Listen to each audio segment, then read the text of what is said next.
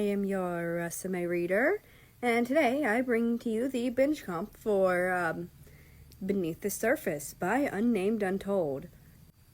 In the description you can find some time skips that are for Chapter 10, which has a suicide attempt, and Chapter 15, which has smut. But bear in mind that if any of the other following warnings apply, that you should not be listening to this book. Depression, suicidal thoughts, anorexia, bulimia, and I don't know why this last one's here, vulgar language. But all of the stories have that one, so you're fine. Now, let's get started. Chapter 1, How It Started.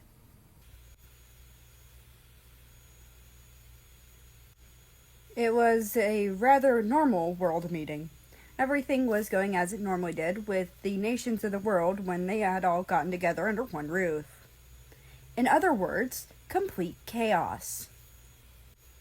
Everyone was arguing with or yelling at someone.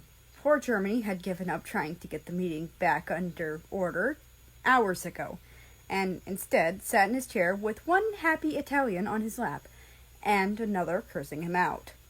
Britain and France argued over a semi-transparent Canada who tried to calm people down, but the poor baby looked like he always did. China was complaining about how immature everyone was, while also arguing with Japan. Greece and Turkey were in a near fist fight over something one of them had said. The Nordic Five were arguing loudly amongst themselves, mostly just Norway snapping at Denmark, who kept trying to hug him, while Finland tried to settle the two of them down. Amidst all the chaos, America was going on about how he was the hero. While it looked like he was just being an idiot, the truth was he was trying to distract everyone from their arguments and fights. If he could get their attention, even at the cost of a few jabs, then he could help Germany and his brother get the meeting back underway. It was a lightning rod tactic that usually worked, but no one saw or realized what he was doing. Unfortunately, it didn't work this time. Instead, it only made a certain Russian very angry. Sitting at one end of the table, only 3 seats down from America, was a very irritated Russia. He glared darkly at the American, making him give off a dark aura, frightening the nations nearest to him. One by one, the others picked up on his dark energy and settled down, everyone except for America, who continued on talking loudly. Alfred, point of view. America, why do you continue to yap like a little dog? It has become very annoying. Russia said with his signature smile. I turned to look at the commie with irritation. I was frustrated that it took this long to calm everyone down, and was about to redirect my anger to him. I am just talking. It's not like everyone else wasn't doing the same thing a minute ago before you scared everyone half to death like usual. It's no wonder you don't have any friends. I knew that was a mean thing to say, and I regretted it almost immediately after I said it. His aura seemed to darken even further. You act like people actually like your fat ass. No one wants to be seen with a disgusting slob like you. No one wants to even be near you. Lord knows you'd probably try to kill them. The only reason people sit next to you at meetings is because there isn't enough room for them to go anywhere else. Like sitting next to you is so enjoyable while you shove those little things you call food down your throat and you talk with your mouth full. You spit food everywhere. It's disgusting. Fat pig. Fuck you! I snapped at him. Those words actually hurt, but I'd never tell him that. Sorry, I'm not the whore like you. He smirked. I flew at him when he called me a whore. I hated being called that more than anything else. He didn't expect me to attack, so I was able to land a solid punch on his jaw. I could only gloat in my tiny victory for a second before he was on me. In a ball of flying fists and kicking legs, we destroyed the meeting room. The nations yelled in shock and fear as the fighting escalated.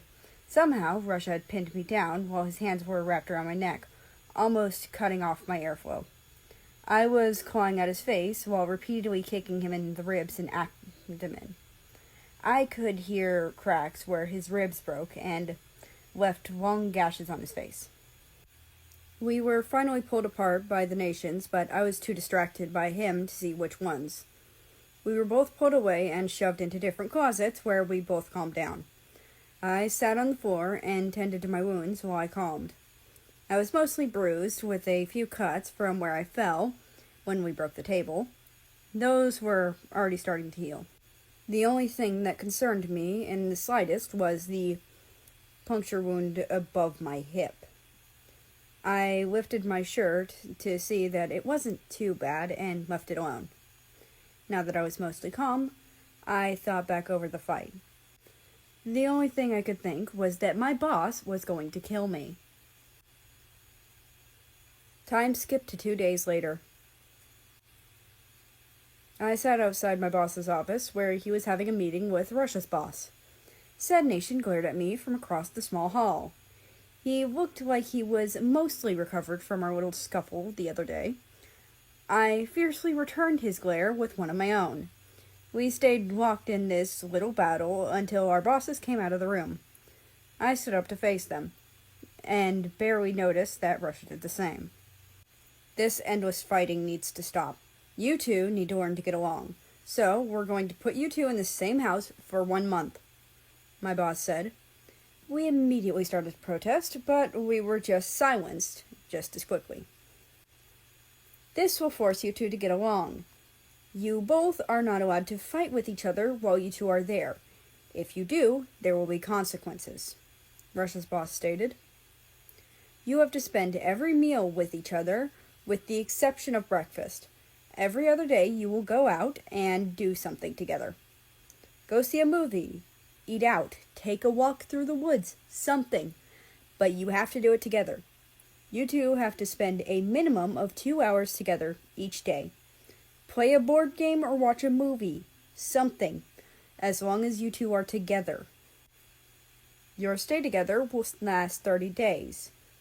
You start the day after tomorrow. My boss finished. And where will we be staying? I asked. In your house in the woods. Why? I like that house. I don't want him in it, I said, pointing to Russia. America, you two will be staying in that house together, and that's final, he ordered. I glared at him, but didn't say anything else. You two will learn to get along, and this will be the way you two will do it. We are running out of ways to get you two to get along. The next step is to handcuff you two together, Russia's boss said sternly. I looked at Russia, and we both agreed on the same thing, for the first time in many years. This is bullshit, we said in unison. Look at that, it's already working. They're already agreeing on stuff, his boss said arrogantly, earning him 2 harsh glares. Another time skip. I looked through my suitcases one more time to make sure I had everything. I made a mental checklist as I sorted through everything this last time. Cloths, books, notebook, taser, etc. It seemed like I had everything that I needed. Satisfied with what I had, I loaded everything into my car's trunk. The plan was that we packed and drove there today, and our time starts tomorrow. I darted around the house one last time to make sure that I wasn't forgetting something. I checked the time, grabbed the cat carrier with Hero in it, and left. I would have to pick Russia up at the hotel, but then drive to the house. Unfortunately, the house was a 9-hour drive, not including breaks, so we had to start early in the morning. I placed the carrier in the back seat and made sure that it wouldn't slide around. I took one last look around the house that I was currently resided in and drove off. Russia's hotel was only 30 minutes away, so it wasn't long before I pulled up to the building. I pulled out my phone and texted him that I was here. As part of our punishment, we had to exchange phone numbers as well. I am outside of the building. Where are you? I am in front of the pine tree next to the bench. So far, we have been civil in our conversations. I wonder how long that'll last. I stepped outside of the car to pop the trunk when I noticed that he was carrying more than just a suitcase. He had a carrier in his hand as well. "Why didn't you tell me you had a cat?" I asked him, a bit miffed. Must have slipped my mind," he said with a smile as he put his stuff in the trunk. "Well, I would have appreciated a heads up. I have a cat as well, and she doesn't take kindly to other cats.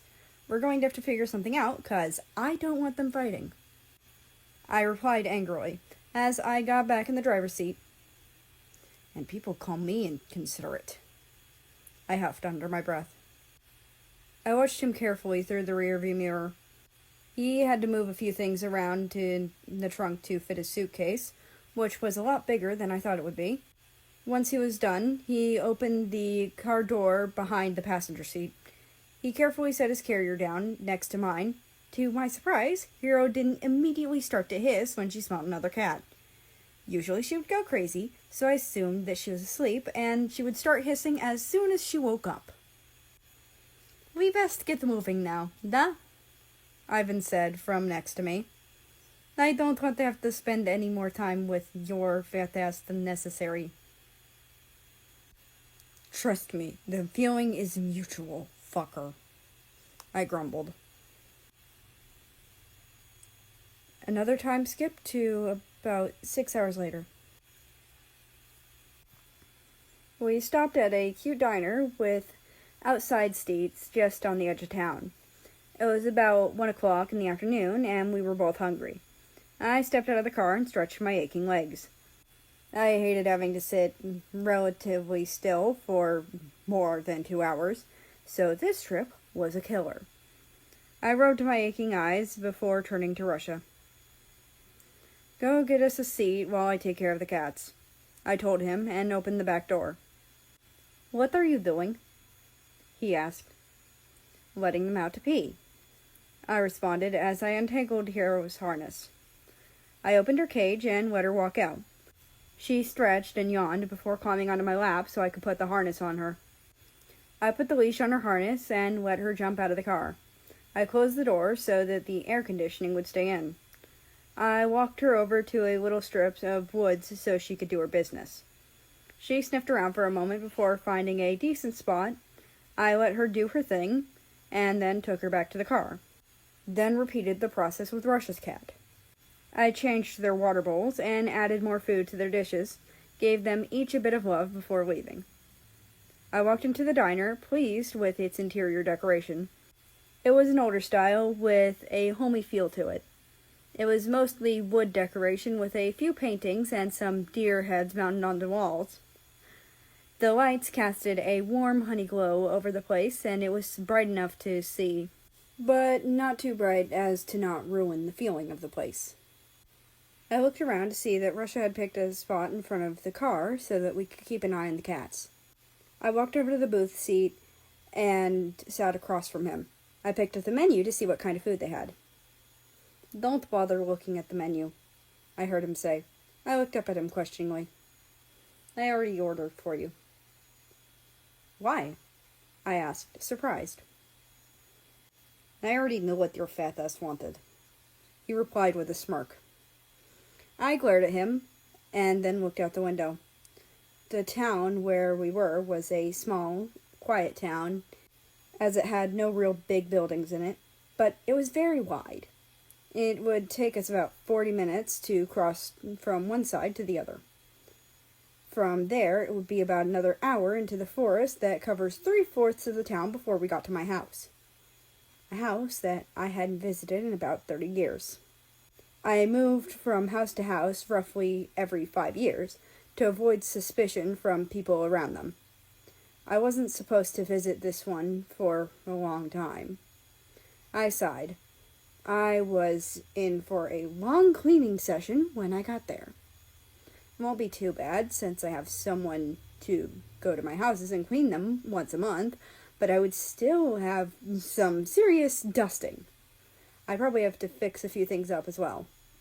I wouldn't need to add any new appliances, though. I keep the houses updated as best as I could, and remodeled one in particular only 2 years ago. I was brought out of my thoughts when a plate was placed before me. I looked up to see a young waitress with a big smile dropping off her food. I smiled back up at her when she asked if we needed anything else. "No, ma'am, thank you, though," I told her, and she walked away. "I am shocked that you have any form of manners," Russia said as he started to eat his food. "I'm polite to people I like," I told him as I started picking at my burger. It wasn't a really good burger. The cheese was melted on and the buns were grilled a little too well. "What about England?" he asked. I said people I like. England hasn't been on that list in years. "Oh, and the specific reason why?" he asked. "No, he's just a jerk. Always complaining about something, and it's usually something I've done. He's always nagging and pointing out everyone else's flaws. But God forbid you point out one of his, and if you do, then you're the rude one. He's also so arrogant and self-centered," I ranted. Russia gave a light chuckle at my little rant. "I believe that is something we can both agree on. Now, hurry up and eat. Lempushka does not like to stay in his carrier for very long." Yeah. I started to eat the burger as fast as I could, trying to ignore his looks of disgust. I inhaled the fries just as quickly, which was a feat considering the large amount they gave me. The Coke was the last to go. Russia had finished his much smaller meal in the time it took me to finish my large one. When the check came, I paid for the meal, even though he protested and tried to pay his part. I told him it was fine. I'll get it this time. "How about you head out to the car and wait for me? I need to use the bathroom," I told him as I walked to where the restroom was. He nodded and left. I made my way to the bathroom and was relieved to find it empty. I pushed open one of the stall doors, locked it, and knelt in front of it. I stuck 2 fingers down my throat to trigger my gag reflex. "Come, fatty, you need to get all that food before you can get even more fat. I can't believe you ate all that, pig," I heard a voice in my head say. Within moments, I was throwing up everything I had just eaten. Even after that, I started dry heaving. I still kept going to make sure there was nothing left. After a while, I got up, flushed the toilet, washed my hands, and left. I looked in the mirror, and all I saw staring back at me was a gross, ugly fat ass. "That's because that's what you are. It's no wonder everyone bullies you. Who in their right mind would want to be seen with a disgusting slob like you?" I sighed sadly at my thoughts. They were all true. Why else would no one hang out with me, even when I asked them? Why else do they always make up some excuse? It's because they all hate me.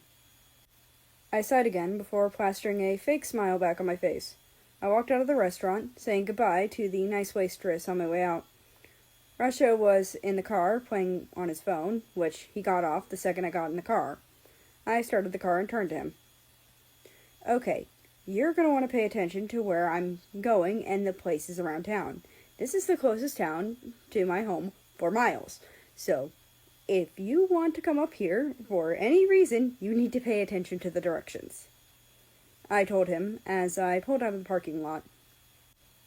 "Very well. I would like to know how to get as far away from you as possible without getting lost," he said with a smile. I growled under my breath. I pointed out a few buildings I thought he might like, such as the library and the movie theater. Getting out of the town was mostly a straight shot, with a few turns here and there. Before long, we were in the beautiful forest that surrounded my home. Once we were out of the town, it was silent in the car once again. I turned on the radio so that there was just some noise. Every once in a while, I would hear one of the cats meow. Finally, after a 9-hour journey, we made it to my house. It was a cute little 2-story home surrounded by woods with 3 bedrooms and 2.5 baths. One on the main floor, one connected to the guest room, and lastly one connected to my room. All the bedrooms were on the top floor.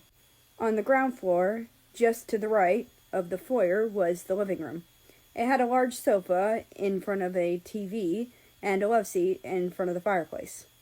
Another seat was built into a large window that faced the front yard. Connected to the living room was the kitchen. It was modern themed with black and white as its colors. It had an island that I used as the place where I eat. It was fully stocked since my boss had someone fill the place with groceries. To the kitchen's left was the large ground floor bathroom. It had a huge bath and a separate shower. The bathroom's theme was gold, black, and white. In front of the bathroom was the staircases. One led upstairs while the other led to the basement. The basement was mostly full of old boxes, cleaning supplies, the washer and dryer, and stuff I've collected throughout the years. Through the glass sliding doors, you got to the backyard. It was mostly empty, with only a shed for firewood and a large fire pit. An apple tree stood not far from the shed, which was on the right side of the yard. I stepped out of the car and took a deep breath of the warm, crisp autumn air. While it was still warm, you could tell that winter was right around the corner. It was that interesting time of the year where one day is warm and sunny and the next is a blanket of snow. I loved the guesswork involved with this time of the year. I stretched before grabbing all my suitcases. I ran up to the house and unlocked it. I ran up to my room to drop off all my stuff. I came back down just as quickly to grab Hero from the car. I passed by Russia on my way out. He had his stuff and Lampushka in the living room. I just stopped long enough to tell him to take his boots off by the front door. I ran back outside to get Hero. Upon bringing her in, I noticed that Russia had already let his cat out. He was a large cat with brown fur that had a fluffy white patch around his neck and the tip of his tail. He also seemed friendly enough when I put Hero's carrier down. He immediately went up to it and started to meow at her. I kept her in there for a while longer to see how she would react, and I was surprised to see that she started meowing back at him in a friendly way instead of hissing and growling. I thought you said she hated other cats? Russia asked, confused. She normally does. I guess Lampushka is an exception, I said, just as confused. I opened the door, and she immediately ran out to greet him. They sniffed each other while purring loudly. Hero took off in one direction with Lampushka following close behind. I watched them play for a little while with a smile on my face. Come on, I'll show you to your room. Just follow me, I told Russia once I was able to take my eyes off the cats. Da. He followed me up the stairs to where the bedrooms were. I walked over to the corner one to the left. This room is the farthest from mine. It is also the second largest with its own half bath. I'm going to retire for the night. See you in the morning. Good night, Domatica, he called out as I entered my room. I dug around in one of my suitcases and pulled out a soft pair of Superman pajama pants and a loose, comfy t-shirt. I took off my day clothes, being careful of my bandaged wrist, put on the pajamas, put the dirty clothes in the hamper, and hung my jacket up on the bedpost. I pulled out my laptop and set it up on my desk. The battery was dead, so I was going to charge it all night. I then proceeded to put everything else away. It took only 10 minutes to get my room in order. Once I was done with my room, I pulled out my journal from the hiding spot I had chosen. I opened it to its next page. Today, Russia and I have crossed several states to get to my home in the woods. I still can't believe that our bosses are making us do this. I don't understand how putting us in the same house together is going to make us like each other. We always argue and get into fights, sometimes physical, but mostly verbal, where we hurl insults at each other. We do that a lot, especially him. Just today, he's insulted me many times. It's not like he isn't wrong, though. I am just a lazy fat ass. No matter how hard I try, I can't lose enough weight to get anyone to like me. I haven't eaten in 2 days, besides this afternoon. I had a burger, some fries, and a Coke. Don't worry, I threw it all up the first chance I got. so that I wouldn't become even more fat than I am already. I also cut myself this morning. I couldn't stop thinking about all the insults people threw at me. The last meeting. Fat, lazy, slut, slob, disgusting, stupid, obnoxious, dump, annoying, good-for-nothing, idiot, pig, half-wit, whore, dumbass, and so many more. They're right. They're right. They're always right. I'm everything they say I am. Except one. I am not a whore. God, I feel like cutting again, and I think I'm going to. I'll talk to you again tomorrow. Good night. I closed my journal while wiping tears from my eyes. I slid it back under my nightstand where it's hidden. With watery vision, I made my way to the bathroom. It was a large bathroom, like the one downstairs, and its theme was golden brown. I pulled out a razor from behind the hand soap. I undid my bandages and took a look at the scars underneath. All up and down my forearm were old ones and new scars. Some deep from where I tried to attempt suicide in the past, only surviving because I changed my mind at the last minute. Today, 8 barely scabbed lines stood out from the rest. I traced a finger over one before taking the blade and creating a new line next to it. It wasn't as deep, but the razor did just as bad. I don't know why, but the pain made me feel better. I kept slashing at my arms, going just a bit deeper each time until I had made 10 new cuts on each arm. I sat on the polished hardwood floor, silently crying. A small pool of blood pooled around me. I didn't want Russia to come in and see me like this. I cried even harder when I thought about him.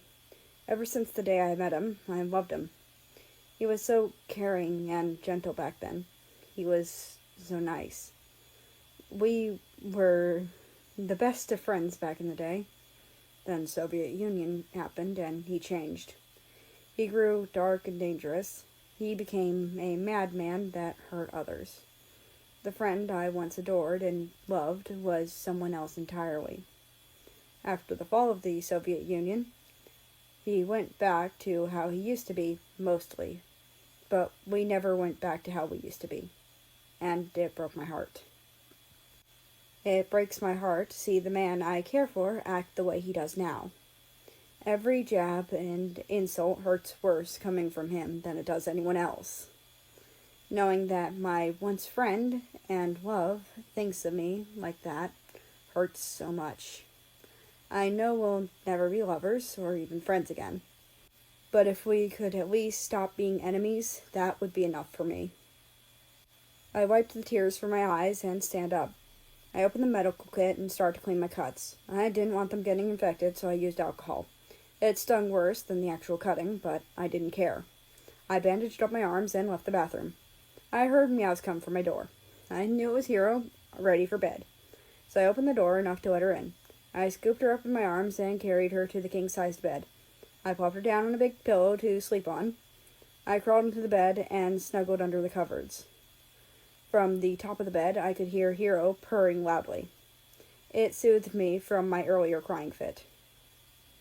If today is any indication on how the rest of the visit is going to go, then it's going to be a long month. Chapter 2, Day 1.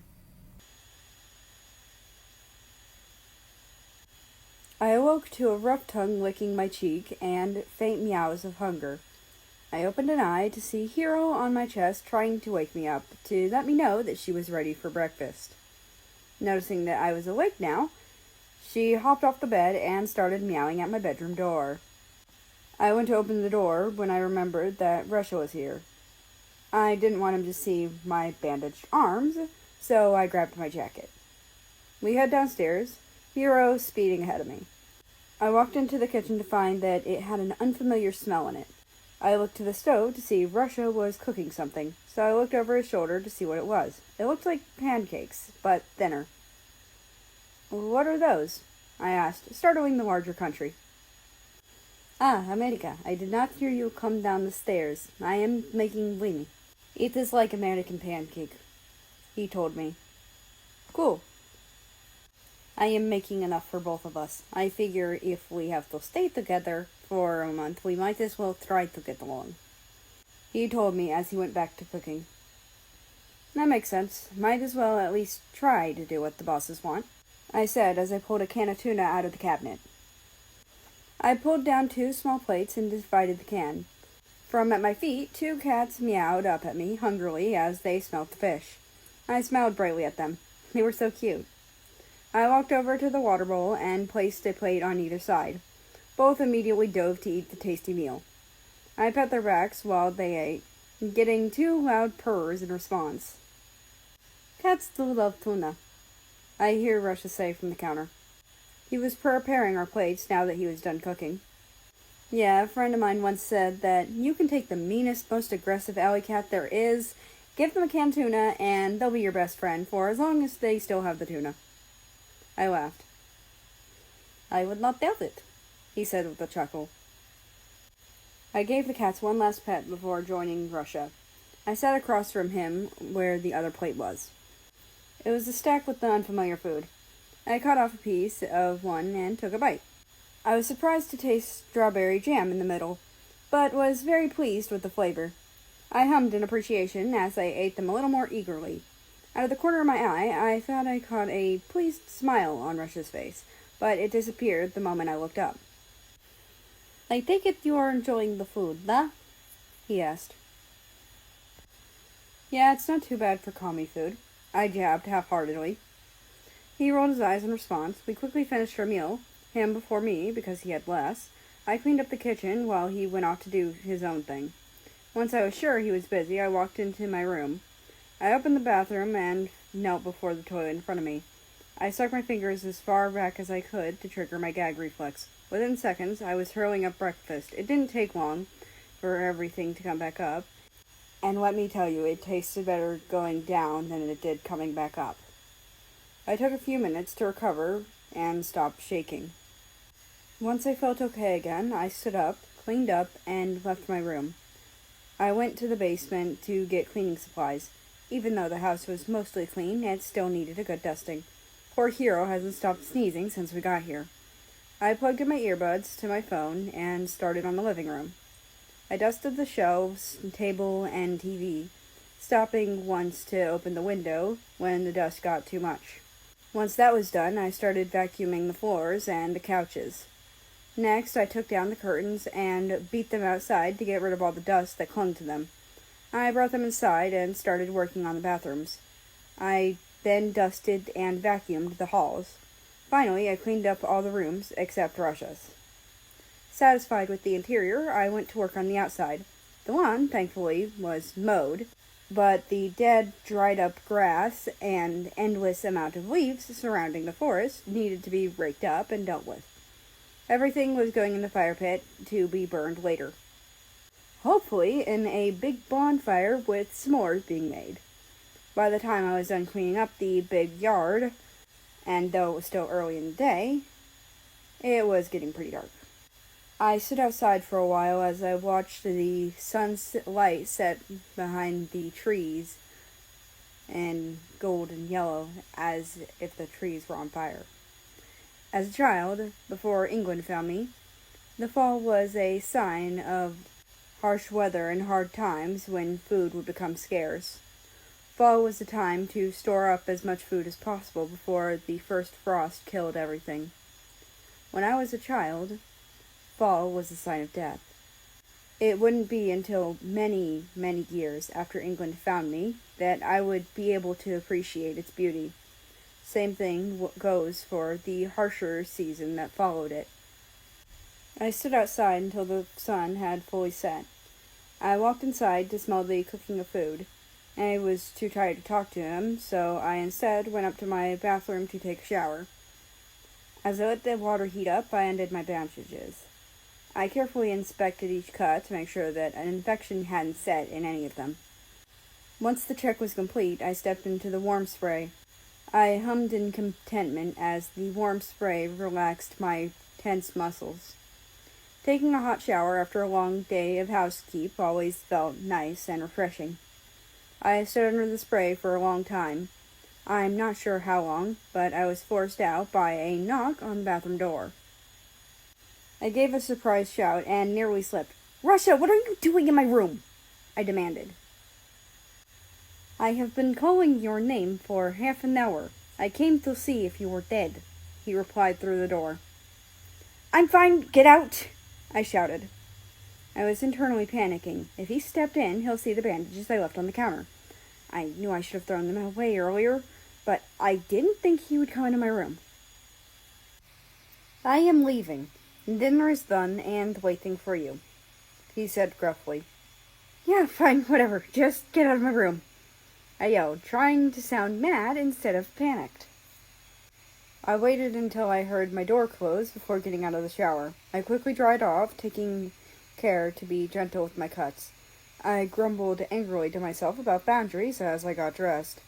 I threw out the old bandages and put on fresh ones. Once dressed, I stomped down the stairs and into the kitchen. I stood in front of Russia with my arms crossed angrily. He looked up at me with an eyebrow raised, but didn't say anything. "So, I think we need to set down some boundaries and ground rules. Walking into my room uninvited was uncool, dude," I snapped at him as I took a seat across from him. "So, my first rule is stay out of my room. Respect that, and I will stay out of yours as well." "Fine. Rules will make things run smoother here. My rule is no loud noises past 11. That is too late to be doing anything noisy," he said. "Okay, normally I try to keep the noise level down to a minimum between the hours of 10 p.m. and 10 a.m. Hold on a second," I told him as I ran to my room and came back down with a dry erase board. I threw a line down in the middle and across the top. I put an A and an R. "We'll use this to keep track of all the rules. That way, neither of us can say, 'I forgot,'" I told him as I wrote down the first two rules. "Fine. My second rule is stay out of my stuff. If I have something down here, do not mess with it. Da?" he said as I wrote it down. "Okay, cool. My second rule is that Hero stays inside unless you put her on a harness. She loves to explore and gets lost very easily. I don't want to have to spend all day looking for her again," I said.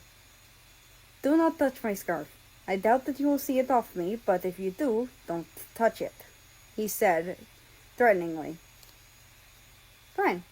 My final rule is that if you want to start a fire, you must bring a hose all the way to the pit. We are in the middle of a forest, and I don't want to burn it down." I looked up at him. He nodded his head in understanding. I looked at the board to see it only half filled. I erased half of the line and drew another line horizontally. "Okay, some ground rules. I think whoever cooks does not have to do the dishes." "You'll have a dishwasher," he pointed out.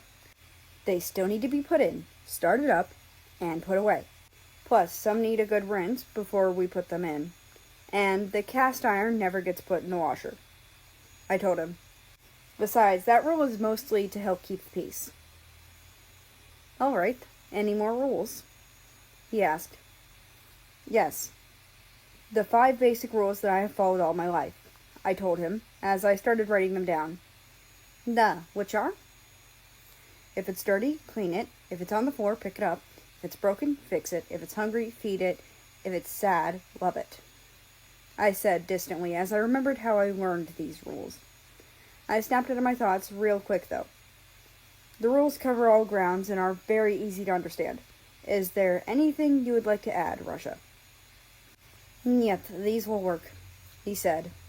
I nodded my head, also satisfied with the rules. I put the board on the refrigerator so we can both see them whenever we need to. I put the marker into the junk drawer and left the kitchen. I headed off to my room, barely realizing that I had skipped dinner.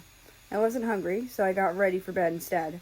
I unplugged my laptop, laid in bed with it, and pulled my current favorite show up and started binge watching it. After a while, I grew tired and put the electronic device down. I lay in the dark, thinking about things, mostly about the fight that led to us being banished to this house for a month. Maybe I overreacted when he called me a whore, but I hated the word. I hated the memories it brought up. I hated how everyone calls me one, especially because they all know that I've never been with anyone. but they all still call me a filthy whore. I clenched my eyes shut as tears threatened to spill out. I may be a lot of things, but a whore ain't one of them. They still call me one every chance they get, just like at the last meeting. You eat like a pig, it's so gross. I don't know how you haven't died from a heart attack with all those burgers you eat. All your ideas are so stupid. I don't know why you even bother to show up. Watch out, fat ass is coming through. Make sure he doesn't crush you. Idiot, just shut up. It shouldn't be possible for anyone to be as stupid and fat as you are. I wiped my eyes as tears started to spill when more memories of the others' bullying came up. I turned on my stomach so I could bury my head in my pillow. Soft sobs shook my body as I cried harder and harder, but never loud enough so that Russia could hear me. My dear sweet cat noticed my tears and came to cuddle me. I grabbed onto her tightly, nuzzling my face into her soft, fluffy fur. She tried to comfort me by licking my face. She does this most nights. It was well into the night when I finally cried myself to sleep. Chapter 3, Day 4.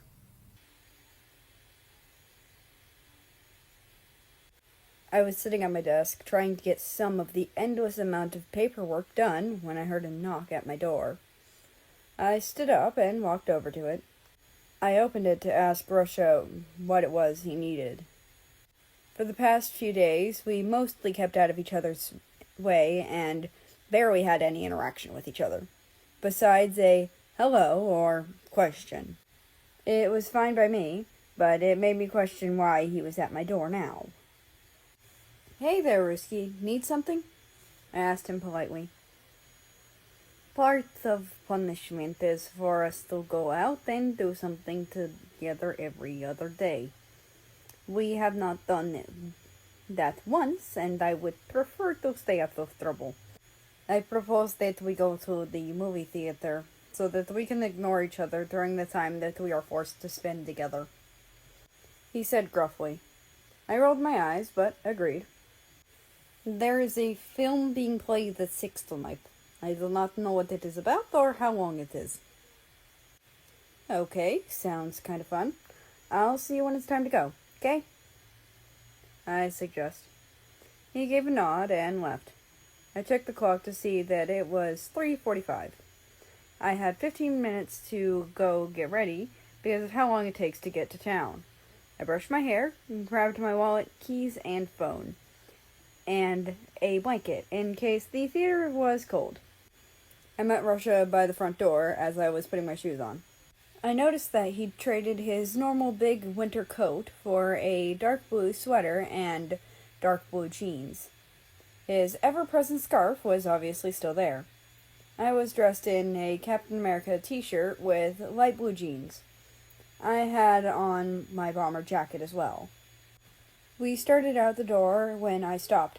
Oh, have you seen the cats today? I haven't seen either of them all day. I asked, worried. Nah, both of them are curled up on my bed. They have been in there most of the afternoon, he said as he closed the door and locked it. Good, I was getting worried about them, I said, getting in the driver's side of the car. You were worried about my cap? He asked, teasingly. I pulled out of the driveway, being careful not to hit any of the bunnies scurrying around. Well, duh! Even if he's owned by a commie bastard, he's still a pretty cool cat. Real sweet. Here I like them, so that counts for something. And besides, whether you're my rival or not, I'll still take care of your pet, I told him honestly. I swore I saw a genuine small smile on his face out of the corner of my eye, but I was too focused on not hitting a little rabbit that was by the narrow driveway. Cute little thing couldn't make up its mind about where it wanted to go. We fell silent after that, neither of us really having anything to say to the other. I turned on the radio, so we had an excuse to not force small talk. The drive was nice enough. You could really tell that fall was here, and almost all of the leaves were bright fall colors. Or a dead brown. Huge piles of leaves stacked up against the trees where the wind blew them to. When we reached the theater, I parked near the front. I liked the way this one looked. It was a classic style, but it still looked as new as the day it was built. I looked up at the sign to see which movie was playing. Now playing Into the Universe. Russia walked up to the ticket booth and paid for the tickets. I stood there and talked to the chipper boy for a minute until Russia pulled me away. When we walked in, I immediately walked up to the counter. I figured since he bought the tickets, I should pay for the snacks. The prices were lower than most theaters, but still unnecessarily high. I mean, like, seriously? $2.50 for a small box of M&Ms? I got us a large popcorn and 2 medium sodas. It was part of a couple's deal, so it was cheaper, even if a little embarrassing to ask for. We walked into the screen room, and I was pleased to see that there weren't too many people. This gave us our choice of seating. We chose the back so we could bicker quietly without disturbing the others. Russia sat on my left. I placed the popcorn on the armrest between us so we both could reach it. Finally, I wrapped the blanket around myself because the theater was cold like I thought it would be. We settled into our seats just as the movie started playing. To our surprise, it wasn't about aliens or traveling to other worlds. It was a philosophical type of movie. It was then I realized why there were so few people in here. This one was about what was truly out in the stars. Could we really be all alone in the universe? What would it mean if we truly are? Are we truly a creation of God? Or are we a freak accident that was created by some miracle? Is there more out there than we know? Is there a big plan? Do aliens exist? And if they do, what have they been doing all this time up there? Is there something bigger going on up there? A grand plan designed by either aliens or God? Are there things out there bigger than us? Is Earth even a speck of dust in the grand scheme of things? A blimp on the universe's radar? Will anything we humans do ever matter 10,000 years from now? Will anything one of us do matter in 1,000,000 years from now, or does anything matter now? Will it matter when the last star burns out and the universe reaches the end of its life cycle? By the end of the movie, I was deep in thought. Everything in the movie made me think. Most of what was said I agreed with wholeheartedly, though my reasoning was sometimes different. The movie provoked somewhat of a friendly, long discussion out of Russia and I, though. I, for one, like looking up the stars and feeling small and insignificant compared to them. I said to Russia as we drove home. We were almost there, just another 10 minutes or so of driving. You, the great country of the United States of America, like feeling insignificant to the stars. He scoffed with complete disbelief. Yeah, I find it very reassuring and calming, I told him. Oh, really? How? He asked. Because it means that there's something much bigger than me out there. Something much more grand in the universe. It means that I don't matter. Nothing I do matters. Every mistake, every triumph, every time I screw up, it doesn't matter. No one will care, so I can let it go. Nothing I do truly matters in the grand scheme of things. I can make 1,000,000 errors, and it won't matter, I told him. Most people find that to be terrifying.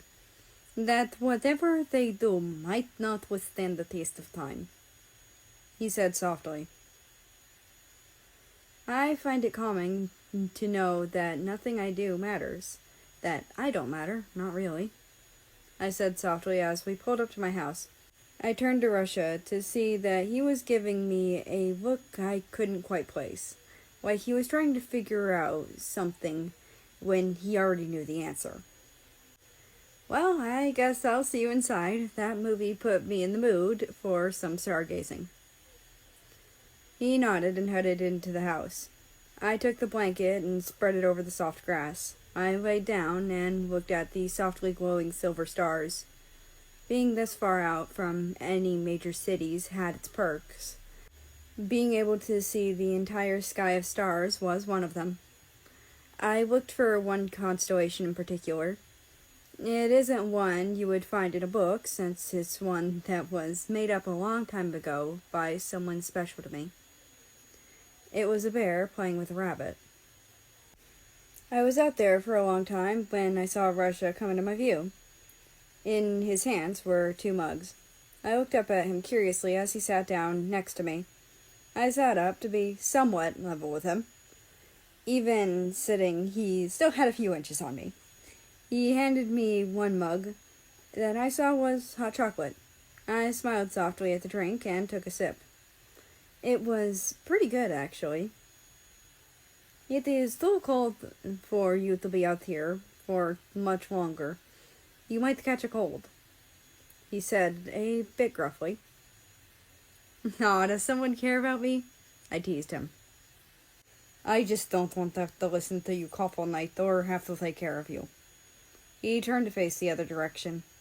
I playfully bumped his shoulder in response. I turned back to the stars. The stars shone beautifully tonight. Each one was glowing with a soft silver or pure white. There's one thing that I've always loved about the stars, I started. And what is that? Russia asked. Even though each one shines a little bit, when you put all of them together, they are able to light up the night sky. Each one is able to contribute a little bit, but it is enough to paint a beautiful picture, much like humans, I told him softly. I never knew you could think so deeply, he said after a minute of silence. He sounded surprised. You never took the time to find out, I responded before turning back to the stars. We sat there in silence for a long time. It was getting close to midnight when we both decided it was getting too cold to stay out any longer. We walked inside and went our separate ways, with a wish of a good night. I walked into the living room to grab Hero. I found her curled up with Lampushka on the love seat. I wanted to take her, but I also didn't want to disturb her. She looked so happy curled up next to him. I sighed and left her alone. I didn't need her to sleep with me every night. I walked upstairs and went into my room. I threw on a pair of random pajamas and prepared for bed. I climbed in and snuggled down. It took a minute, but I finally realized that I wasn't crying myself to sleep like every night. In fact, I felt kind of happy and content. I guess it had to do with spending some time with someone and not getting insulted or laughed at. Actual, real human interaction. Maybe if we can keep up the decency, it won't be too bad here. With that thought, I fell asleep. Chapter 4, Day 6.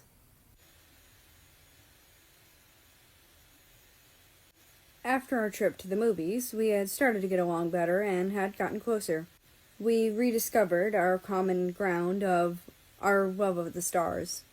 At night, we'd sit outside in the chilly air with a thick blanket wrapped around us and hot cocoa in our hands and talk about them. Everything from what they could be to what it would be like to travel and explore them. It reminded me a lot of when I was younger. He would come over to visit a lot.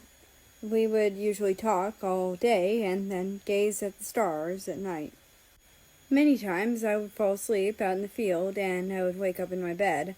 I remember when I found out that he loved sunflowers, but couldn't really grow them too well in Russia's cold climate. That very next spring, I planted a big field of sunflowers just for him. I loved the way his whole face lit up when I showed it to him. That was nearly 3 centuries ago, but I still care for that field every year. Even after he brutally ended our friendship, I still cared for it. I wanted to burn the field, but I couldn't. It was a symbol of our friendship, a reminder of the good times, and I couldn't bear to destroy it. I guess that I even childishly hoped that he would come back and we could play like we used to. As I sit at the table, eating dinner and making conversation with the larger country, I couldn't help but think that it might be more of a reality now than it was 7 days ago. Our conversations have shifted from civil to friendly. The insults have taken on more of a teasing tone than a hurtful one. And most importantly, we haven't had a single fistfight so far. As we sat and talked, I had a small spark of hope that we might become friends again. I bit my lip as I thought of some way for us to spend a little more time together. I looked out the glass sliding door to see the forest in the setting sun. The thought of an evening walk through the woods popped into my mind. It would be a nice way to bond a little. Plus, a little exercise wouldn't hurt. If anything, I can go on the walk on my own. As dinner neared its end, I decided to bring up the idea. So, how about we take a walk through the woods in a little bit? Isn't it getting dark out? We could get lost, he said with a small frown. Yeah, but I always find my way back home. Besides, the forest is pretty at night. There's also this beautiful waterfall not too far that will be nice to see. What do you say? I asked with a tilt of my head. I picked up the dishes and put them in the washer while he thought.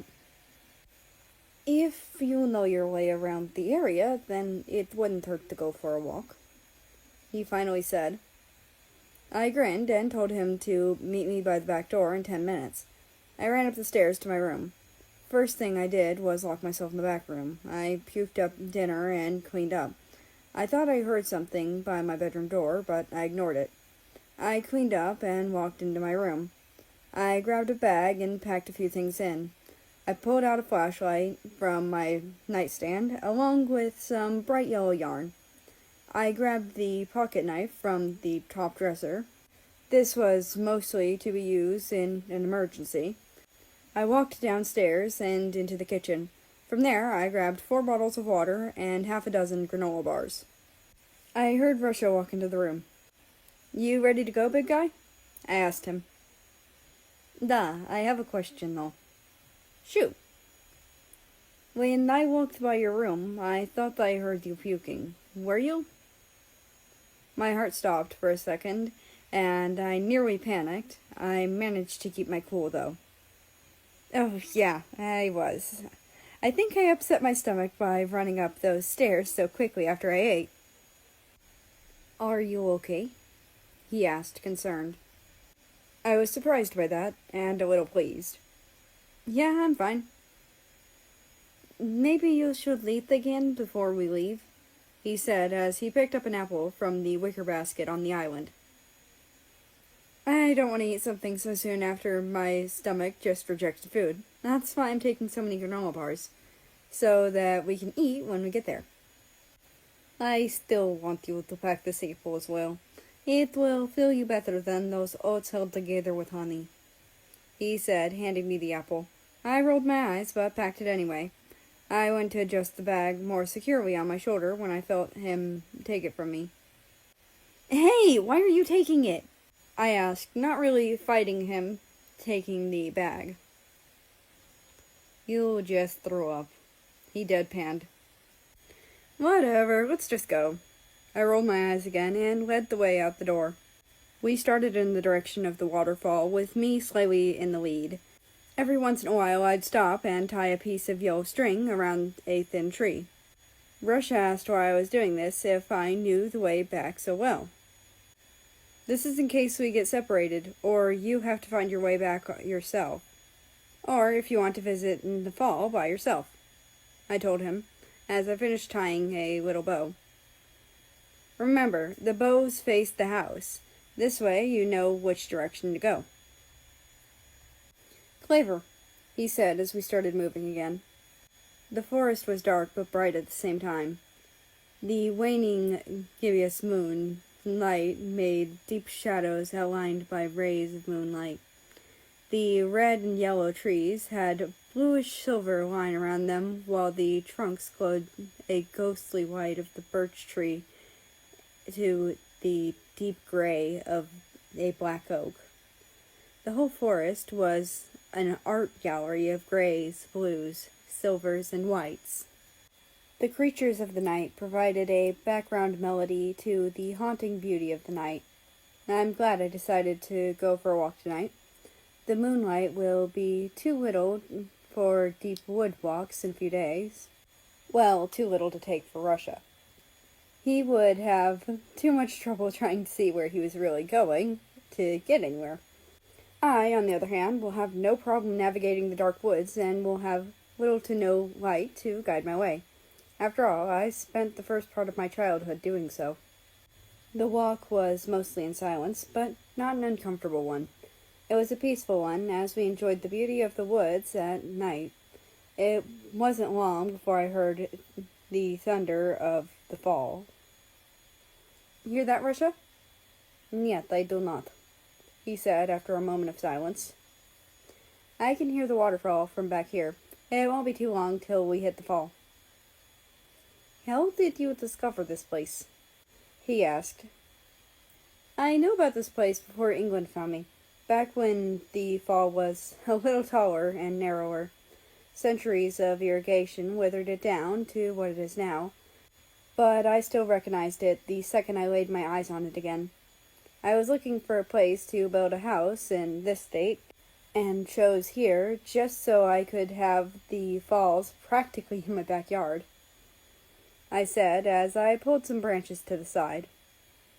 I smiled when I heard him gasp. In front of us stood a 15-foot tall waterfall that fell into a deep pool. It almost glowed blue from the moonlight. The moon itself shone on the water. The plant life around the fall gleamed a darker blue and sparkled like diamonds from the water spray. I see why you would want to live here, he said almost breathlessly. I smiled happily as I walked to the edge of the pool. Near it were a couple of rocks that I set up like a table and a chair.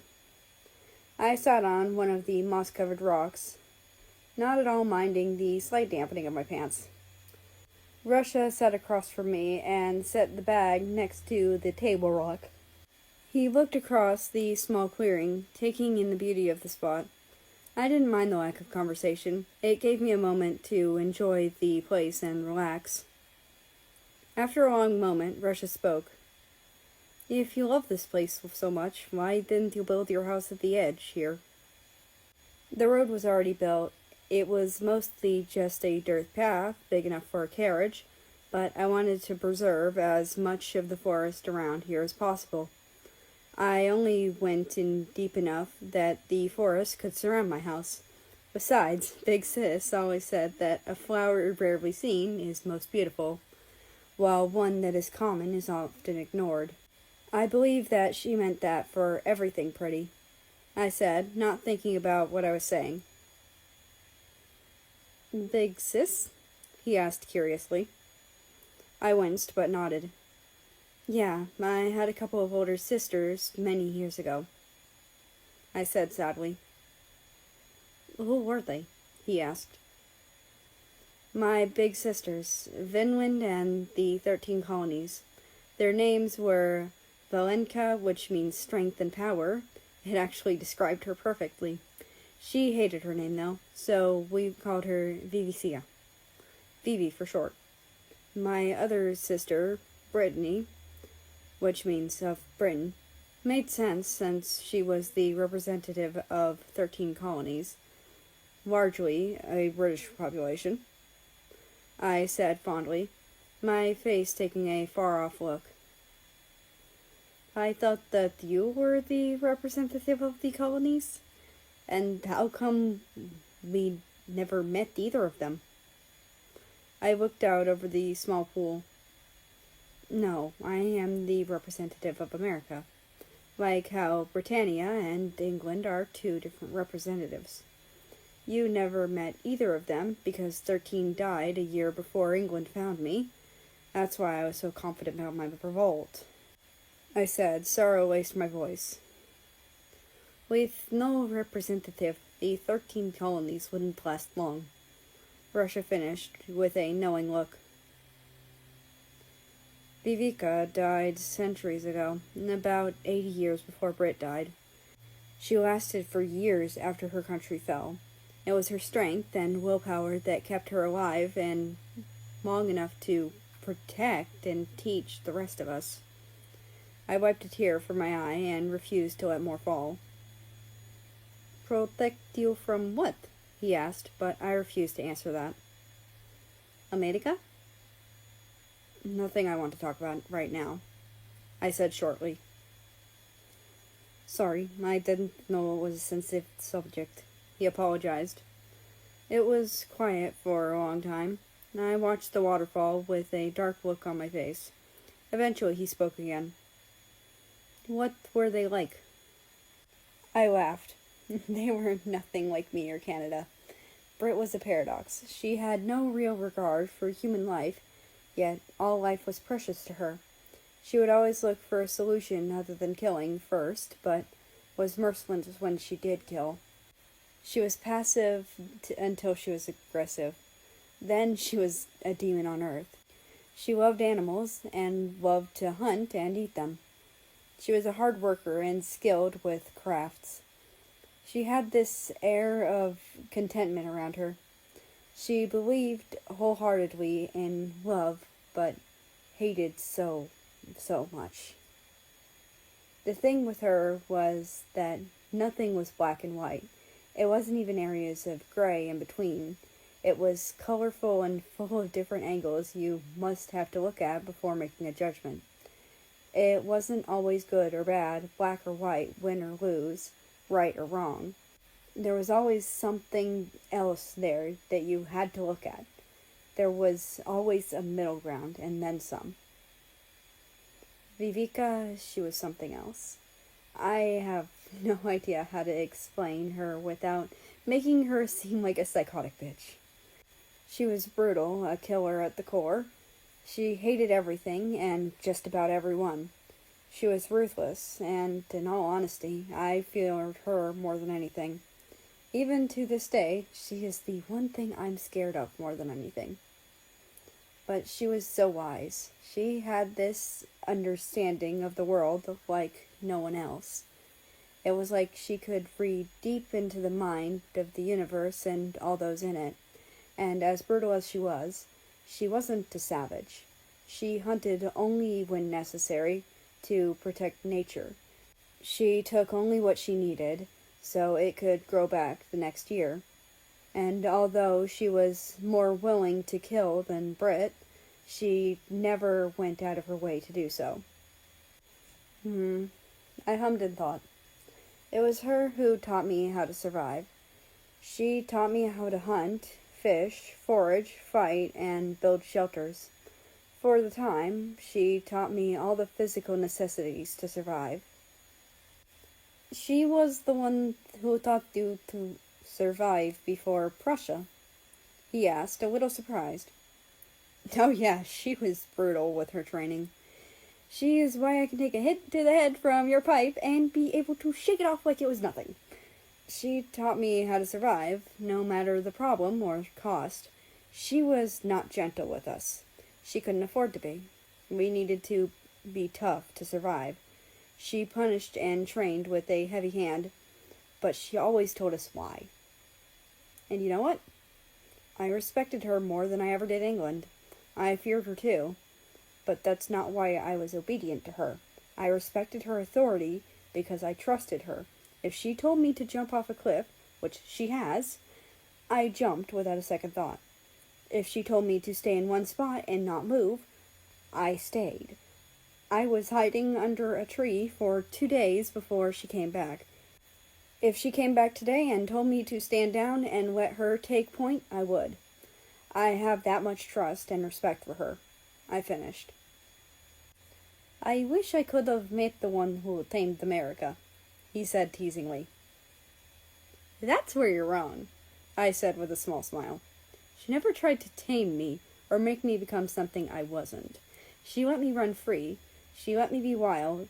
She let me do dangerous stuff, and she always was there to catch me when I fell. She let me go and was waiting for me with open arms when I returned. She let me have my freedom, and I always stayed nearby. When she had to restrict me for a while, I knew it wasn't to control me, rather to protect me. She was wonderful, I finished softly. I really do wish I could have met her, he said sincerely. I smiled and looked down. Yeah, you would have really liked them. Britt had a dark sense of humor like you. Vivi was quiet and always deep in thought. You would have loved to have a conversation with her. Who was the one who taught you the lesson you spoke of earlier? He asked, with a smile on his face. Vivika. She was so wise. She taught me about every lesson I know of today, I said, with a bright smile. Well, that's enough of dwelling on the past. I came here to relax. I fell right back into my mask. I saw a look flash over Russia's face, but I didn't comment. Instead, I got up and walked over to the waterfall. I hopped up on a rock and turned to Russia, winked, and disappeared behind the fall. I walked down a short tunnel into a small cave. Barely any light made it this far. Just enough for me. I picked up an old candle and dusted it off. I pulled out my lighter and lit the candle. I did so just in time for Russia. I looked over to the larger man and nearly laughed at how he had to duck his head. The top of the cave was barely tall enough for me. I turned back around and put the candle on the little ledge. In the small cave was an actual table and 2 chairs. On the wall was a map of the area with a few marks on it. On the ledge, in black, was a collection of little knickknacks. Among them was a small snowflake pendant. Russia went straight to it and picked it up. A sad smile made its way on his face. I would have thought you'd have thrown this away by now, he said sadly. Nah, a friend gave it to me, I said with a teasing smile. Someone who used to be your friend? He asked bitterly. No, they're still my friend. They're just acting like an asshole lately. I'm still waiting for them to come back. I picked up the old wax that had melted onto the cave walls over the years. You're still waiting? He looked up at me with this look on his face, like he couldn't believe his ears. Yeah, that's what friends do. They wait. They're still there for you when you need them. Even if you drift apart for a while, they'll be right there for you when you come back, no question about it, I said sincerely. I kept eye contact with him. My expression turns to that of longing. The only question is, when will my friend come back? In a blink, he had wrapped his arms around me. I stood there in shock for a moment before wrapping my arms tightly around him as well.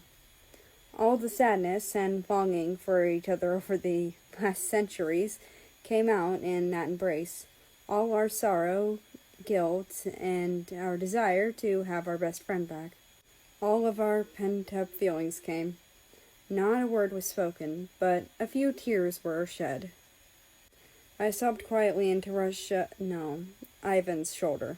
It had been years since I referred to him by his human name, and I was glad to do it again. Ivan rubbed my back soothingly, like he did when I was younger. I buried my face into his soft scarf he kept wrapped around his neck. I couldn't believe it. After years of wishing to have my best friend back, I finally have him. I smiled happily as I took a deep breath to calm myself down. I was happy. Are you okay, Frederica? He asked, and my heart nearly burst with joy. Yeah, I'm fine, Vanya, I said the nickname back. I'm sorry for what I did. I barely remember anything, but I remember what I did to you. I'm sorry, he whispered with barely held back tears. I'm sorry too, for everything that I did that hurt you. I should have been more persistent. I should have stayed longer. I should have done more to help you, I said softly. We've both done things we're not proud of, especially to each other. There is no need to beat yourself up about it. I was too far gone for anyone to help me at that point. There was nothing you could have done, and I'm glad you left me. At least I did minimum damage to you. But as you said earlier, that's enough dwelling on the past.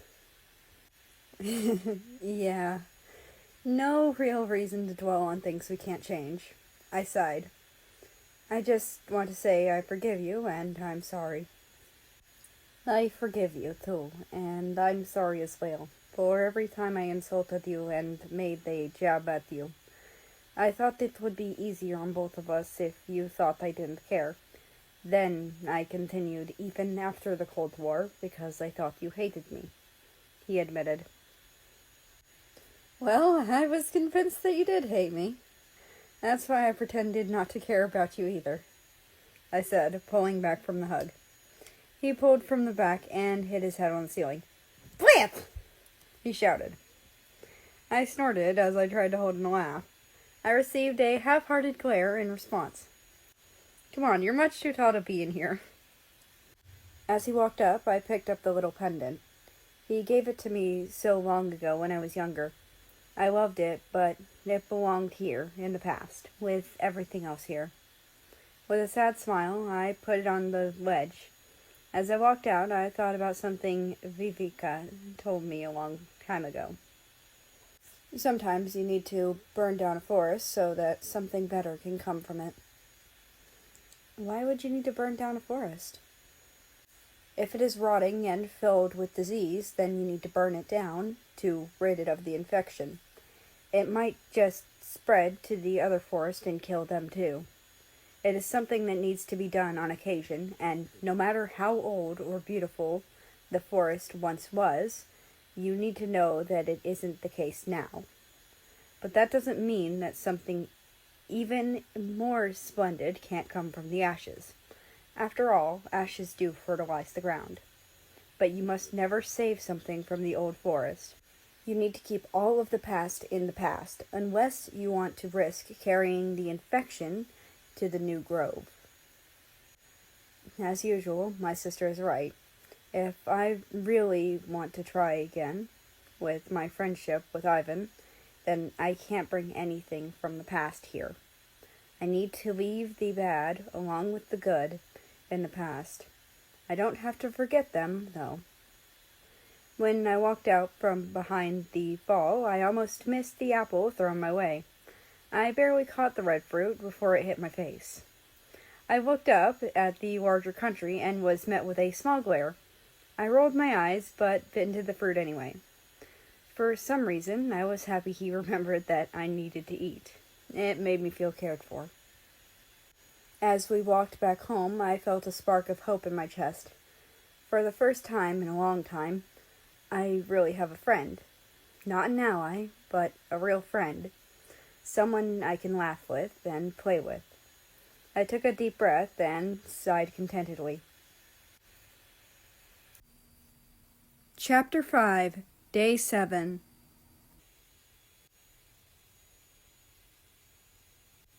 It was the early hours of the morning, just after sunrise, and I was outside. I hummed happily to myself as I picked the last of the apples from the tree. There weren't many, but definitely enough for an apple pie. I found out last night after I came home that a fair was being held today in the town's large park. It was a pie contest. I planned on entering mine, just like I used to, more than 50 years ago. I always won, and I wonder if I still have the touch to create an awesome pie. I brought the basket inside and immediately started to look through the apples to pick out the best ones. They were large, sweet, red apples, most with little to no bruising. One had a worm inside of it, so I placed it in the garden. I had a total of 12 good apples, 6 which I was going to use for the pie. I peeled, cored, and sliced the apples. Then I melted the butter and added the chopped apples into it. In another bowl, I mixed together all the needed spices, salt, and 3/4 a cup of sugar. I sprinkled the mix over the apples and reduced the heat. I cooked them until the apples softened, but they weren't baby food mushy. I sprinkled cornstarch and flour over them and continued to cook them. After about 4 minutes, I removed the pan from the heat and added cider vinegar, while heaving at the strong smell. I scraped the fruit into a bowl to allow the mix to cool. While I let it cool, I made the pie dough. When I had it all prepared, I took a chunk and put it on a lightly floured wooden cutting board. I rolled it out until it was about 12 inches around. I fit the dough into a 9-inch pan and cut off the excess, save half an inch. I took the pan and placed it in the freezer. Then I rolled out the remaining dough into a circle, which came out to be about 10 inches. As I waited for the crust to freeze, I cleaned up my mess and turned to throw away dirty paper towels and nearly jumped out of my skin when I saw Ivan leaning against the wall. I held my hand over my heart, eyes wide, while he chuckled. I then glared at the larger man. "Jesus Christ, Vanya, are you trying to give me a heart attack? How long have you been there?" I asked when I calmed down. "My apologies, Frederica. I did not mean to startle you. I just wanted to watch you," he said apologetically. "Why, you creep?" I asked, a little creeped out. "Sorry, you just looked so peaceful, completely at ease. It was a look I have not seen on you in a very long time. I didn't want to make it go away," he told me apologetically. "Oh, well, yeah, when you're a world superpower, you don't exactly get a chance to relax. I'm always doing something or another," I told him tiredly. "This is the first time in many years that I've been on a vacation type of thing, or have a break from visiting others. I know this is still work, but we are told to have fun, and I don't have to visit any of the other nations, which is nice." That is not good. You are so young, you need chances to relax, or else the stress could really hurt you, both physically and mentally," he said, worried. I waved him off. "I'm fine, you know me. Been working way more than I should since I was young." "Da, and you do not remember how often you got sick from all the stress?" He crossed his arms and glared. "I was a child. I'm grown now, and I can handle the stress much better," I argued, and I knew it wasn't completely true. He seemed to sense it wasn't true either, but dropped the subject. "What are you making?" he asked as he looked in the bowl. "Is this the filling for one of your apple pies?" "Yeah, there's a fair in town today, and they're having a pie contest that anyone can enter. I want to see if I can still win that contest." I grinned. "If your pie is anything like how I remember, then you will win easily," he said sincerely with a fond smile. I used to feed him pies every time he would come over and visit when I was younger. "Thanks, bud," I said shyly. I wasn't used to such friendly behavior from him anymore, or really anyone, but to see it again was nice. "I was going to wake you later to see if you wanted to go with me. I have an extra harness here, so you can take Lampushka with us. I'm taking Hero. She loves going to fairs and getting some grilled steak and funnel cake." "Thank you. I think going to the fair will be fun. And I'm sure Lampushka would like to get out of the house too," he said as I pulled the pie pan out of the freezer. Great, Hero really likes him. So this will be kind of like a little play date for them. I filled the pan with the cooled filling. Then I cover it with the flan dough. And I pressed the edges together, trimmed the excess, and then crimped the edges with a small fork. Hero also likes my pie, so I'm gonna need your help to make sure she doesn't eat it. Has she done so before? He asked, as I cut the steam vents onto the top of the crust. Yeah, made it all the way to the fair before I realized that she had eaten the entire 12-inch pie. It was not as bad as what came next. I told him as I brushed the top of the pie with a egg wash and sprinkled it with sugar. She then proceeded to throw up the entire pie on the backseat floor. I had to take my car to be cleaned and take her to the vet. She's fine, obviously. Why was she not in the carrier? He asked. She was, though. She somehow got the lock undone without me knowing. I laughed as I put the pie in the oven. I took out extra dough and started to roll it into a little ball. What are you doing now? Just a little thing I do to not waste any dough or filling, I said as I started to hollow out the ball. I then filled the hollow ball with the extra filling and closed it up. I brushed it all around with an egg wash and coated it with a thick layer of sugar. I put it on a small cookie sheet and put it in the oven under the pie. It's like a little pie you keep in your hands. I usually split it with Hero. You spoil your cat, he said with a smile.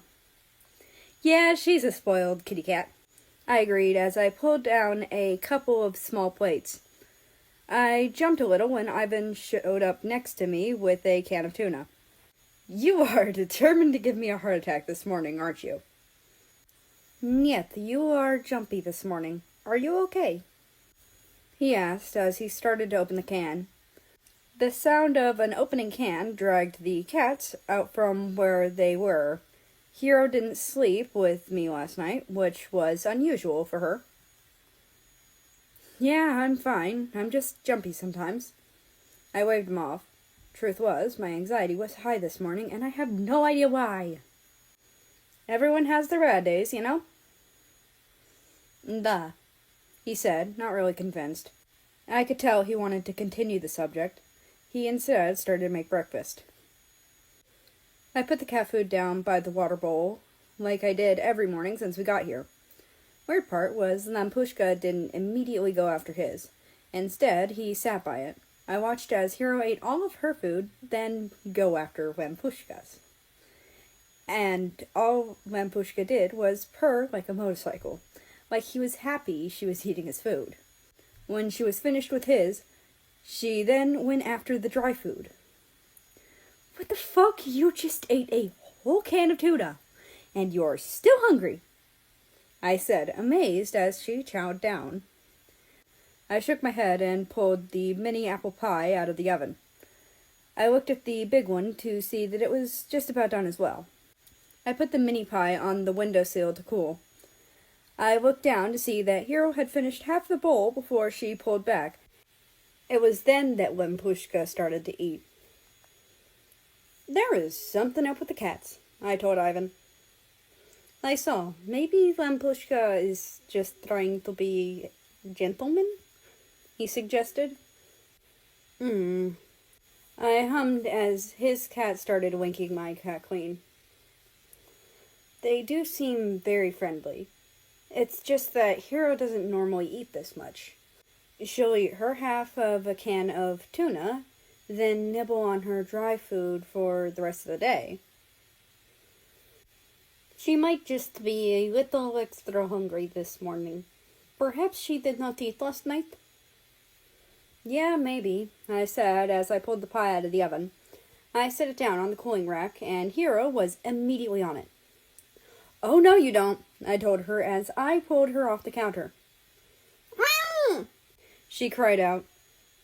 I have a small one right here for you, I told her. I grabbed the cool-down small pie and dropped it in her bowl. She wiggled out of my arms to go after her rare, tasty treat. In a few quick gulps, she devoured most of it. She shaved just enough for Lampushka to have a few tasty bites. She was already back at my feet begging for more. No. No, I argued with her. She flopped on her side for a more dramatic effect. Good Lord, every time I make a pie, you have to act like you haven't been fed in days. I heard Ivan chuckle and turned to see he was done with breakfast. A normal Russian breakfast of sausage on rye bread with butter. A long time ago, I thought their morning meal was weird. Now I understood that they needed a really solid meal for breakfast because of the winters. Over time, I came to enjoy the simple breakfast and even ate it on occasion. Ivan, on the other hand, was surprised to see the supplies for commie food and not just this meal. Come and eat, Fredrika. The cat will not harm the pie while we are in here, he said as he placed my plate down. I don't know. If she's determined enough, she will get it. I smiled. I sat down and enjoyed the meal with him. I only ate a small amount, blaming it on an upset stomach. I wouldn't have time to throw up the fattening food this morning, when I have to keep an eye on Hero and find the extra cat harness. He stared at me for a minute, which started to make me uncomfortable, and I started to squirm. I wonder if he was catching on. When we got done, I cleaned up the kitchen and moved the pie to the center of the table so I could keep a better eye on it. I walked to the small closet that was just to the left of the front door coming in. I pulled down a small, dusty box. About 5 years ago, I visited this place for a weekend because of some stupid meeting. I had forgotten Hero's harness at home and had to buy a new one at the pet store here. I kept this one here in case I forgot to bring hers again. It's a black harness that could adjust to the cat's size, so I know it will fit Ivan's fluffy cat. I turned back to the kitchen just in time to see Hero on the table. Hey, off the table! You know better! She scrambled off pretty fast and raced into the living room with Lampushka right on her tail. I huffed in amusement and put the box back up on the shelf. Ivan came down the stairs from where he was changing in his room when he heard me yelling. Is everything all right? He asked. Yeah, cat almost got my pie again. Do you mind keeping an eye on it while I change? I asked. Why not put it in the fridge? He asked. You don't just put a pie in the fridge. It ruins the taste and puts a weird, gross film on the top. The best way to cool pie is the old-fashioned way. I stomped my foot like a 2-year-old. Why not put it in a cake carrier, then? Don't have one here. I wasn't expecting a fair to be going on in fall. That's normally something reserved for summer, I told him. Okay, I will watch the pie. He smiled. Thanks, bud, I said and ran up the stairs. The clothes I was wearing now were covered in dried leaves, twigs, flour, sugar, and other baking ingredients. I changed into a dark blue t-shirt and dark jeans. This was if I spill food or drink on my clothes, then it won't show as easy. The dark colors will also help keep me warm. The weather might be unseasonably warm, but I know the weather can change quickly in this part of my country. I snorted as I remembered something a citizen of North Indiana said once when I was talking to them at a cafe. Welcome to Northwest Indiana, where the weather can change in an instant, and seasons are optional. They're not wrong. When I exited the room, I heard a loud commotion from the kitchen. I walked downstairs and headed to the kitchen. I nearly fell on the floor when I busted out laughing at the sight before me. Hero was trying to climb up Ivan's leg and get the pie that he held above his head. Meanwhile, Lampushka meowed loudly at Hero from where he stood on the floor. Not sat, but stood on his hind legs. Ivan was yelling at the poor cat in Russian. Fredrika, help! Your cat is determined to get the pie at any cost. She is possessed by demon, he said when he caught sight of me. I tried to get my laughing under control as I pulled the cat off of the Russian. I could hear his sweater tear in small places as her claws refused to let go. It almost sounded like ripping a piece of cardboard in half. I took the wiggling cat into the living room where her harness was. With some difficulty, I put the red, white, and blue-colored harness on her. I then tied one end to the coffee table to stop her from going after the pie again. She meowed and yelled pitifully as she struggled against the restraint. After a moment, she gave up and flopped down on the floor. Lampushka was right on her, giving her comforting licks and head rubs. "Your cat is crazy," Ivan said when he came into the living room. "Yeah, she can be a little bit of a problem sometimes. Love her all the same, though." I smiled as I pet the moody feline. I looked at the clock to see it was already 10:30. Crap, we need to get going if we want to make it in time for the pie contest. In 10 minutes, we were rushing out of the house. Hero was in a carrier, preventing her from getting at the pie.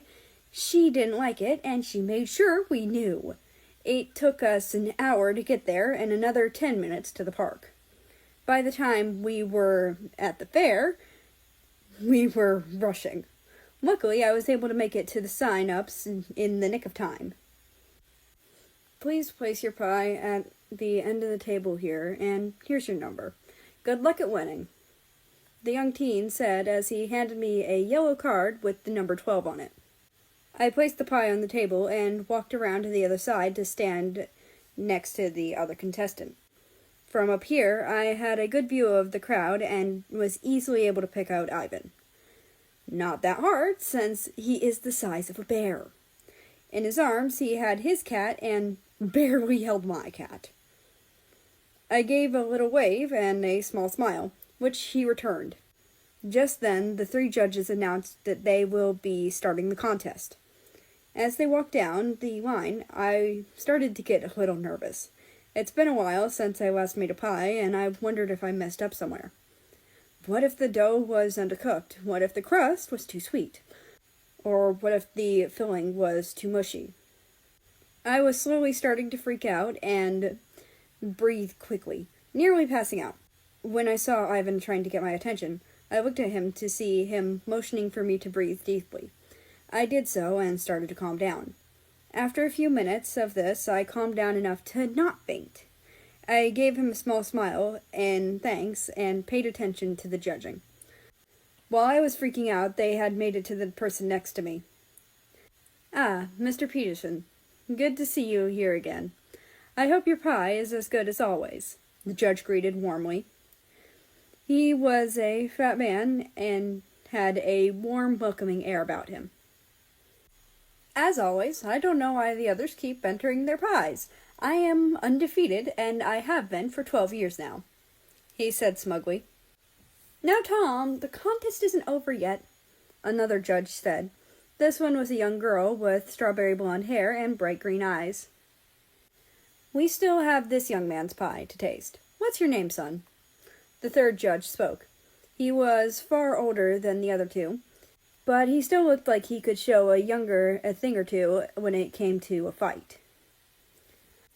"Alfred F. Jones, sir," I told him with a bright smile. "Now here's a young man with some manners." He patted my shoulder firmly, almost knocking me down. "Now, let's take a bite out of this scrumptious-looking thing, shall we?" They all took a piece and bit down together. For a moment, no one did anything, and I started to fidget slightly. The older man gently put his plate down and grabbed me by the shoulder with both hands. He looked me in the eyes with a kind of seriousness I haven't seen in years. "Son, I haven't tasted a pie this good since my Nana died in 1981, he said with a bright smile. I cracked a big grin as I started to receive praise from the other 2 judges as well. "You guys are always welcome to have more if you want." "Sure would love to, but it looks like that cat does not want to share," the female judge said with a laugh as she pointed down at the pie. I looked down to see Hero, with her face shoved into the pie, eating away as if she had never eaten in her life. "Hero, the pie isn't for you!" I yelled at her. She yelled loudly. "She told you," The same judge laughed. The rest of the people present laughed as well, except for Tom, who looked rather angry. I swear I feed her, I told them weakly. I bet you do, but I also don't doubt that cat knows good food when she tastes it, the older one said with a smile. And I know good food when I taste it too. So I think we all know who the winner is. The other two nodded with bright smiles. The old man turned to the big crowd that had gathered. I looked at Ivan to see he had a harness with no cat in it. I looked at him with a raised brow, and he shrugged his shoulders. Ladies and gentlemen, I proudly announce this year's 23rd annual pie contest winner, Alfred Jones. The younger male shouted as the girl put a blue ribbon on Hero, who had moved her whole body into the pie pan. Even the categories, this is the best pie in years. How do you feel, Alfred? The lady asked. At least I don't have to worry about the pie going bad in the car now. I rubbed the back of my neck. Everyone laughed, and the crowd soon dispersed. Ivan hopped up on the stage with Hero's harness in hand. I picked up the content cat out of the pan and placed her neck to Lampushka. He started to help clean the pie filling off of her fur where it had stuck to everything. How in the world did she get out? I have never had her get out before, I asked him as I examined the harness. I looked at the clip to see faint teeth marks on it. Dude, look at this. I think your cat helped mine escape. She can't reach this clip, and these marks are clearly that of a cat's. He looked closer at it and nodded his head in agreement. I thought he was just grooming her. Well, now I know better. Come on, let's walk around for a little bit. We can't do much with the cats here, but we can get some good food, I told him, and slipped the pan in the bag that I had brought with us. Duh. We walked around for a while, mostly checking out stalls and food trucks. I got Hero her funnel cake after she bit the tire of one of the food trucks and refused to let go. I also grabbed a late lunch for Ivan and I. It was a couple of barbecue chicken wings and some fries as a side. Next to us, the cats munched on their own plate of grilled steak. Both seemed to enjoy the treat greatly. Hero more than Lampushka, since she, once again, ate way more than him. This place is fun, Ivan said after we sat in silence for a minute. Yeah, it's even better when you can go on the rides and not have to keep an eye out for the cats, I told him. Then we should come back here tomorrow, he said. Wait, really? You want to come back? I asked him excitedly. Duh, I would like to go on some of the rides. They seem fun, duh? He told me. Yeah, they're all fun. Some spin in a circle really fast, some go up in the air, and some do both. And I think I even saw a small roller coaster here as well. Ooh, we should come after dark. The lights are really pretty then. I bounced in my seat. I suddenly stopped and looked down. I'm sorry, I was getting annoying again, wasn't I? Нет, you are cute when you are excited like this. Why would you think you are annoying? He asked me. I blushed a little when he called me cute. Well, you and me always get annoyed when I get like this. I thought I was annoying you now. I brushed some hair out of my eyes. He looked really guilty when I said that. I do not find it annoying. It is just not common amongst the nations of the old world to be as full of life as you are. We are old and have seen many hardships. It is easy to forget that you are much younger than us, and I think we get jealous because of how bright and sunny you always are. I smiled sadly at his little speech. What makes you think I haven't gone through hardships? Just because I am young? Let me tell you something, Ivan. Sometimes a child will go through more shit than most people who live their entire lives. Age doesn't matter, I said darkly. What have you been through? He asked, face blank. I turned my head and didn't answer. I watched my people walk around the fair, enjoying the sights and sounds. The kids ran from ride to ride in an attempt to do them all, with the parents not too far behind. Young couples on a date walk between booths. Older couples hold hands as they remember times of the past. It was all fun and full of life and light here. But I see something much darker that had taken place on these very grounds.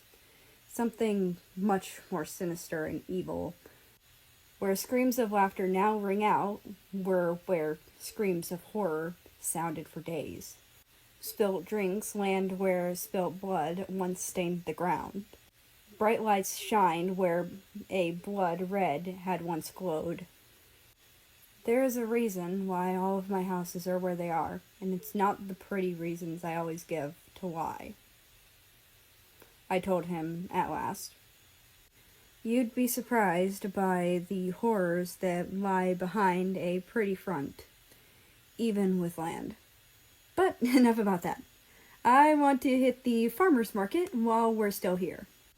You can buy a couple of pounds of fruit real cheap, and now I'm in the mood for more baking. The atmosphere changed back to light as quickly as it had changed to dark. I stood up and grabbed the leashes of the cats. Ivan walked around to my side of the table, a worried look on his face, and I led them away. At the front of the fair is where the market is at. There is more than just food, though.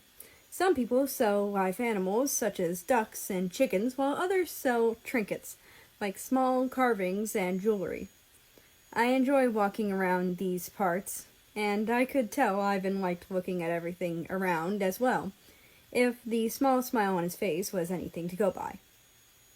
A couple of kids rushed by him, bumping into him before scampering off in fright. I giggled slightly as I turned away. That's when something shiny caught my eye. It was a small metal sunflower pendant. The middle was made from copper, while the petals looked to be brass. It came on a gold chain that was big enough to slip around your head.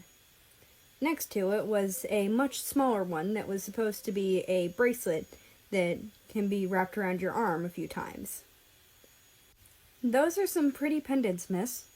How much are they? I asked the lady behind the booth. I recognized her as our waitress from the diner.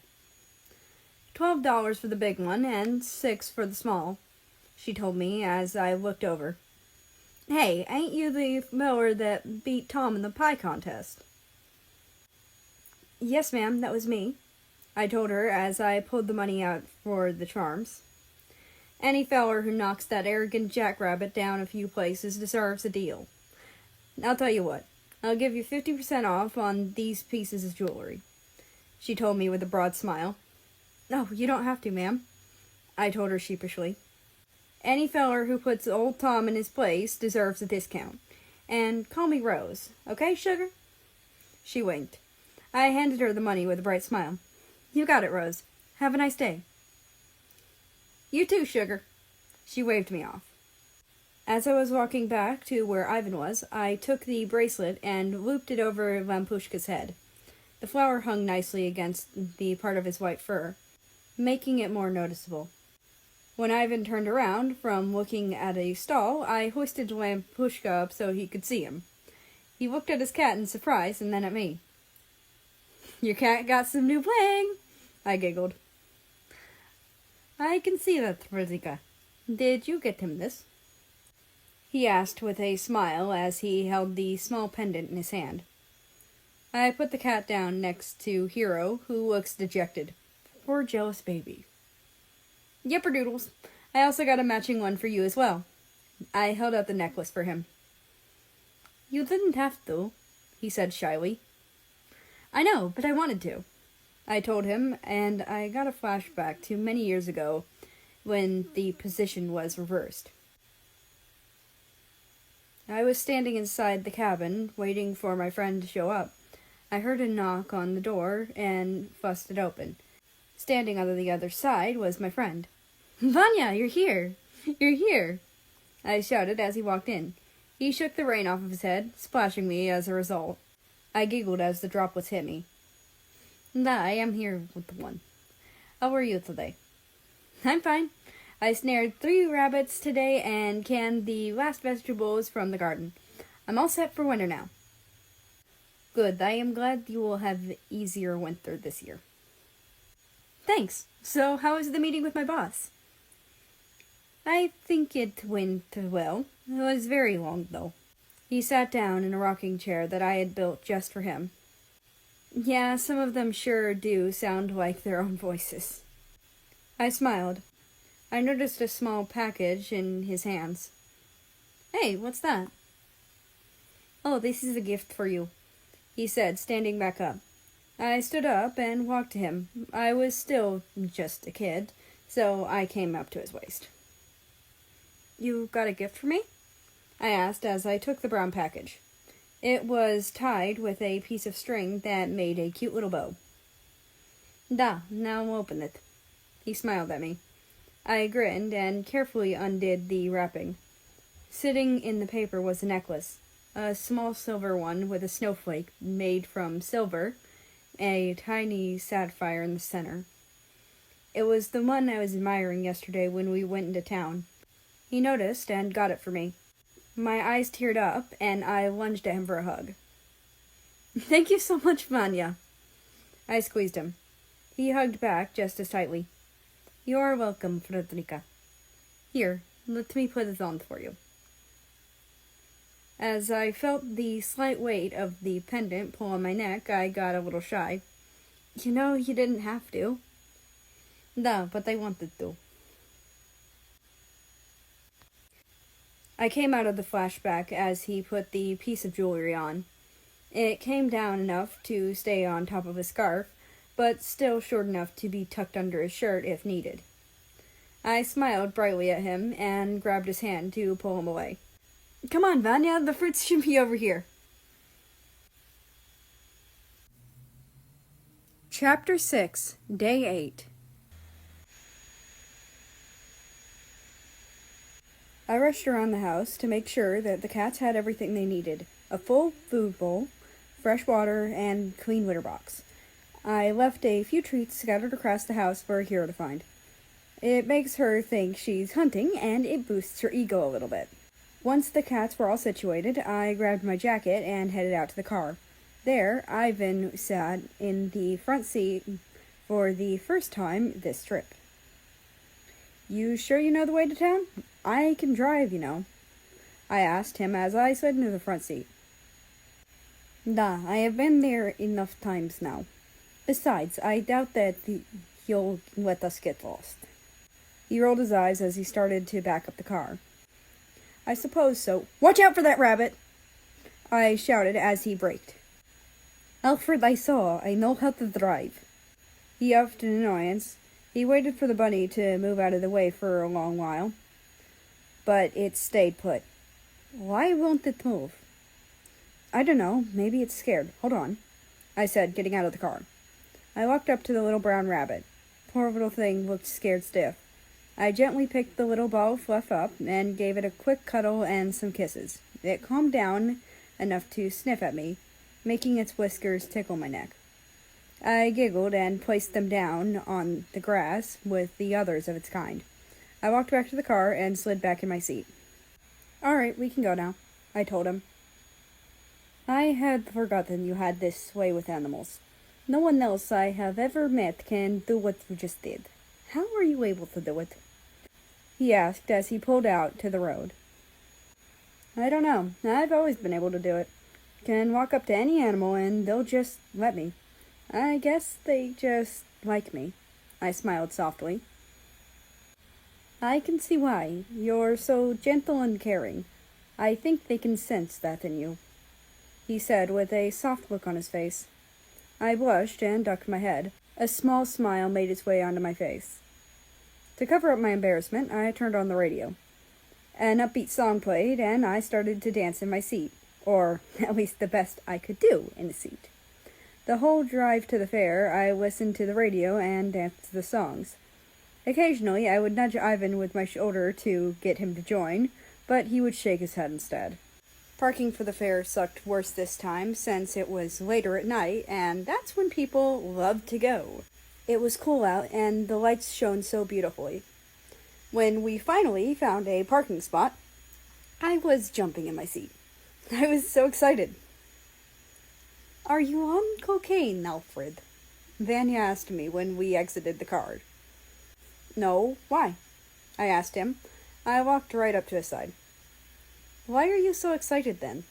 Surely you've gone to fairs before?" he inquired. I calmed down a little after that. "Well, yeah, when they first came to my country, I would go to them all the time, especially when I went to them in the early 1900s.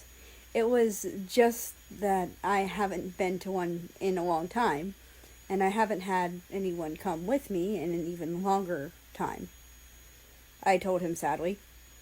I just got excited that I would be going to one with a friend. They're always so much more fun when you have someone to go with. "How come?" he asked confusedly.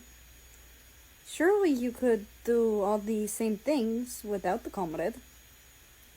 "Well, yeah, you can do all the same things. It's just better with someone. You can talk to them and laugh together.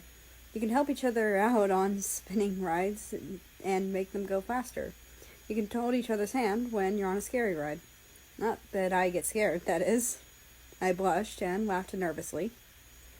"Of course not, Frederica," he said with a chuckle. We had reached the line to get tickets or bracelets. "It's more fun when you can enjoy it with someone you like," I finished. "Who was the last person who took you?" He looked at me curiously. "My brother, Matty. That was before he got mad at me," I said, rubbing my arm. "He's been mad at me for the last few years. We mostly only talk for business." "What happened, if you don't mind me asking?" "I got so busy at one point that I completely forgot all about him, unless I needed him for something for my work. To be fair, I forgot about everyone at that time. I forgot about his birthday, but I also forgot about mine. But still, he came to my house 4 days after my birthday and yelled at me. I was in such a shock that I couldn't say anything at first. I just took his verbal assault. When he was done, I tried apologizing a bit, but he hit me instead and stormed out. He hasn't really talked to me outside of work since." I told him. A few tears pricked at my eyes from the memory. I refused to let them fall in front of the older nation, though. I didn't mean to forget. I was just so overwhelmed with things that I needed to get done. It just slipped my mind. I forgot about so many things, and all the other nations got mad at me, too. I was just so overwhelmed.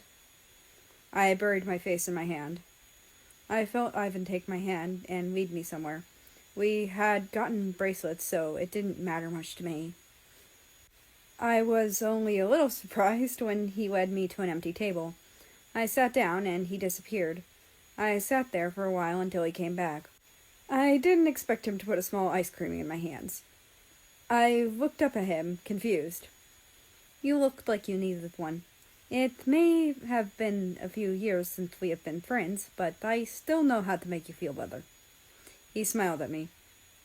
I smiled back and blushed a little. I took a bite out of the creamy treat and hummed happily. "Sorry I've been such an emotional roller coaster these past few days. I'm not really sure what's wrong." "You're still young, a 19-year-old teenager, in fact. It's all those hormones swinging around in your body and head. They are what cause your outbursts and temper tantrums. When you get older, your hormones will settle, and it will make things a lot easier for you. Trust me, I know," he said reassuringly. "I suppose so. I just don't know what to do about it," I told him tiredly. "Not much that can be done. You need to let nature take its course. Soon it will be over. It does not help that you have no outlets or someone who can help you constantly.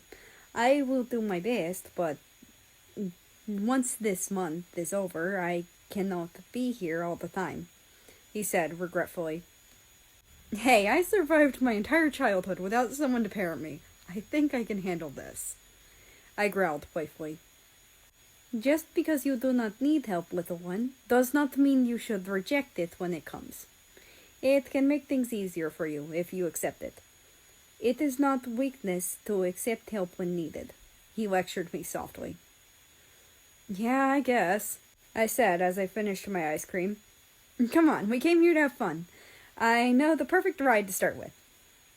After throwing away the empty dish, I grabbed his hand to drag him to one of my favorite rides.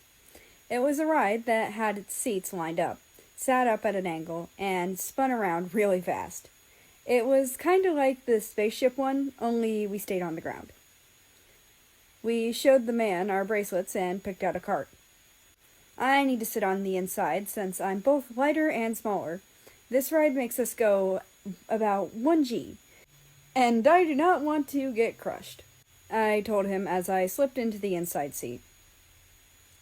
And what does that mean, Mishka? It means you're heavier than me. I don't weigh as much as everyone else thinks I do, I told him. Don't lie to yourself, fat ass. You're still too fat for anyone to like you. And don't get me started about the last couple days. You've eaten nothing but fattening food. I don't know why Russia even bothers to be nice. Probably pities you. I frowned as the voice pointed out my weight again. And it was right. I have been eating too much these last couple days. I have to get rid of all the weight when I get home. Frederica, are you okay? Why are you frowning? He asked me, concerned. Sorry about that, I just got lost in thought. I waved him off. Just then, the ride jolted. Ooh, it's about to start. You don't get sick very easily, do you? Before he could answer, the ride started going forward very fast. I smiled brightly and threw my hands up. As the ride went faster, I could feel my body slide across the seat until I pressed right against the larger man. I laughed loudly in joy, but the Russian didn't seem to share my enthusiasm. Instead, he held onto the bar that kept us in place, like a lifeline. I look up at his face and see that his lips are pressed into a line. When the ride slowed to a stop, he let out a breath, but his relaxed stance didn't last very long as the ride started going backwards. I let out a woohoo as it did. My heart beated in excitement as the air whipped around my body. All too soon, for me, the ride ended and we had to get out. Ivan sped walked off the platform while I followed behind, much more slowly. I was still laughing when I caught up to him. He looked a little tense, so I stopped laughing and looked at him in concern. Hey, are you okay? I asked him softly, and put a hand out onto his shoulder. Da, I'm fine. I just did not expect it to go so fast. I felt like I was about to be flung out at any moment, he said shakily. Sorry, I guess I should have warned you that most of the rides here go pretty fast. Do you want to sit down before we go on another one? I asked him gently. Niet, I am okay. The ride was fun, though, he said with a small smile. Yeah, it was pretty fun, huh? It's one of my favorites. Come on, there are so many rides to do, I shouted in excitement as I grabbed his hand and dragged him off. We went on about just every ride there. One was a spaceship style that you went inside. It pressed you against the wall since it went a little more than 1G. Some people were able to sit cross-legged on the walls, which was cool. Ivan ended up a little green after it and almost threw up. Another one was one where we went inside a giant dog. It had a wheel that let you control how fast it spun. I made it go so fast that we didn't even know the ride had ended until the person shouted up at us. I apologized, but he waved it off with a grin. We went on a roller coaster, then a paragliding-like one. He seemed to like that one the best. It was way more tame than the others. Then we went on one that went up in the air and dropped. I did not scream loudly when it dropped both of us. Neither did I grab Ivan's hand in panic or shut my eyes in fear. And he did not have to gently coax me out and to let go of the harness when the ride ended. If he tells you otherwise, then he lies. After that one, we decided to hold off on going on another ride for a while, so we walked around the games for a little bit and talked. We were discussing the likelihood of colonizing Mars anytime soon when I saw a giant stuffed rabbit at one of the games. It had a white body and brown ears, and was real looking except its big size. It was super cute looking. "Do you want the rabbit, Frederica?" Ivan asked when he looked to see what got my attention. "Kinda, but I can't do these games," I said sadly. "How come?" he asked, surprised. I didn't blame him, since it should be easy for me to do a game like this. "I sometimes have a hard time controlling my strength and hurt people. These stall walls are just fabric and plywood. If the ball goes through and hits someone," I started sadly, "I could really hurt them, if not worse." "Then I will get the rabbit for you," he said as he walked up to the man running the stall. "What? You don't have to. It's nice, but I don't need it," I told him, a little flustered. I grabbed his arm to stop him so he'll listen to me. "Нет, you were kind enough to get me and Lampushka sunflower necklaces, so I will get you the rabbit you so desire." He continued his march to the stall with me in tow. He paid the man for a ball and took aim. In one quick motion, he threw the ball at the stacked wooden cups and knocked all three down. The ball bounced off the back of the fabric wall and rolled down. I stared in awe as the ball didn't go through. "Congratulations, you can pick any stuffed animal you want," the man said with a grin. "The rabbit with brown ears, please," he told the man. "Let me guess, this is for your date," he said, looking at me while handing him the stuffed animal. "Oh, we're not on a date." I started out nervously as Ivan handed me the rabbit. "Yet we are not," Ivan agreed just as nervously. "Right, and I don't own a game stand in a fair. I can tell you two care a lot for each other. A lot more than you both think. I've been watching you two run back and forth all evening. I'll tell you two a little secret. In, say, 5 minutes, the fair is going to have a surprise fireworks show. It would look mighty fine on that there Ferris wheel," he said, pointing to the ride. Thanks for the tip," I started out. My face felt on fire from how badly I was blushing. We hurried away from the stall and avoided eye contact with each other. I kept my face hidden in the rabbit, and Ivan looked to the side. I noticed that we were walking in the direction of the Ferris wheel, but didn't say anything. It took me a moment, but I eventually worked up the courage to say something. "Thank you for getting me the rabbit. It means a lot to me," I said, my blush getting deeper. I saw that his did too. "Пожалуйста," he responded shyly. "That means you're welcome." "So, wanna go see the fireworks show from the wheel?" I asked him. That might be pretty," he said as we picked up the pace. "We can see it better from up there too, with no trees or rides blocking the view," I added. Within a few minutes, we were seated on the ride. He sat on one side and I sat on the other. I held the rabbit tightly in my arms as we waited. We didn't have to wait too long either. By the time we had gotten to the top, the first firework had gone off. I looked at it in joy as more went off. All the bright colors on the Ferris wheel at night, to be almost completely secluded with only one other person, and the moon. I may not be France, but even I knew it was kind of romantic. It is probably one of the most cheesy things too. I love fireworks. They're so bright and colorful and really pretty. Don't you think so, Ivan? I asked, turning to him, to see him already looking at me. I took in a slight gasp at the intensity in his eyes. It wasn't challenging like usual, though.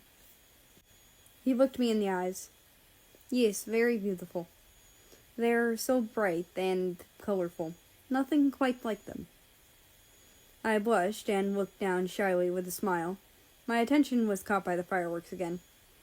We enjoyed the show in silence for a few more moments. It was nice and peaceful. Frederica, I want to say that, I heard him start saying something. Yes, what is it? I asked him in a reassuring tone. He sighed loudly in defeat. Never mind, it's not important. You sure? I asked him as the ride came to an end. I wanted to know what was on his mind. Da, come on. We need to make room for next person, he said, getting up and out quickly. Yeah, I said, a bit disappointed. I'm not sure why, though. I felt like something else almost happened on that ride, but I'm not sure what. So, any other rides you want to go on? He asked after we walked for a bit. Instead of answering right away, I yawned. I actually think it's about time that we go. We still have an hour to drive home, so it'll be past midnight when we get back. Can't have you falling asleep at the wheel now, can we? I said teasingly, while playfully bumping him with my hip. Niet, we cannot. He agreed, giving me a playful shove with his shoulder. The drive back to the house was uneventful. I fell asleep against the door for about half of it until we parked. That's when I woke up. When we got inside, we said goodnight and went our separate ways. I gently placed the rabbit next to the cats on the bed, who woke up slightly. I gave them each a scratch on the head before going into the bathroom. I closed the door and walked in front of the toilet. I opened the lid and shoved my fingers down my throat with the other. Within seconds, I was throwing up chunks of food. I noticed that there was more than usual, too. I stuck my fingers in my throat just as I hear the door open. Alfred, what are you doing? I heard Ivan shout. I couldn't say anything since I was throwing up another round of the vile liquid. I felt him kneel next to me and rub my back soothingly. He was gentle and patient while I unloaded my stomach. After I was done throwing up, I felt him pull me up and pull me to my room. I blindly let him drag me to wherever. I felt numb inside. It feels like everything just came crashing down. Every illusion and lie, everything I did to keep my secret. He caught me. I can't believe he caught me. Were the only thoughts that went through my head as he sat down on my bed. I didn't look at him in the eyes after I felt a few tears roll down my cheeks. I briefly looked at the clock to see it was 12:27. Alfred, why would you do this? He asked me again. I stayed quiet. We will sit right here all night if needed. I will know. Chapter 7, Day 9. It was quiet for a long moment after Ivan spoke. I couldn't make eye contact with the older nation, so instead I looked to the side with my arms wrapped around my waist. I don't know why, but I kind of feel empty. Hero laid down next to me and licked my hand. Sweet Girl was trying to soothe me. A few tears ran down my face, and I felt him wipe them away with his hand, and his hand rested on my jaw for a moment. He tilted my head up to look at him from where he sat next to me on the bed. He was so soft about it. He wasn't forceful, so if I wanted to move my head again, I could. Soft amethyst eyes looked right into my watery sapphire blue. They weren't judgmental, but sorrowful. They traced my face as if they were finally seeing me for the first time. Frederica, why would you do this to yourself? He asked desperately. I didn't respond again, even though I felt something building in me. How long have you been doing this? How much do you weigh now? I'm down to about 106 pounds, I whispered. God, Frederica, 106 pounds. What made you do this to yourself? You want to know why I purge my stomach every night? I said harshly as anger started to fill me. He nodded. It's because of you and all the other nations, I snapped. He looked at me shocked, then guiltily as realization dawned on him. His hand dropped from my jaw and landed on his lap. I barely noticed as I felt all my anger, sadness, and hurt finally burst out. Every time I walk in to a meeting, it's like, "Look, the fat ass has arrived," or "Shut your mouth, stupid," or "I can't believe you haven't died from a heart attack, Warda." Every time I'm near another nation, you guys always harass me and call me fat and bully me. I shouted at him, scaring the cats. Tears were running down my face, in thick, steady streams now. I got sick of all the bullying. I was tired of being known as the disgusting fat-ass nation who couldn't do anything right. I was tired of looking in the mirror and only seeing a fat slob. It only started out as a small diet, but when I wouldn't lose the weight fast enough, I started skipping a few meals. And then, after Fatty rejected me as his brother, I started throwing up too. I thought that maybe if I could be better, he would like me again. And it just got worse and worse, but I never lost all the fat. It was never good enough. I'm still the same worthless, stupid, ugly fat ass I was 5 years ago when I started the diet. I started to sob uncontrollably now. Look at you, crying in front of another nation. So pathetic. The other nations were right about you. You're nothing but a worthless, pathetic, fat-ass excuse for it. I felt Ivan kiss me, and in an instant, the voices stopped. For an instant, all the insults, anger, and sadness was gone. My eyes widened as his hands cupped my face, and he deepened the kiss. I stayed frozen for a second, leaning in. I closed my eyes and wrapped my arms around the taller nation's neck. It only lasted for a moment before he pulled back. I looked up at him with wide eyes, panting a little from my rant. Tears still fell from my face, just not as much as they had before. I am sorry that I was so forceful with the kiss. I could not sit here and listen till you badmouth yourself any longer. He looked me right in the eyes with the same intensity he had on the Ferris wheel. He wiped away the tear tracks with the back of his hand. Don't you ever listen to the other nations when they harass you. They are just jealous of you. You are beautiful and kind and gentle and smart. You are generous, strong, and always try to help others. There is not a single flaw on you. Knowing you think otherwise is because of something I did. I'm sorry, Frederica. I am sorry I made you think that way of yourself. I didn't think you would take that much of my words, or that they would have that much of an impact on you. He hugged me tightly to his chest, and I laid my head on his shoulders. My big sis once told me to be careful with my words. They are the most powerful weapon that we have. They can motivate people for good or evil. They can change an entire nation. They can heal a soul or destroy a heart. I told him softly. He gripped me tighter so that I could feel his heart in his chest. It has been so long that I felt the sting of words that I had forgotten how much they could hurt. I have forgotten how much power they had. His hand lay gently and pet the back of my head as he talked. It was soothing enough to make the last of my tears stop. He pulled back so I could see his face.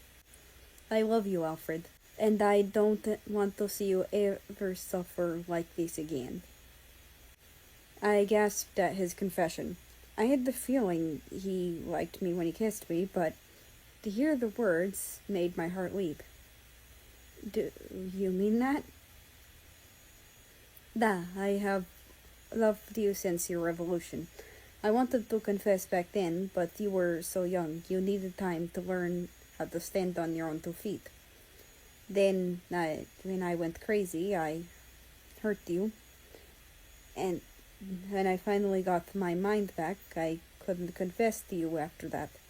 You hated me, and I knew there was no way you would have accepted me. But I do love you, he said sincerely. He couldn't look me in the eyes, but I knew he meant every word. "I love you too," I told him as happiness flooded my chest.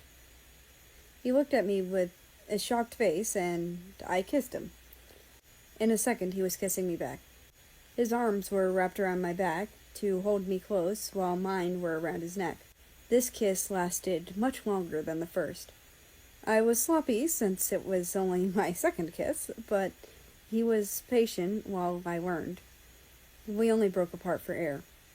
I looked at him and giggled. "What?" he asked, confused. "God forbid we actually sit down and talk about something. We would have saved both of us a lot of pain and heartbreak if we had," I told him as I played with a strand of his hair. "Duh," he chuckled.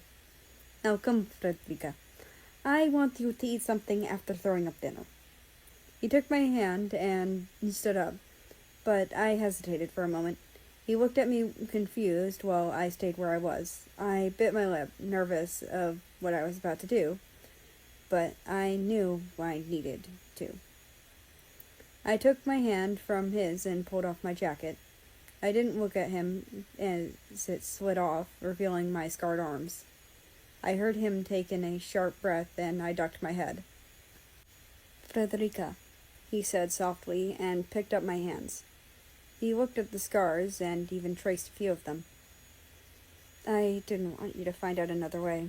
I'm sorry," I said quietly as tears threatened to spill again. He kissed both of my wrists, right on the scars. "Do not be sorry. It is the rest of the world that should be sorry, myself included."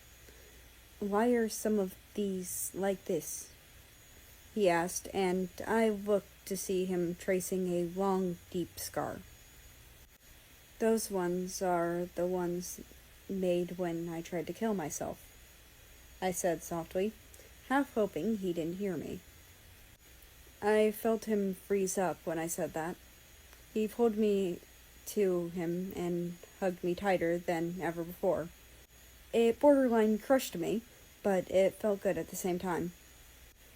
"Please, Alfred, never do this again. I can't live in the world without your bright smile in it," he whispered in my ear. I nodded in agreement. We held each other for a long time, one of us trying to heal, the other trying to be healed. It was nice, once you get past the dark reason why. It was peaceful, and it even made me feel at ease. Eventually, we needed to let go, though. "Come, I'm still determined to get something in your belly," he said, pulling my hand again. This time I followed with both cats in tow. He pulled me into the kitchen and immediately got to working on something. I busied myself with getting the cats some tuna. Sure, they'll be getting an extra helping, but I didn't care too much. The cats didn't seem to care much either. Once again, Lampushka let Hero eat most of his as well before eating himself.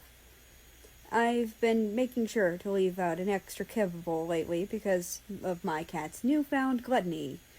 I started to have a suspicion as to why, but I'm choosing to ignore it for the time being. I sat down at the island and waited. While I waited, I thought about what happened tonight. It was a lot, and I needed to process it all. As I thought about it, most of my thoughts kept leading back to the kisses.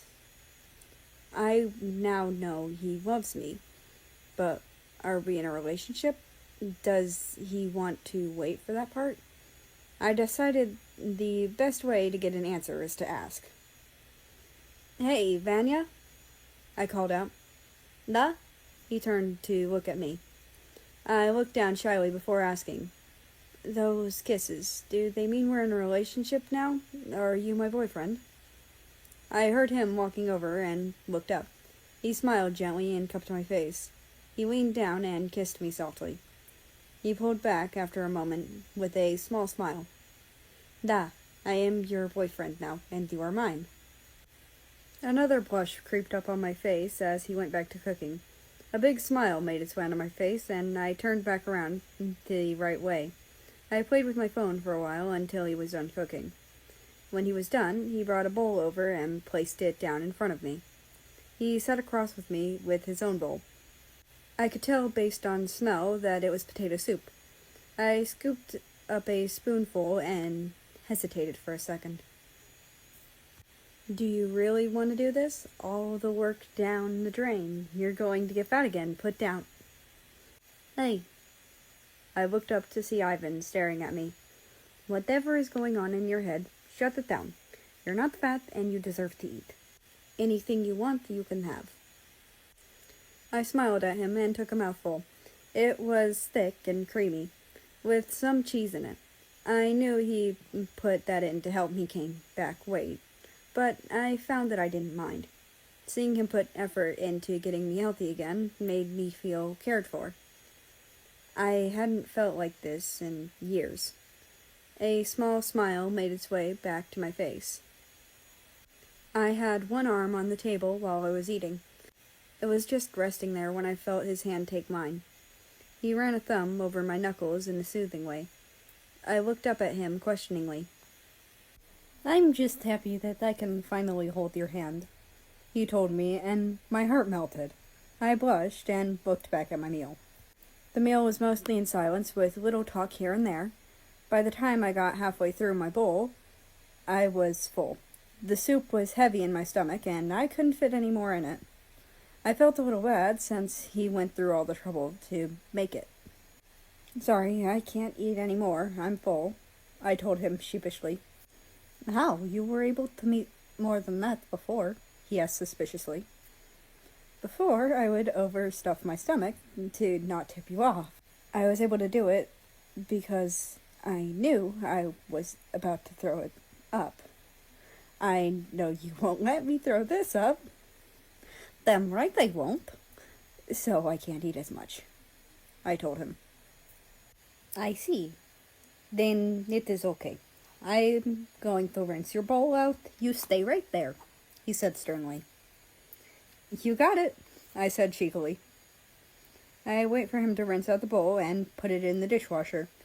When he was done, he came up to me and kinda stood there. Neither of us knew what to do. I looked at the clock and it said 2:03. Wow, it was late. It's gotten late, huh? I said lamely. No, we should go to bed, but I don't want you throwing up, he said. I could tell he was trying to find a solution. You could sleep with me tonight, if you want, I said, with a big blush on my face. Are you sure, Frederica? I do not want to intrude on your space, he asked me. I smiled at his respect for me and my privacy. Yeah, I don't mind. I don't want to be alone tonight anyways, I said, holding my arm. I would actually enjoy it. Then let's go to bed. He took my hand and led me upstairs. We stopped it by his room first so he could change. Stay right here for a moment, please. I nodded my head. It only took a minute for him to change into his pajama pants. I tried not to stare at his ripped abs and thick biceps, but I think he noticed. He smirked and flexed his arms a little bit. Not enough to be called out on, just enough for me to notice. I gave a small cough and we were off to my room. Could you stay out here for a moment? I asked him. He nodded and stayed put. I changed quickly into a light gray tank top and some loose shorts. I was too self-conscious to go shirtless like him. I opened the door to let him and the cats in. I got into bed on the right side, while Ivan took the left. Hero and Lampushka went to the foot of the bed, where they'll have plenty of room to stretch because of how big the bed was. When I settled down, Ivan pulled me close to him, so he spooned me. One of his arms was wrapped protectively around my waist to hold me close. The other came up under my pillow and grabbed a hold of my hand. Then he tangled our legs together. I smiled and snuggled myself closer to him. He kissed my ear and settled back down. Within a moment, I was drifting off to a peaceful sleep. I didn't mind him bossing me around tonight, because I knew it was because he didn't want me to throw up what I ate. He was just trying to take care of me and make me healthy again, and I trust him. Chapter 8, Day 12.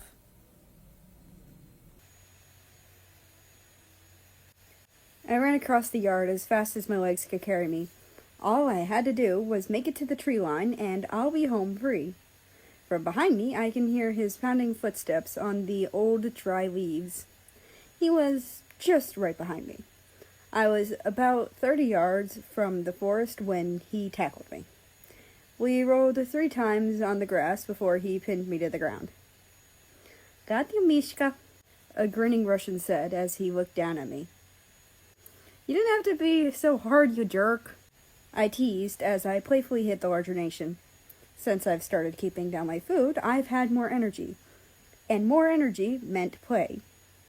"I swear you were trying to hurt me," I pouted cutely. "Nyet," he said, kissing me. "I would never try to hurt you." Yeah, lamp me up, Vanya," I said, pushing on his chest. "Nyet, I like seeing you in this position." He grinned darkly from above me. I blushed as I realized how we landed. I was on my back, with him leaning over me. He knelt between my spread legs and had me pinned and trapped. I may not be France, but even I knew that this was a very intimate position. "Vanya, I'm laying on a very sharp rock," I whined, in hopes of getting the older nation to move. "All right, Frederica," he said as he helped me up. "You were so easy to catch, I think you wanted to get caught."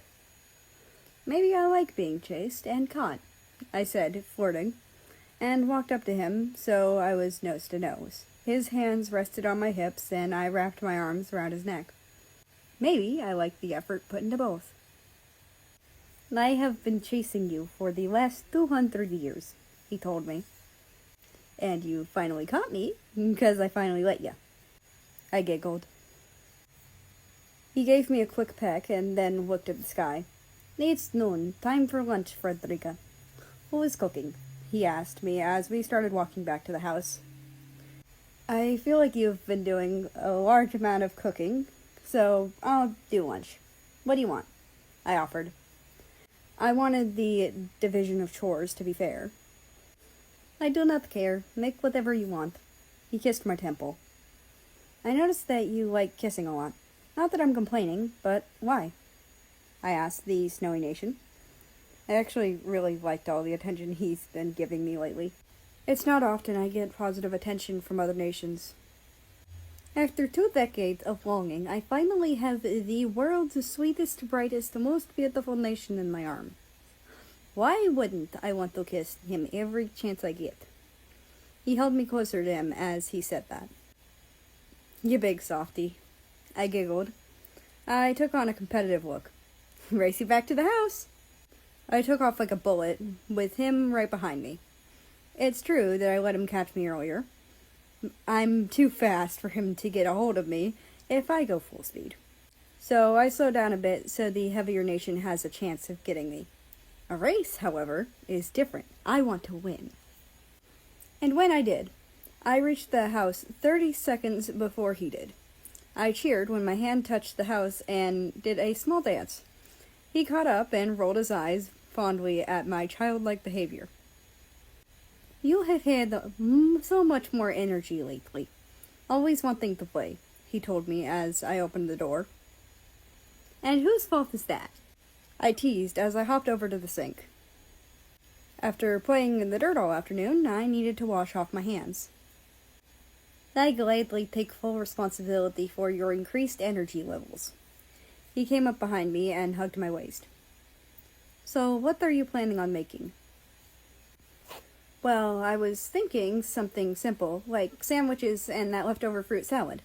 I want to get that gone before it spoils," I told him. "Sound good to you?" "Da," he said, pulling back. I watched him walk out of the room and disappear, probably to go get cleaned up. I was pulling out all the necessary ingredients for the sandwich when my phone started ringing. I walked into the living room to pick it up. I looked at the contact to see it was my boss. I was confused as to why he was calling me. "Yo, what's up?" I answered. "Finally, you picked up," he said, annoyed. "Sorry, I was spending time with Russia out in the yard." I apologized and walked back into the kitchen. "What you need, boss?" "The meeting that was supposed to be held in 3 weeks has been rescheduled to tomorrow and the following 2 days. You need to drive yourself and Russia to the meeting location. I will text you the address in a moment, he told me, and I groaned. Why? There were mix-ups between some of the countries and a scheduling error. I've already booked your hotel for you two. Have a good day, America. He hung up. I groaned. My phone chimed, indicating a text message. I looked down and saw what it said. The meeting was scheduled 11 hours away. Fuck! I shouted. Frederica, what's wrong? I heard Ivan say, concerned, as he walked into the kitchen. I was shoving all of the ingredients back where they belonged. We have a meeting to go to tomorrow, and we need to drive to the hotel tonight. Thing is, the place is an 11-hour drive away. I flopped onto the chair. Why must we go? Was a meeting not scheduled for in 4 weeks? He asked. Apparently, there was a mix-up with the scheduling, and judging by the fact that you think it was in 4 weeks and I 3, it must have been a pretty bad mix-up. I huffed, and I got out of the kitchen and left. Why do we need to drive anyway? He asked, as he followed me. I was walking up the stairs to my room so I could get packing. We needed to get ready as soon as possible. It was going to be a long drive. It's not worth the plane ticket. We'd get there about the same time, and driving is cheaper than a round-trip ticket. Luckily, where we're going isn't too far from where my house is, just 2.5 hours away. So if we need anything, my house isn't incredibly far. I told him as I was still packing a small bag. What are you doing here? Go pack your own bag. We need to leave ASAP. I shooed the Russian out of my room. I'll get the cats. The next 30 minutes was spent with us packing for the trip and getting the cats situated. For some weird reason, they hated being put in their carriers. I don't know about Lampushka, but Hero never puts up this much of a fight. Eventually, we got the upset cats into their carriers and into the car. After making sure the house was locked up, I took my place in the driver's seat. Alfred, Ivan started. I hummed as I tried to avoid the rabbits. What is with them and the driveway? You did not eat lunch, he pointed out dryly. I knew this was coming. We're kind of in a rush. It's 1 in the afternoon now, so we won't be getting to the hotel until after midnight. I'll eat at dinner.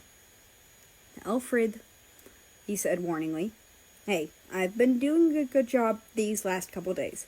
Skipping this meal is not going to kill me. I'll make up for it at dinner. I snapped. Realizing I was kind of being mean, I calmed down. I know you're worried about me, and I appreciate that. I'm sorry I snapped at you. Eat is fine. I will let you skip this one meal, but you will eat a big dinner to make up for it, he said sternly. You got it, Vanya, I giggled. We decided to use this car ride as an excuse for bonding, or at least what we could do with the cat's loud yowls.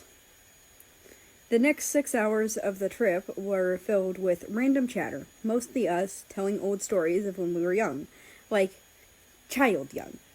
For me, they were about before England found and colonized me. So the beehive fell on Brit, completely covering her with honey and making the bees swarm around her, knocking her off the ledge. She had to run to the river nearby to escape them. When Vivika found us, she was pissed. Not only had we completely ruined her hunt, but now 13 was injured. I was stuck on a cliff, and we had gathered next to nothing from our foraging trip. I laughed loudly. But we finally had that honey. Russia barked out laughing as I finally finished my story. Even back then, you were stubborn and reckless. Yeah, I drove my big sis crazy. At times, I wondered why she didn't say fuck it and leave.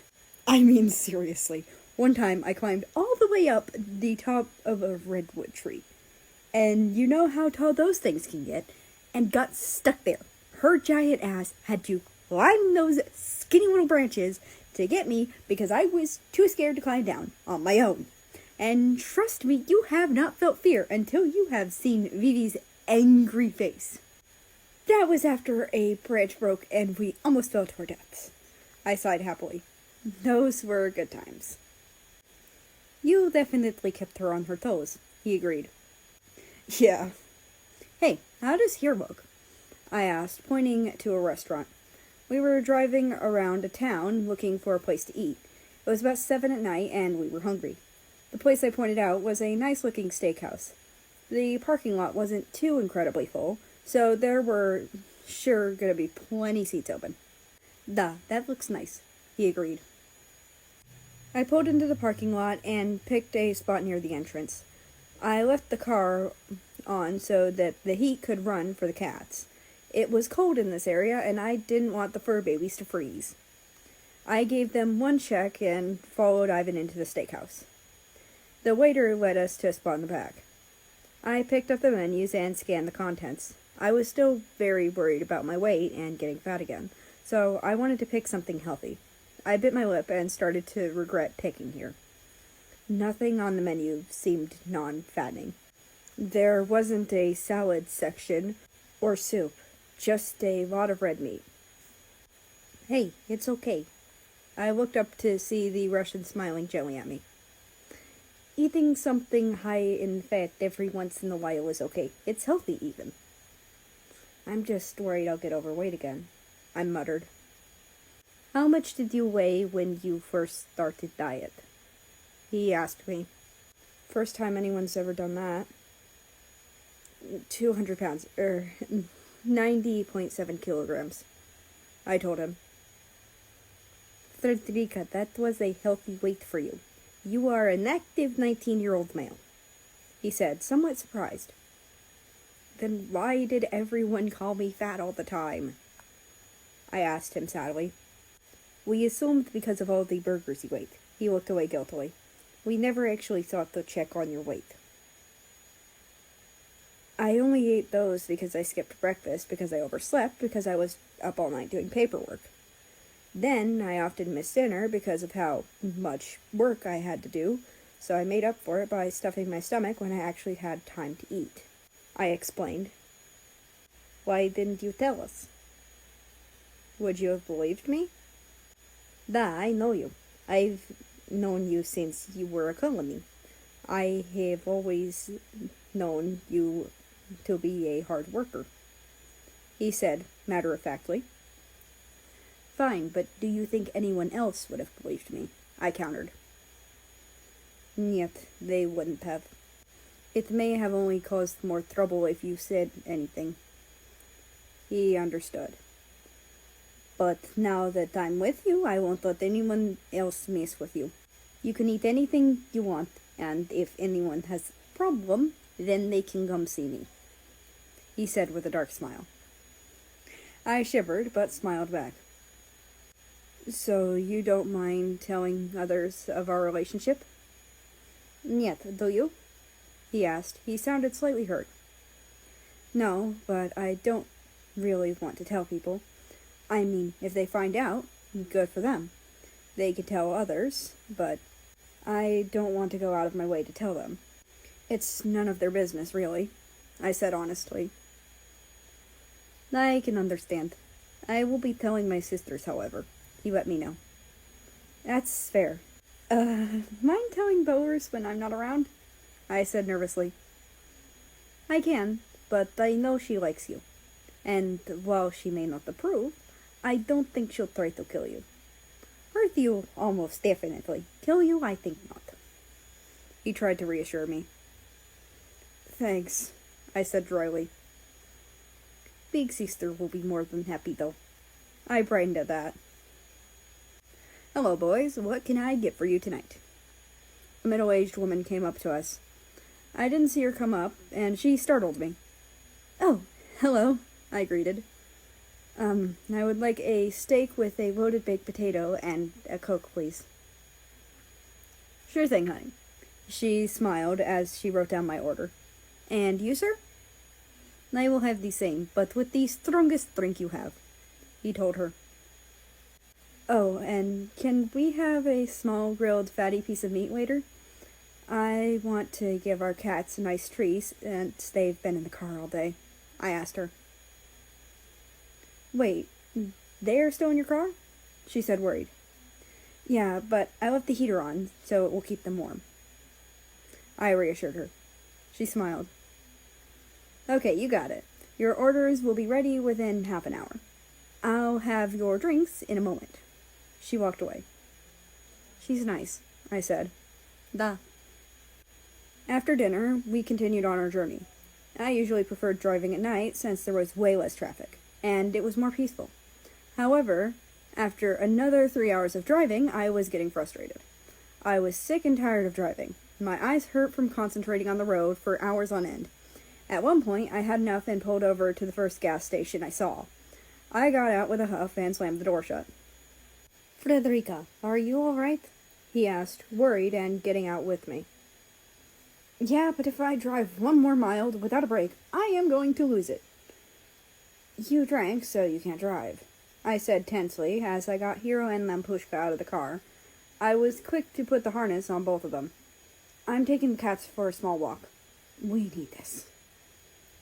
I didn't go too far, just across the street to a wood strip. I walked up at about a block, stopping twice so the cats could do their business. The fresh, clean, cool autumn air helped soothe me. I hated long car rides and not being able to move for hours. It drove me insane. Hiro often got the same way as well. When we got back, I put them back in their carriers, but stopped when I saw their faces. It was so sad. Hiro meowed so pathetically. I didn't have the heart to coop them back up in a plastic box. Instead, I put the carriers on the car floor so they'd be out of the way. I set the cats down on the seat and they curled up together. You two are so cute. I smiled and gave them a pat. Not as cute as you. I jumped up and turned around. Ivan stood behind me with a small cup. Sorry, but you are the jumpiest person I have met. I got this for you. He held the drink out to me. I took it and tasted it. Warm hot chocolate covered my tongue, and I hummed in delight. Thanks, Vanya. I needed this. You're welcome. Take all of the time you need. The hotel isn't going anywhere. He kissed my forehead. True, but the meeting is for 7 in the morning. We need our sleep, I said, getting back into the car. Okay, just don't push yourself, he said, worried. No promises. The rest of the trip to the hotel was quiet. I was tired and didn't want to talk much. Until that was all I wanted to do. I started cursing my boss out, about 10 minutes away from the hotel. Seriously, there is no fucking way any of the other nations would plan a meeting just this out of the blue. Like this. They would have had to taken at least a few days to do so. Then given everyone 2 days to get their shit together and get here. My boss, stupid ass, would have had to known. And did he tell me so I could plan accordingly? No! Just out of the blue. Take an 11-hour trip to a meeting that won't get shit done anyway. I mean, come on. What if I had plans? I ranted as I pulled up to the building. He hummed again. Like he has been listening since I started to rant. Thanks so much for listening to me rant, I said appreciatively as I got the cats. No problem, Frederica. When he walked over to me, I gave him a kiss. Since I had the cats in my arms, it didn't last, but it still got the point across. I smiled at him and batted my eyelashes before heading into the hotel. I walked right up to the counter to get our key cards. Hi, room for Alfred Jones and Ivan Bragensky, I said tiredly to the man. Here you go, sir, but usually pets are not allowed in here, but we can make an exception. He slowly got more nervous as he talked. I know that Ivan is right behind me and was the reason why the man looks like he's about to crap his pants. Thank you, I said as I grabbed the key cards. As we walked to the elevator, I thanked him. It's no problem. He pressed the button. So, do you think we'll run into any of the other nations tonight? I asked him. Alfred, it's almost 1 in the morning. We are the only people on this part of the world still awake, he said. The desk man is awake. I huffed. I doubt we'll run into anyone. He sighed. I hope so. I want minimum interactions with the others. It's bad enough that I have to be near them all day tomorrow. I bury my face in Hira's fur. I was considering getting her registered as an emotional support pet. It'll be okay. Like I said, if anyone has a problem, then they can come see me. The doors to our floor opened. I checked the cards by the staircase to see which way the room was in. We were quiet walking down the hall, as to not wake anyone up. When we walked into the room, I flopped face first onto the nearest bed. Ivan chuckled and rubbed my back soothingly. Alfred, you need to get dressed. He pulled me up. I groaned as he removed me from the wonderfully soft bed. Get changed. Fine, then I'm going straight to sleep. I yawned. He patted my shoulder and walked into the bathroom. I decided to put on a loose shirt and stay in my boxers. I sat on the bed and took a little time to inspect my scars and cuts. The new ones were mostly healed and showed no signs of infection, which is good because I did not want to have to explain why I had to miss a meeting. While I looked, I thought, I had been cutting much longer than I had been anorexic. My arm is almost like a timeline. The new cuts on top were still a little red, but almost healed. The newer scars were deep and orderly after years of practice. The older scars started little patterns. I would spend years repeating, but the eldest ones could barely be seen. They were very faint, shallow lines, mostly covered by newer ones. But the parts that could be seen were hardly there at all. They faded. I smiled as I thought of that. Soon enough, the oldest ones will be gone. After time, they all will. The ones that marked when I tried to commit suicide will last a long time, but eventually they'll be gone too. Two big hands take my wrists and pull them up. Ivan brings them to his face and slowly kisses each one with all the tenderness and love he could. I smiled fondly at him. I scooched over and patted the spot next to me. He turned off the lights and joined me in the big bed. I cuddled right up to him, burying my face in his chest. Strong arms wrapped around me and held me close. I closed my eyes and drifted off to sleep. An old memory surfaced. Pain will never disappear. Wounds will heal, scars will fade. All of those things are temporary, both physical and internal. How they leave us, however, will make the lasting impact. Just be careful of the internal ones, Maska. They can get infected and we'll never know because we cannot see them. We will not feel the pain worsen because we will grow used to it.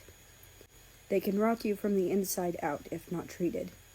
And the thing about internal scars is that anything can heal them. Just like how anything can cut them open so deep that they can no longer heal.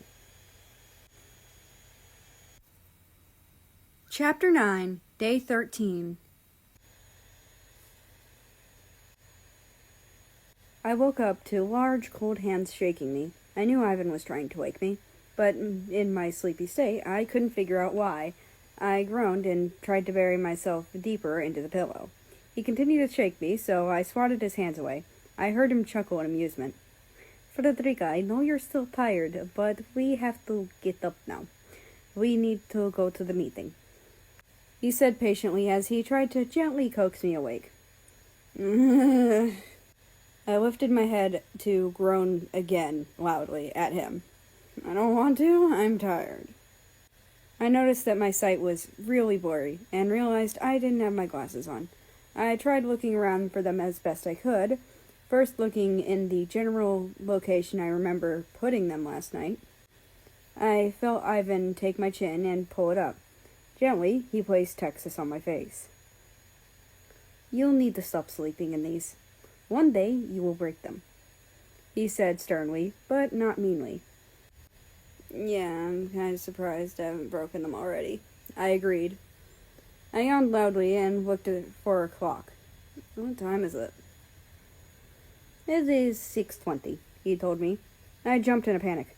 Crap, I need to get dressed and take the cats for a walk. Done, I did that earlier. He smiled and pointed to the cats who were sleeping together on the other bed. Spoiled kitties got their own little bed to sleep in. Really, thank you. Alright, I still need to feed them. I scratched the back of my head as I tried to remember anything I needed to do. Done as well, Frederica. I took care of everything while you slept. All you need to do is get dressed and join me for breakfast, he said happily. Really? Wow, thanks, Vanya. I smiled brightly at him. I walked up to him and kissed him. I wrapped both arms around his neck and he held my hips. The kiss quickly turned into a little bit of a makeout session. I felt him push me backwards until my back hit the wall, pinning me there. I felt a shiver of excitement run down my spine at how dominant he was being. We kissed for a while until he pulled back. I glanced at the clock to see we didn't have that much time left. Hurry up, Alfred. We're running late. We need to get going, he said, handing me my clothes. Hey, all I wanted to do was kiss you. You're the one who turned it into a little makeout session, so don't blame me, I teased, hopping into the bathroom. A few minutes later, we were walking into the dining area for breakfast.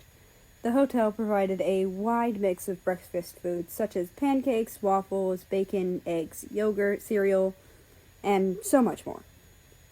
I looked around and saw that most of the nations were gone, probably already at the meeting being held down the block. In the back, however, were Ivan's sisters. I pointed them out to him and almost laughed at how his eyes lit up. Go spend time with your sisters. I'll grab a muffin and meet you at the meeting. I'll be fine without you, I told him. I picked up a banana nut muffin to prove it. Are you sure, Frederica? Yes, I'm sure. Besides, don't you want to tell them about us? I asked. Nah.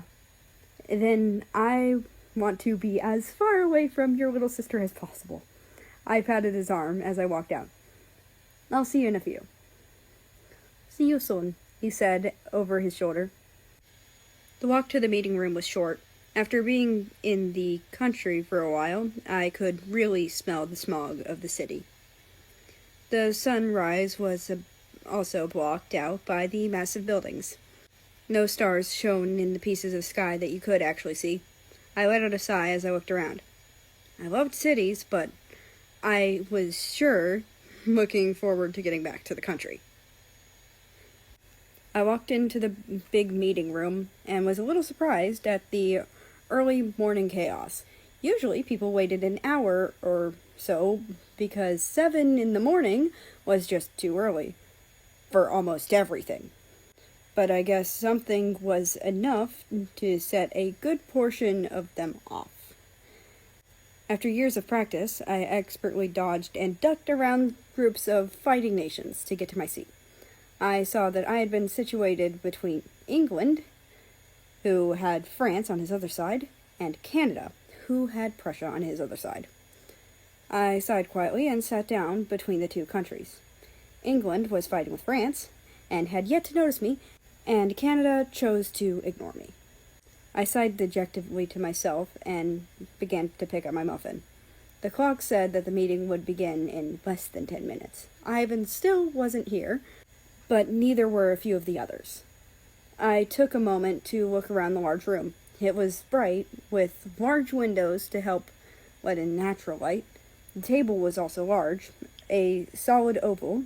Germany sat at the head, already looking like he was suffering from a headache.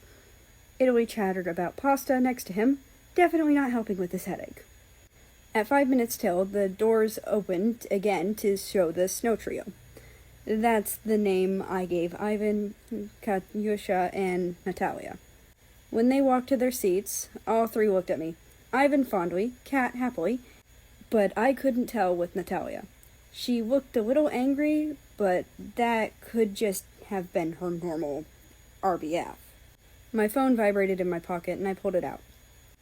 My sisters want to have lunch with us. Is that okay? Sure, I look forward to it.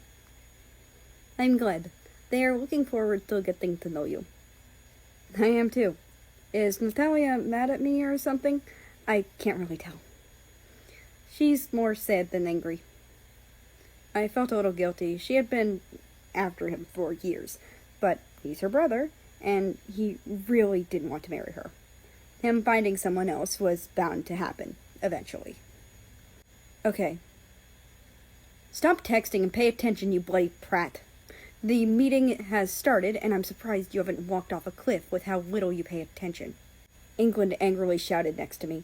I jumped in surprise when he yelled, but smiled at him like normal. I saw Ivan start to stand from the corner of my eye. I looked at him and shook my head. It was way too early for what would be a bloody fight. He gave me an annoyed look, but sat down. Natalia looked back and forth between the three of us. She seemed to be trying to figure out something. The meeting went on the same as usual. Most of the nations at one point or another made a jab at me, which is usually about my weight. I had to keep silently telling Ivan to stand down because I didn't want to fight over me. I could tell it was really pissing him off, though.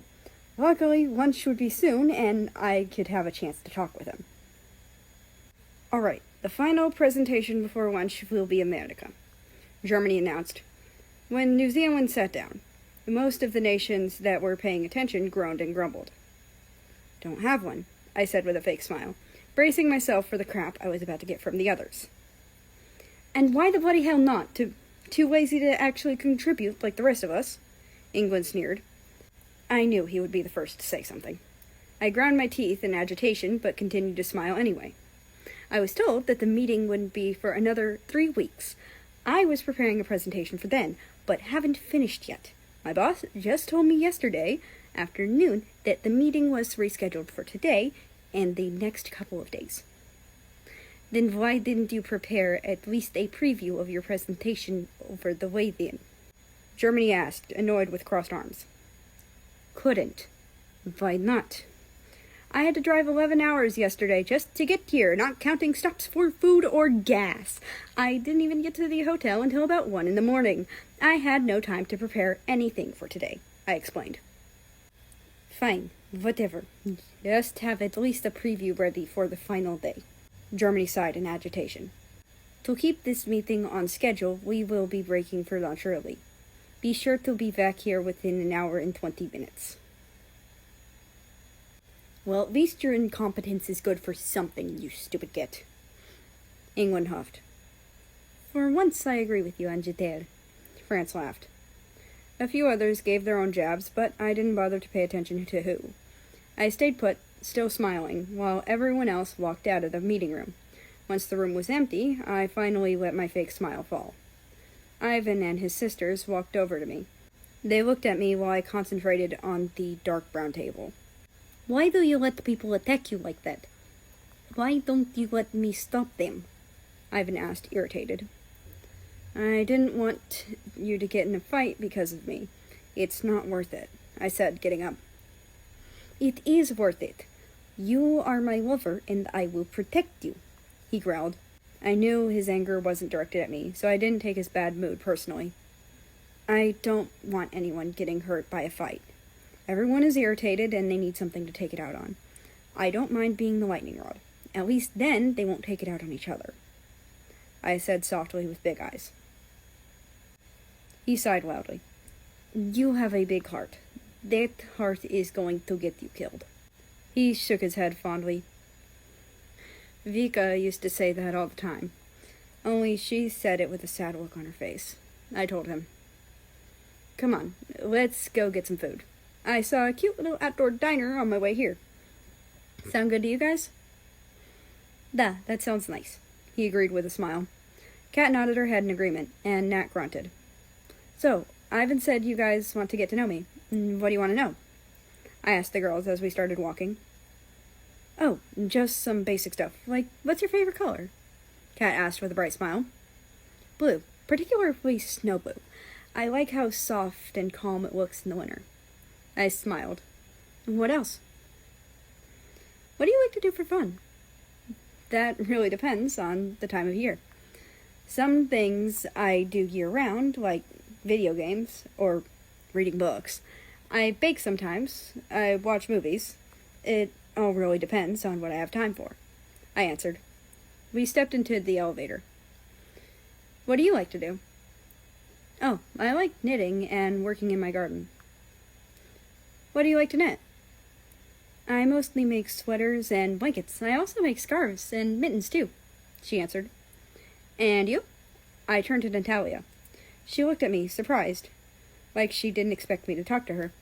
Not that I blamed her. Most people were scared of her, and scared to look at her even.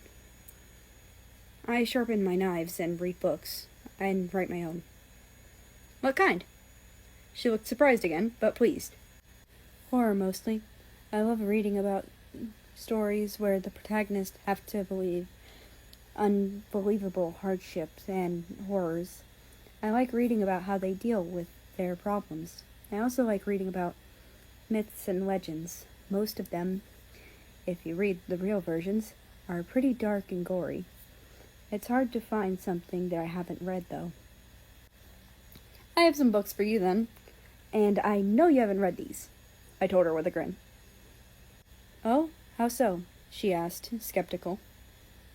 'Cause these are stories my big sis told me when I was little, and I beta read them for my boss's assistant when I have the time. They plan on being a full-time writer when they finally retire. Anyway, that's how I know.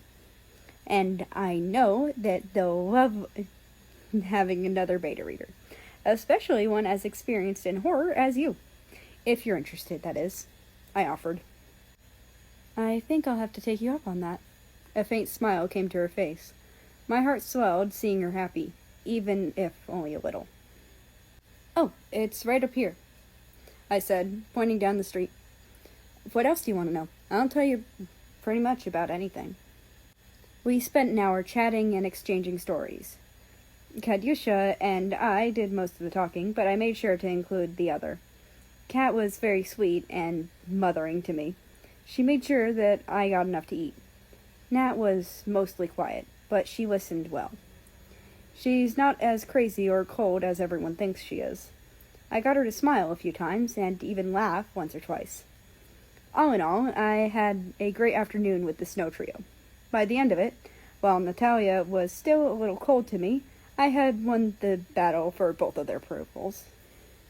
The four of us walk into the meeting room, almost late, but us walking together wasn't why we all had eyes on us. Nope, it was because we were all laughing. Even Natalia. Most looked surprised, a few a little worried. And that's how I got banned from 3 Walmarts and a movie theater in less than 2 hours. I finished my tale. What ended up happening to the squirrels and armadillo? Kat asked as she wiped a tear from her eye. Don't worry, no harm came to them. They were rounded up and sent back to their natural habitats, I reassured her. But man, that is not nearly as funny as the flower shop incident. I'll tell you about that later. But just know that, for now, I went through 5 brick walls and ended up in a pond nearby a park. You are absolutely out of control. Completely wild. Ivan laughed fondly. Hey, I'm fun. I keep things interesting, I said defensively as I walked back to my seat. I didn't notice someone following me until I went to sit down, and saw Natalia out of the corner of my eye. I looked around to face her. Yes? If I had to lose to anyone, at least it was to you, she said with a small smile. Thanks? She nodded and sat down. England and Canada looked at me confused, but I said nothing, just smiled. All eyes remained on us even after the meeting was supposed to start. It was so quiet you could hear a feather drop on a plush carpet. Everyone's attention shifted between the 3 of us as they tried to figure out what was going on. I even had Canada's attention, and he's still mad at me. I gave nothing away as I continued to give a genuine bright smile. Well, I started, breaking the silence and startling a few nations. Aren't we going to continue the meeting? Yeah. Next to present is France, and I swear I will have to you banned if you talk about someone's vital regions again, he threatened. No ho ho ho. bloody perverted frog! 7 nations had gone before the meeting was over. That was 7 long, boring, dull presentations I had to sit through, on minimum sleep. Halfway through the 7th, I couldn't keep my eyes open anymore and finally fell asleep. I was out for only a moment when I felt something hit my head. Hard. I woke up with a small whine and held my head. I could feel a small bump form when I got hit. A headache was also making itself known. I looked to my right to see England glaring at me. Most of the nation snickered, while a few outright laughed. I felt hurt and humiliated. You lazy git! It's rude to fall asleep while someone else is presenting. For once, pay attention and show some others respect, you bloody wanker. He snarled at me. I kept quiet and suffered the humiliation at his harsh words. You didn't even prepare anything. The least you could do is pay attention to someone who did. He looked like he was about to say more, but stopped and looked up. I turned around to see what caught his attention, and saw Ivan and his sister standing behind me. I hadn't even noticed them move. None of them looked happy. Both Ivan and Natalia were ready to kill, and Kat was glaring daggers at the island nation. It is not nice to hit others, especially for something stupid like sleeping, Ivan growled. England looked nervous, but didn't back down. The git should have tried harder to stay awake. I don't see why you're defending him. Last I knew, you two were at each other's throats. He challenged the larger nation. But things change. He smiled knowingly. Oh yeah? Like what? England crossed his arms. These, he said, pulling me up. I didn't have time to think before he was kissing me. I heard a collective gasp from everyone in the room, but I paid them no mind as I kissed back. It lasted for a minute until he pulled back. He looked down at England with a smug look, then glanced at the clock. I believe it's time for the meeting to end, he said, as the 3 of them gently started to guide me out of the room. He stopped just before we left and turned back with a dark look. I do hope the message was received.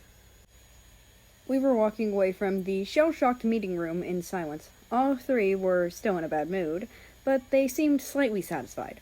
Ivan's arm was wrapped around my waist to keep me close. He had a frown on his face and glared at anyone in our path. Needless to say, people were quick to move. I looked up at the snowy nation and smiled. I reached up quickly to plant a kiss on his cheek. He looked down at me, slightly confused. Thanks for sticking up for me, big guy. No one has done that in years. I grinned. I looked at his sisters, too. Thanks for having my back as well. That meant a lot to me. Little brother loves you very much, so that makes you part of family. We do our best to stick up for our own. Kat smiled at me in a motherly way. I ducked my head sheepishly. They will learn before long not to mess with you now that you have us at your back. I will have no problem stabbing anyone that hurts the one that makes Big Brother happy. Natalia growled. I was accepted into a family of nuts, wasn't I? I asked fondly, with no malice in my voice. Nah, but you fit right in. He kissed my forehead. Time skip. I had a great evening with the Snow Trio. We all piled into Ivan and I's hotel room at first. We needed to feed the cats and take them out for their walk.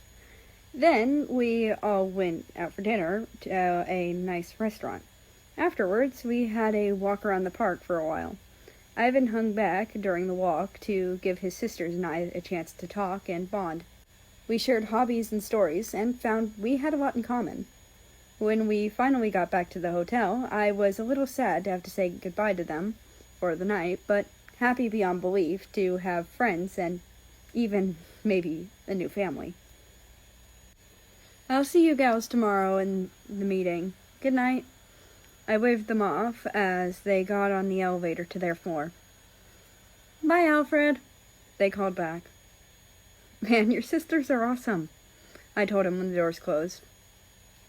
Duh, they are great. I am happy both of them like you. Otherwise, I would have had to break up with you, he said teasingly.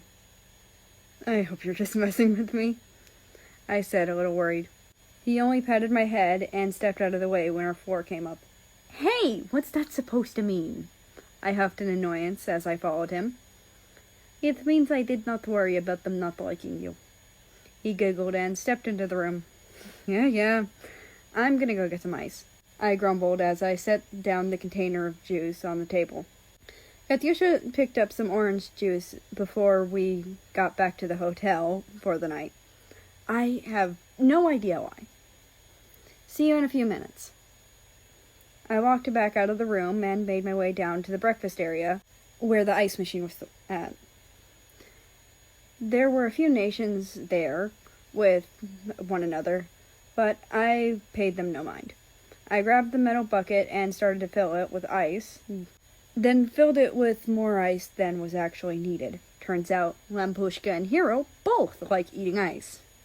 I turned around and dropped the bucket when I saw France, England, and Canada right behind me. Jesus Christ, why does everyone like sneaking up behind me? I said, slightly panicked. What do you guys need? I bent down and started to clean up the dumped ice. We are here to talk about your relationship with Russia, England stated. Okay, what about it? I asked, still on the floor. There was a lot of ice that I had to clean up. Are you two really a couple now? France asked as I dumped the ice down the sink. Yep, that's why he kissed me and didn't get punched in the face. We've been dating for a few days now, and I only just today got his sister's approval. I rinsed out the bucket. Why do you guys even care? We're your family. Of course we'd care about something like this, Canada said, surprised. Really? None of you act like it, I grumbled as I refilled the bucket. What do you mean? We've always cared. And it's because we care about you that we do not approve of your relationship with that monster and want you to break up with him right away. You're being an idiot by even dating that man, England demanded. I slammed the bucket down on the counter and turned to him with a glare. Excuse me? What did you say? I said that I do not want you dating that monster and I want you to break up with him now. Being in a relationship with him is foolish and stupid. He glared at me. I'm sorry, I laughed dryly, but last time I checked, I won the revolution, and that means I don't have to do as you say anymore. I snapped. I love him, and I'm not going to break up with him just because you're scared of him. I will do what I want, and what I want is to be with him. You can't love him. It takes time for love to grow. You've only been dating him for a few days. You said so yourself. France tried pointing out. I've loved him since I met him. I just didn't know until after the revolution when I could finally started to focus on me. It was life, war, and misunderstandings that kept us apart for so long. And I won't let anything else stand in our way. If we break up, and it will be because we cannot find happiness with each other, not because you told us to. I snarled darkly at them. With a huff, I pushed past them and stormed into the elevator. I pressed the button for my floor just as I saw something rush into the small box with me. I growled under my breath, but did not push him out. What do you want, Canada? Can't you tell that I want nothing to do with the three of you right now? I turned to glare at him. Alfred, please understand that we're worried about you. You know what he's done and what he's like. He tried to plead with me. I know better than anyone what he's capable of. Cold War, remember? I narrowed my eyes. Right, he hurt you a lot during that time. So why are you with him now when you know he's a monster? Canada's voice was rising surprisingly loud. You say he's a monster, and maybe he is. But that's not all there is to him, I shouted at him. He's kind and sweet to me. He tries to make sure that I'm taken care of. He cooks for me, makes good food, and he's done more for me in the past 5 days than anyone has done for me in the last 50 years. In the last few days, he's made me happier than I have been in years. I looked at him with sad eyes. And that should be enough for you. I am happy that you're happy, but as your brother, I can't approve of him. He tried to plead with me. I looked at him angrily and stepped out of the elevator. Well, your opinion as my brother doesn't matter. I remember you saying 5 years ago that we weren't brothers anymore, that we were just trading partners. I watched as the door closed on his devastated face. A twinge of guilt pricked my heart, but my anger and hurt outweighed it. I stormed back into my room and slammed the bucket on the table, scaring the cats and spilling ice out. "Frederica, are you okay?" he asked as I sat on the bed with my face in my hands. I shook my head and tried to hold back tears as he sat next to me, to hold me. "What happened?" "It was England, France, and Canada. They cornered me in the breakfast room and started going off about how they don't approve. They kept calling you a monster and me an idiot for dating you. They kept going on about how they don't approve. Then Canada followed me into the elevator after I break away from them and tried to... the whole 'I'm your brother' crap." I ranted between tears. "They really just pissed me off, and I don't know. I'm sorry that you had to listen to them. Maybe I should go down next time, da?" he offered. "It's fine, and I can't have them thinking I'm a coward. It just..." I flopped backwards and pulled a pillow on my face.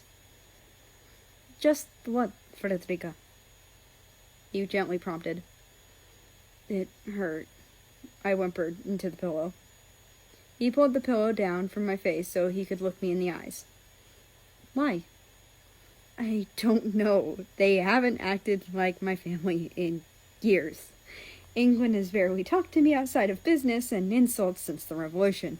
France is still mad at me for not helping and trying to stay out of both world wars. Canada has straight up even rejected me."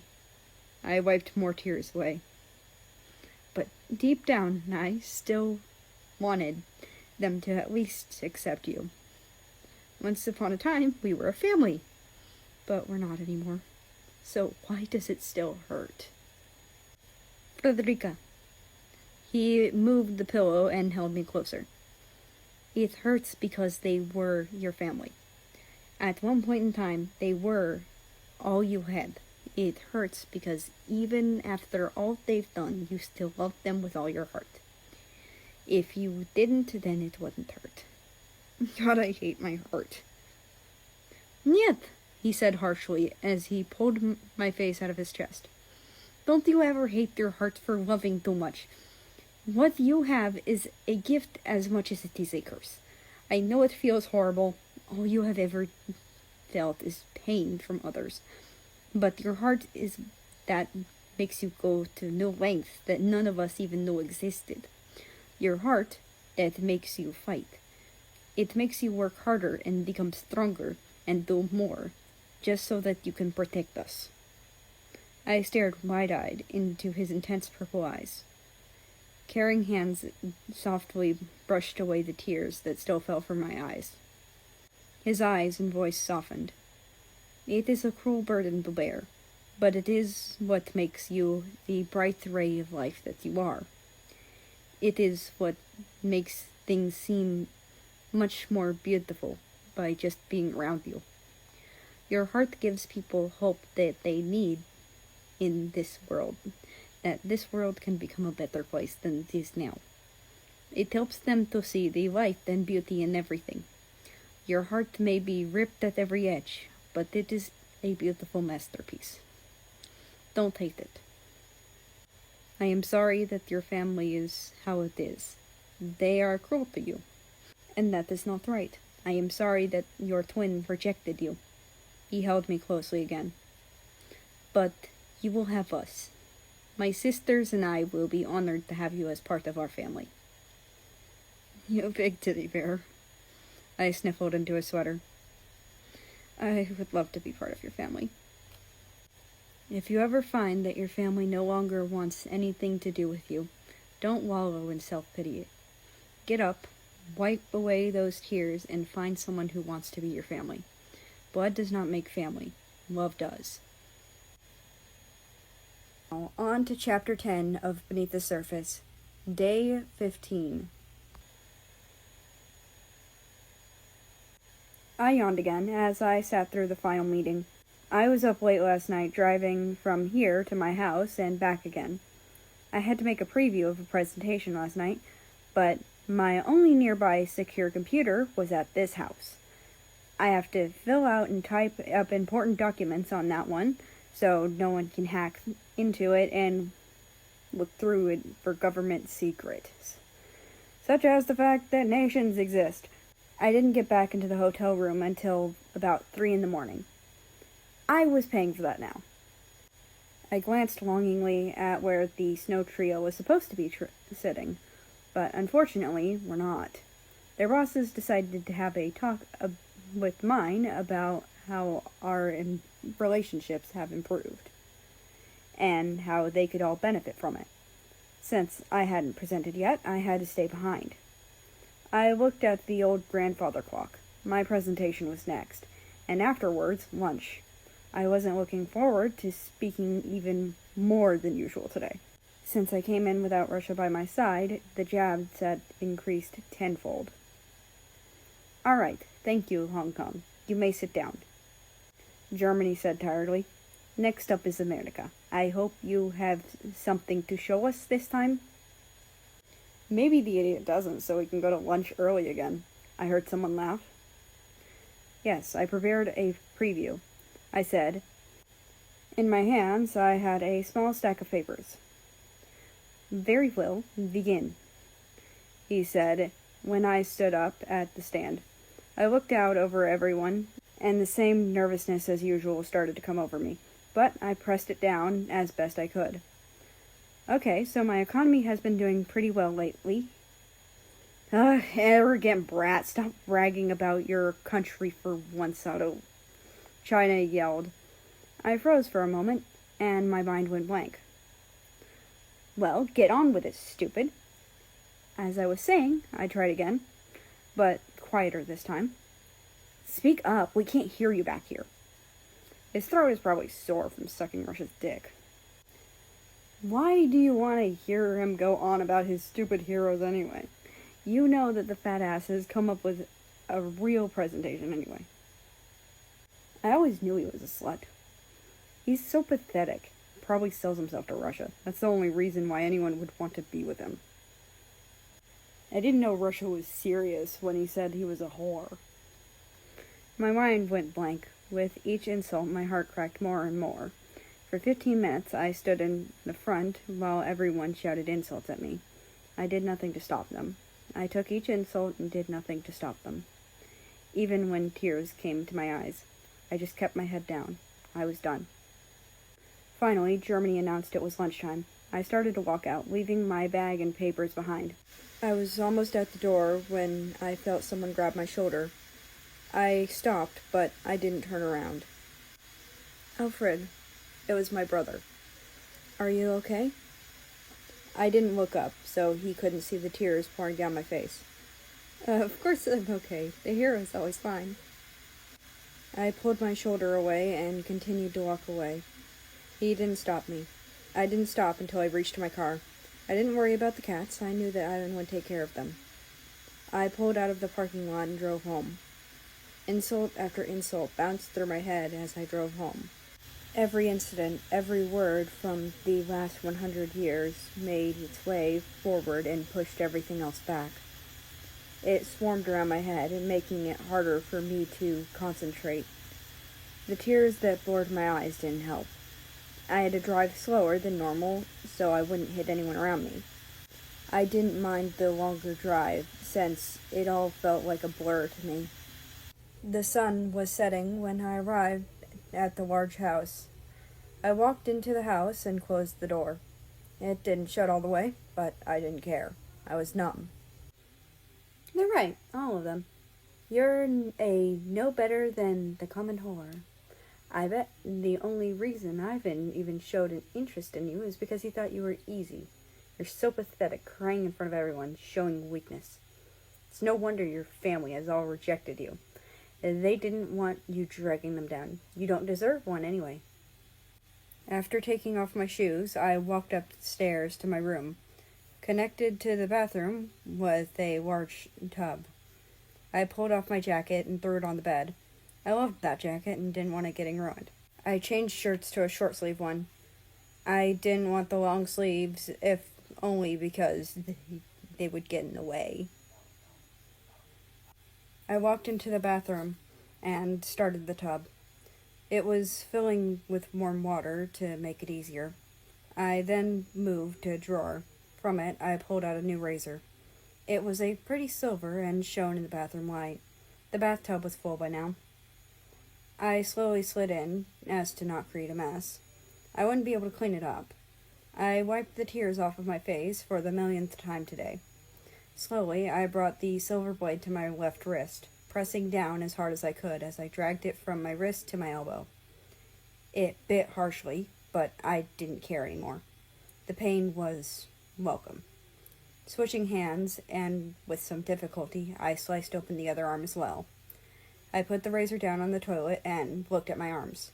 They were wide open and bled like crimson waterfalls. With a fresh wave of tears, I put them in the water. The warm water will make it easier for me to bleed out. I took in a shaking deep breath and closed my eyes. I no longer felt the pain in my arms, just my shattered heart. I could feel myself slipping away from consciousness. My body felt heavy and cold despite the warmth of the water. Breathing got more and more laborious. I knew I was not going to wake up this time. I teetered on the edge, ready to fall over. From a distance, I thought I heard footsteps.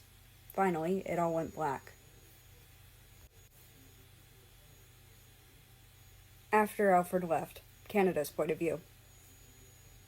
I stared at the spot where my brother just stood. A feeling of dread washed over me when he left. Something bad was about to happen. I just knew it. I bit my lip and looked around the room. I spotted my brother's Sting still at his seat and dove forward for them. I rooted around his leg for his phone. Luck was on my side, and I found it almost right away. I pulled out the electronic device and opened it.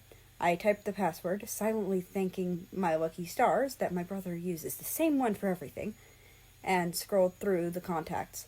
I looked through them twice before realizing that the one that said Snowflake was Russia's. I clicked on it and held the phone to my ear. For once, I was glad I was usually ignored and could do this without interruption. The phone rang twice over before it was picked up. Привет, Frederica. Is everything okay? Russia answered. Russia, it's me, Canada, I said. Canada, why are you on Alfred's phone? Is everything all right? He asked, worried. I don't think so. Alfred went to make his speech and the others started saying nasty things about him. I tried to get him to stop, but no one paid any attention to me. He had to listen to them for 15 minutes before Germany called for lunch, and then he rushed right out and left his stuff. I think he went home, I said, worried, as I left the building. Okay, I will be at the hotel soon. Did he leave his room keycard? Yeah, I have it right here. Good. Will you grab the cats and our things? Their harnesses should be right on the table. I will also need a ride to his house. I do not know where it is. Yeah, okay. I'll see you soon. I rushed to the hotel and up to their room. Once their things were shoved into bags, not bothering to sort, I chased the cats around for a bit, and with the help of Kumijoro, I managed to squeeze them into their harnesses. I rushed out of the hotel and nearly knocked into the larger snowy nation. Come, we need to hurry, Russia said in a rush and took the cats. Why? What's Alfred going to do? I asked in a panic as we rushed to my car. Russia hesitated to answer. I know you're hesitant to tell me anything, but he is my brother. I know I made a terrible mistake years ago by saying those things to him, but I want to make things right with him. He was right. You make him happy, and that should be enough for me. Now, please tell me what's wrong with my little brother, I pleaded. You are a doctor, correct? The Russian asked. Yes, I've taken college classes. Realization started to dawn on me. Good, we may need your skills. He may be trying to commit suicide. He has been depressed for years now, anorexic too. I've been trying to help him as best I could, but I think today may have finally been too much for him. The others don't realize he is just a child. So easy to break. What did they say? I spent the next few minutes relaying the meeting back to him in greater detail. By the end of it, there were 2 furious nations in the car. The drive was mostly spent in silence as I went over the limit to reach the American's home as soon as possible. Worst-case scenarios raced through my head as I went over all the ways I knew how to heal someone. The Russian was quiet, as he was probably also going all of the ways he knew how to kill someone. About an hour into the trip, my phone went off. After being tense for the last while, I jumped a little before diving for my phone. Yes, I answered. Canada, where are you and your brother? The meeting was supposed to start half an hour ago, England said, irritated over the phone. Who is it? England. Tell him to fuck off, Russia growled. Look, America and I won't be there for the rest of the meeting. Just continue without us, I said, irritated. As a world superpower, he is required to be here, the Brit said in a huff. Well, he's not, and you're going to have to deal with it. Now, I am really busy right now, so have a good day. I hung up and threw my phone in the back seat. It rang 5 more times before it finally stopped. I didn't know you could be assertive, Russia said, surprised. I can when it deals with something I care about, I informed the other nation. How much further is this house? Not far now. I'm trying to go as fast as I can without getting pulled over. He already had a head start, I said with a sigh. I'm trying. When we reached the house, we were slightly relieved to see America's car in the driveway.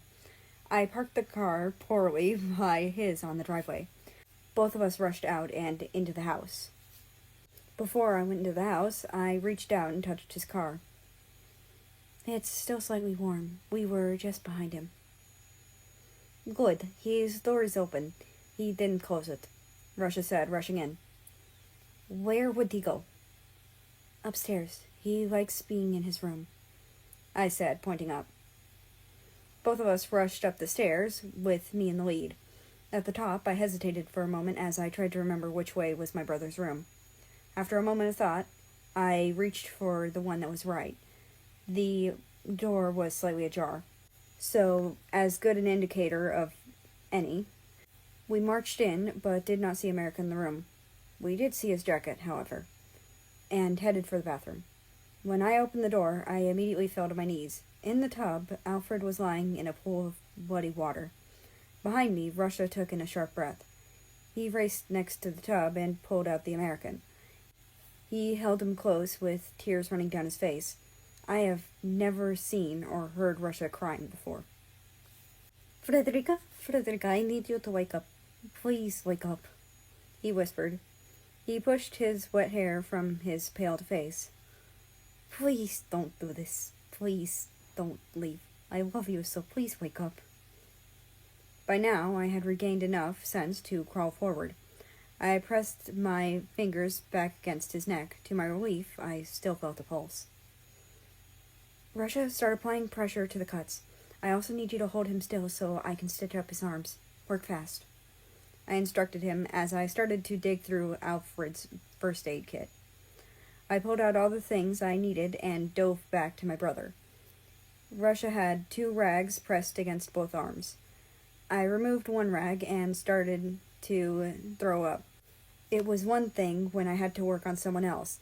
It was entirely different when it was my own brother. I swallowed and got to work on his arm. First, I cleaned it out, which was easy since it was mostly clean already from the water. Next, I carefully, but quickly, stitched up his arms. I wrapped bandages around his arms to keep the infection off. Okay, we need to get him out of these clothes. Being wet, coupled with blood, his body temperature will be dropping and he'll be at risk for disease. Take him to his bed and I'll get him dressed, I instructed as I ran out of the room. I picked out a set of warm clothes from his dresser and went to the bed, where Russia had removed his shirt and pants, but not his underwear. I gave him an understanding nod, and he rushed out of the room. As I dressed him, I took note of his skinny frame. I recalled Russia saying that he was anorexic, but I didn't believe him until now.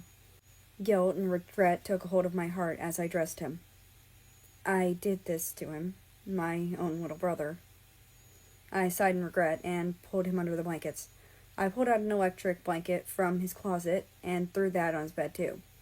Russia came back in with a couple of chairs. He sat them down next to Alfred, and we sat down. "Will he be okay?" Russia asked. "If he was anyone else, I would say probably not, but it's him. He's stronger than any of us. He will make it," I said confidently. Then I sighed. "The real question is, does he want to? We can keep doing this every day and save him every day. There is so much we will have to help him with. You more than me." "Do not underestimate your value here. He talks about you frequently. He loves you more than you think." The Russian smiled. "Don't get me wrong. I am going to do everything I can for my brother. I just don't think I can do much for him right now. I think you will be the one who helps him the most right now." I sighed and rubbed my face. Russia moved, and I looked at him. I watched as he picked up Alfred's hand and kissed the knuckles. A small smile came to my face as I watched his interaction with my brother. He really did care for him. I knew what I had to do. "I can't say I like you, or that I ever will, but if you treat my brother right and continue to make him happy, then I guess I can accept you," I told him. He looked at me with a small smile on his face. "Frederica will be happy to hear that when he wakes up." "Yeah, he will." Chapter 11, Day 16.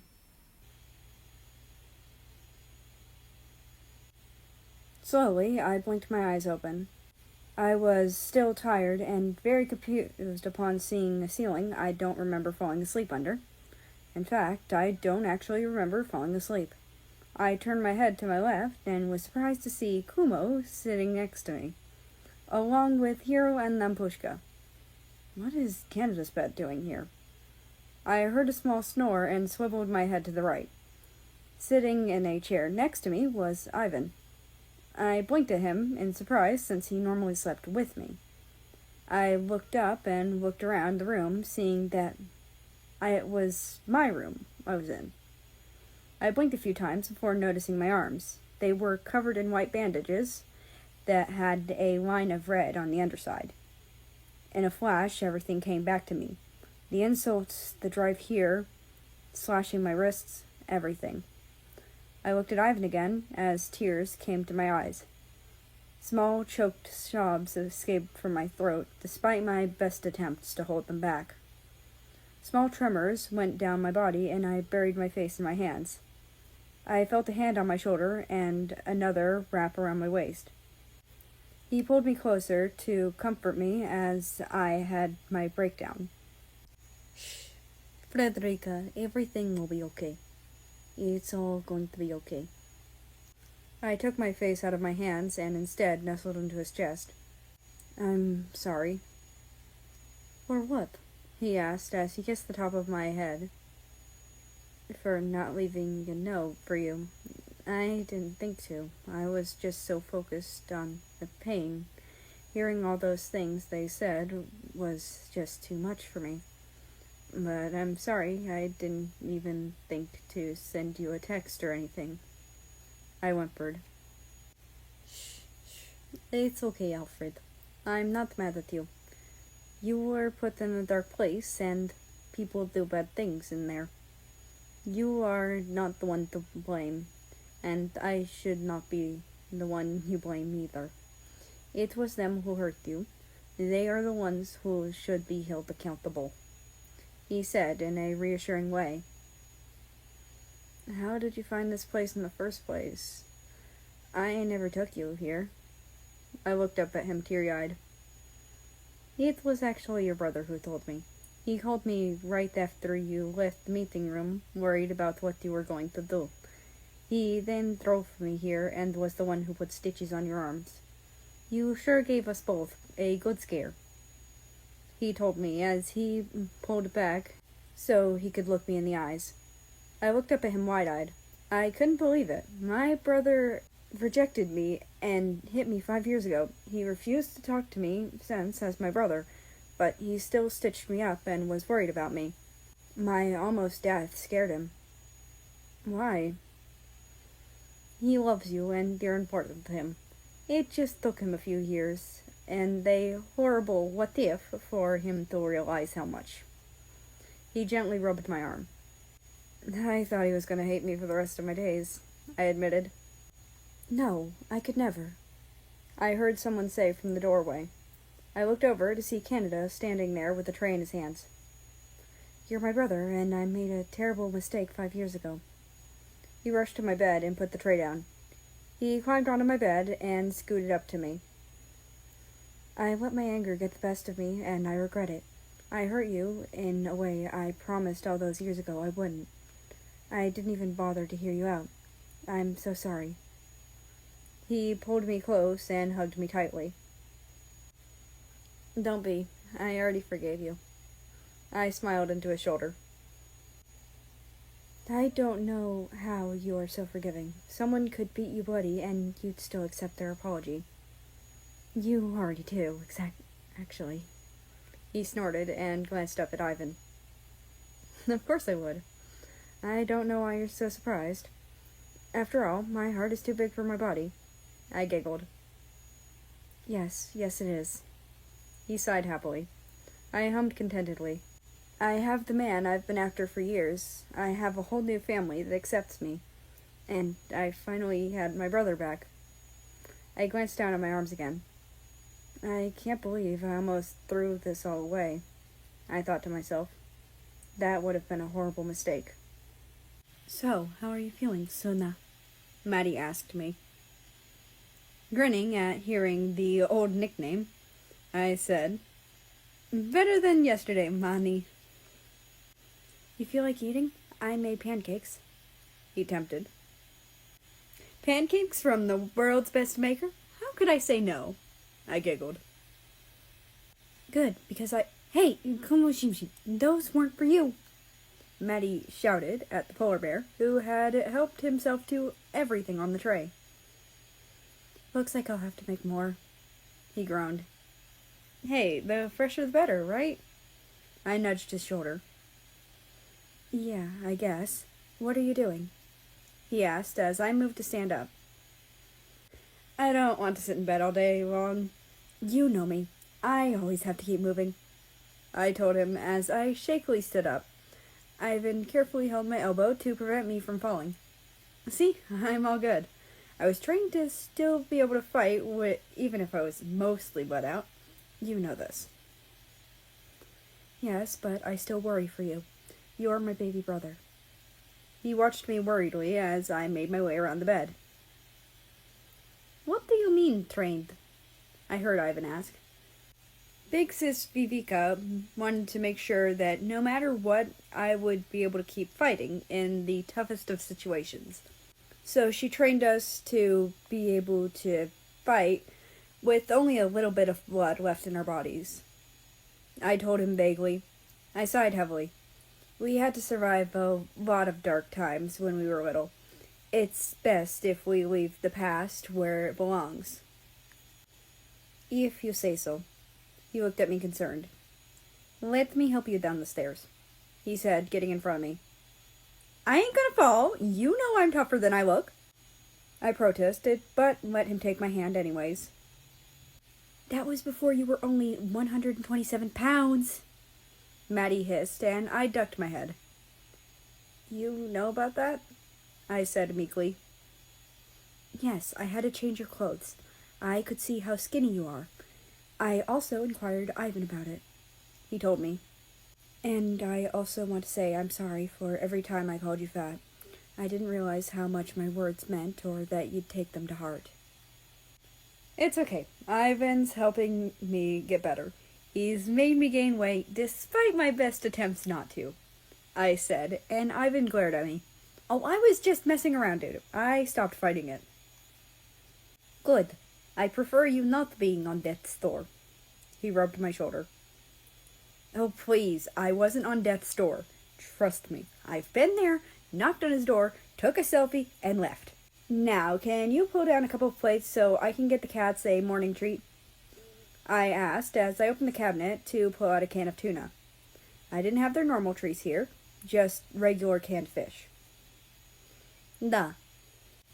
You two are so domestic, it's both fascinating and disturbing, Maddie said with a weird look on his face while he started mixing up a new batch of pancakes. It's like seeing a rabbit and a bear cuddle. It's cute and interesting, but you're still asking yourself why the bear isn't mauling the rabbit. Maybe they just enjoy each other's company, I offered with a smile and placed the plate on the ground. My phone started ringing, making me jump. My cheeks flushed red with embarrassment, and I picked up the device. Hello? America, why aren't you or Russia at the hotel? They said you two checked out yesterday afternoon. Have you two made it back to the house? I heard my boss ask. No, we're at a different house. I needed to pick up a few more things from here, and Canada wanted to hang out with us, so we all decided to come here, since there's way more room. I lied through my teeth. I was used to lying to him, so I was pretty sure he bought it. Fine. Just hurry up with whatever you two are doing and get back to the house. You two still have 15 more days there. He huffed. Yes, sir. We'll be leaving at 1, so in about 4 hours, I said, glancing at the clock as I sat down at the table and stared at the wall. Good. He hung up. Douche. I glared at the phone. You guys hear that? Yes, I guess the hotel thought I was you, Maddie said as he flipped a pancake. I guess. I just don't see how people keep mixing us up. I mean, seriously, you're taller and have a different color eye. Your hair is lighter in color, and you're paler than me. I shook my head. Oh, hey, where did he go? Ivan went to use the bathroom. He left while you were talking on the phone, Maddie said, placing a plate down in front of me. You called him by his name twice now. Why? I asked him as he sat down next to me. Well, last night we had a little talk, and I accepted him as your boyfriend. My eyes widened hearing this.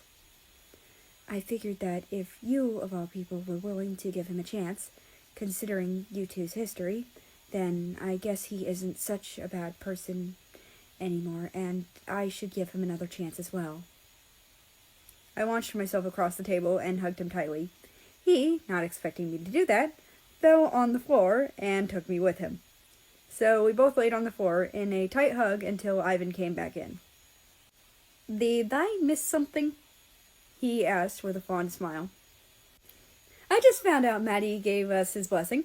It's so awesome. All we need now is Vivica and Brits, I said, standing up and grabbing his hand. I pulled him out the back door. Come on. Where are we going? He asked as I dragged him through the dew-covered backyard with no shoes on. Maddie followed close behind. Right over here, I said, leading him to where a willow tree stood next to a boulder.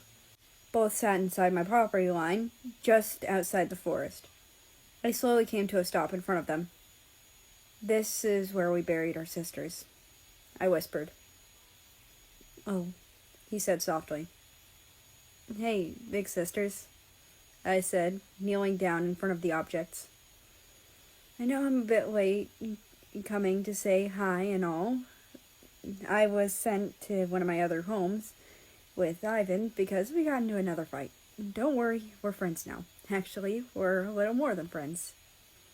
You see, he kind of found out my problem, and while I was having a breakdown, he kissed me. It was really nice and kind of weird because it stopped all the voices. I didn't think something like that could happen. I plucked a blade of grass and played with it. Well, afterwards, we talked and we both confessed. Then he started to take care of me and is trying to help me gain weight. And, well, I was wondering if you two approve of him. It was quiet for a moment. I was afraid they wouldn't give their blessing when a strong gust of wind blew at us. Two objects flew at Ivan's chest. A big claw and a tooth.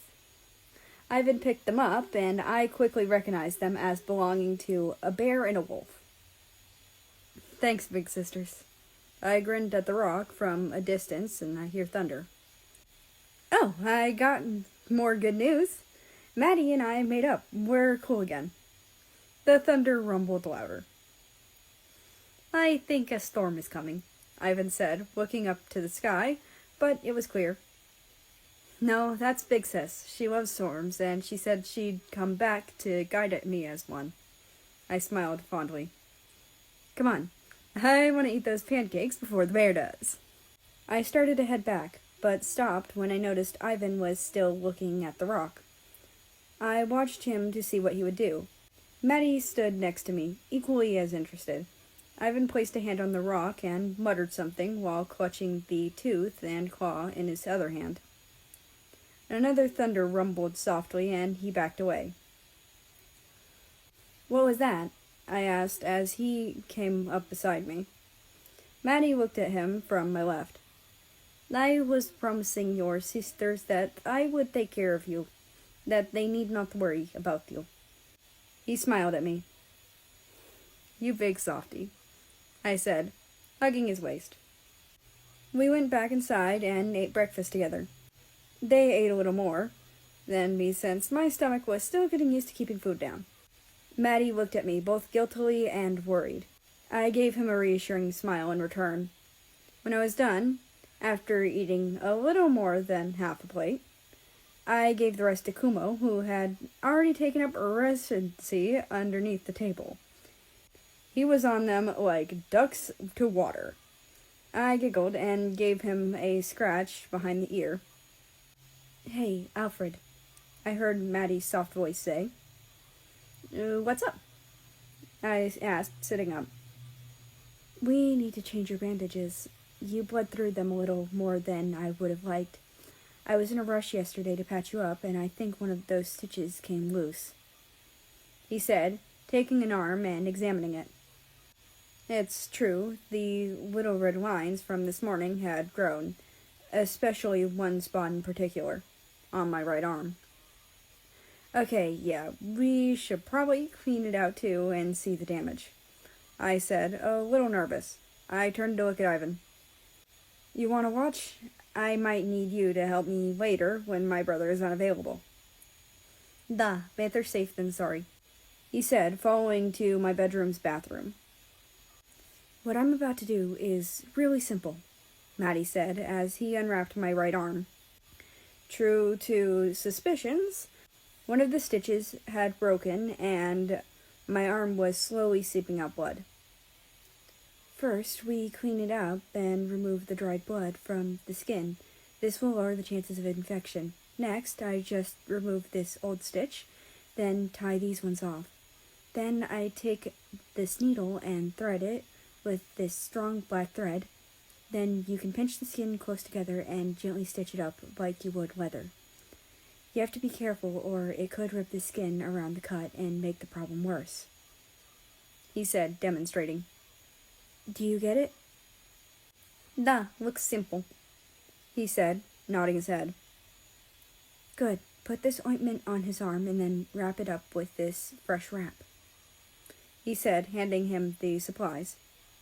He moved to my other side and held up my arm. Up until this point, I hadn't wanted to look at my arms, but now I wanted to see the damage.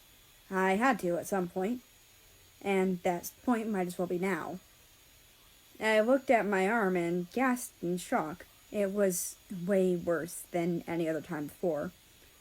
On my right arm, it was kind of wavy, and I could tell the depth. The black stitches against the reddened skin didn't help either. Are you okay, Frederica? Ivan asked me, concerned. Yeah, I just didn't expect it to be this bad, I frowned.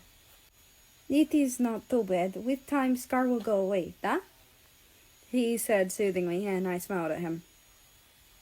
Now, I know as nations we heal faster than humans, but yours is going to take a little more time than normal, Maddie told me as he finished cleaning up my left arm. The cut on that one was way more smooth and probably was deeper. Probably because I'm right-handed. Why? I asked with a tilt of my head. Well, the cells in our body that actually heal us are in our blood, and you just lost nearly all of it. Furthermore, it will take you more time to regenerate because healthy cells to fix you are thin and you're lack body fat. So your cuts are going to take longer to heal fully, he explained. Oh, I didn't realize, I said, a little surprised. Don't worry, you'll still be healed a lot faster than a human. He patted my head, and I swatted his hand away. Frederica, I was not done with that arm. The rest of the afternoon was spent inside. We watched a movie and all bonded together. At one point, Ivan's sisters called, and we chatted with them for a while as well. Before noon, we all sat down and talked. Halloween was in 3 days, which meant that Thanksgiving was soon. I wanted everyone to come to my house and celebrate. We'd work out the details after our month was up. With that little plan loosely made, Ivan and I got ready to go back. We had to chase down the cats again, and I had to remember to grab the kitty shampoo. Ivan insisted on driving since I was considered too fragile in my condition. I grumbled loudly, but agreed with it in the end, anyway. I said goodbye to my brother, and we went our separate ways. I rolled down the window and felt the breeze blow against my face. A happy song played on the radio. The cats were curled up together in the back seat, and next to me was the greatest boyfriend in the world. Mine. Chapter 12, Day 18.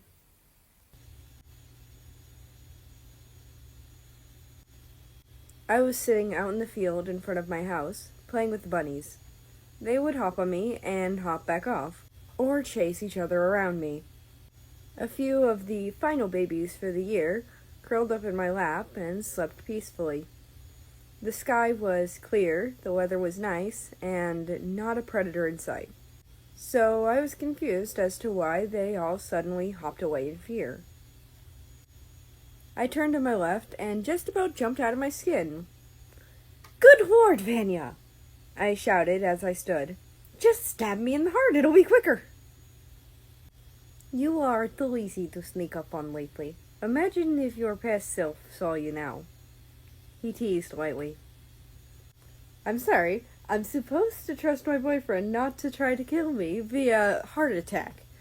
I mean, you are only supposed to love and protect and support me." I sighed dramatically. He rolled his eyes and looked at me with a sly smirk. "So the hero needs someone to protect him now, da?"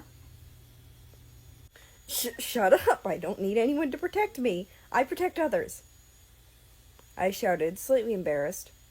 I huffed and crossed my arms. "Anyway, what can I do for you?" "I actually need you to run into town for me. I was expecting a package for here, but I got the call saying that it is at the local post office because they could not find the address." "Yeah, I'm pretty far out here," I agreed. "Sure, I don't see why not. I'll need you to call the post office to let them know you're sending someone. I can't just take your mail. It's considered a federal offense. Sucks they didn't call earlier when I was already in town." I cried. "Da, I am sorry. I would get it myself, but I do not know where post office is, and I do not think you want me to waste gas. Especially at these prices," he explained with a small smile. "Yeah, I get you, dude."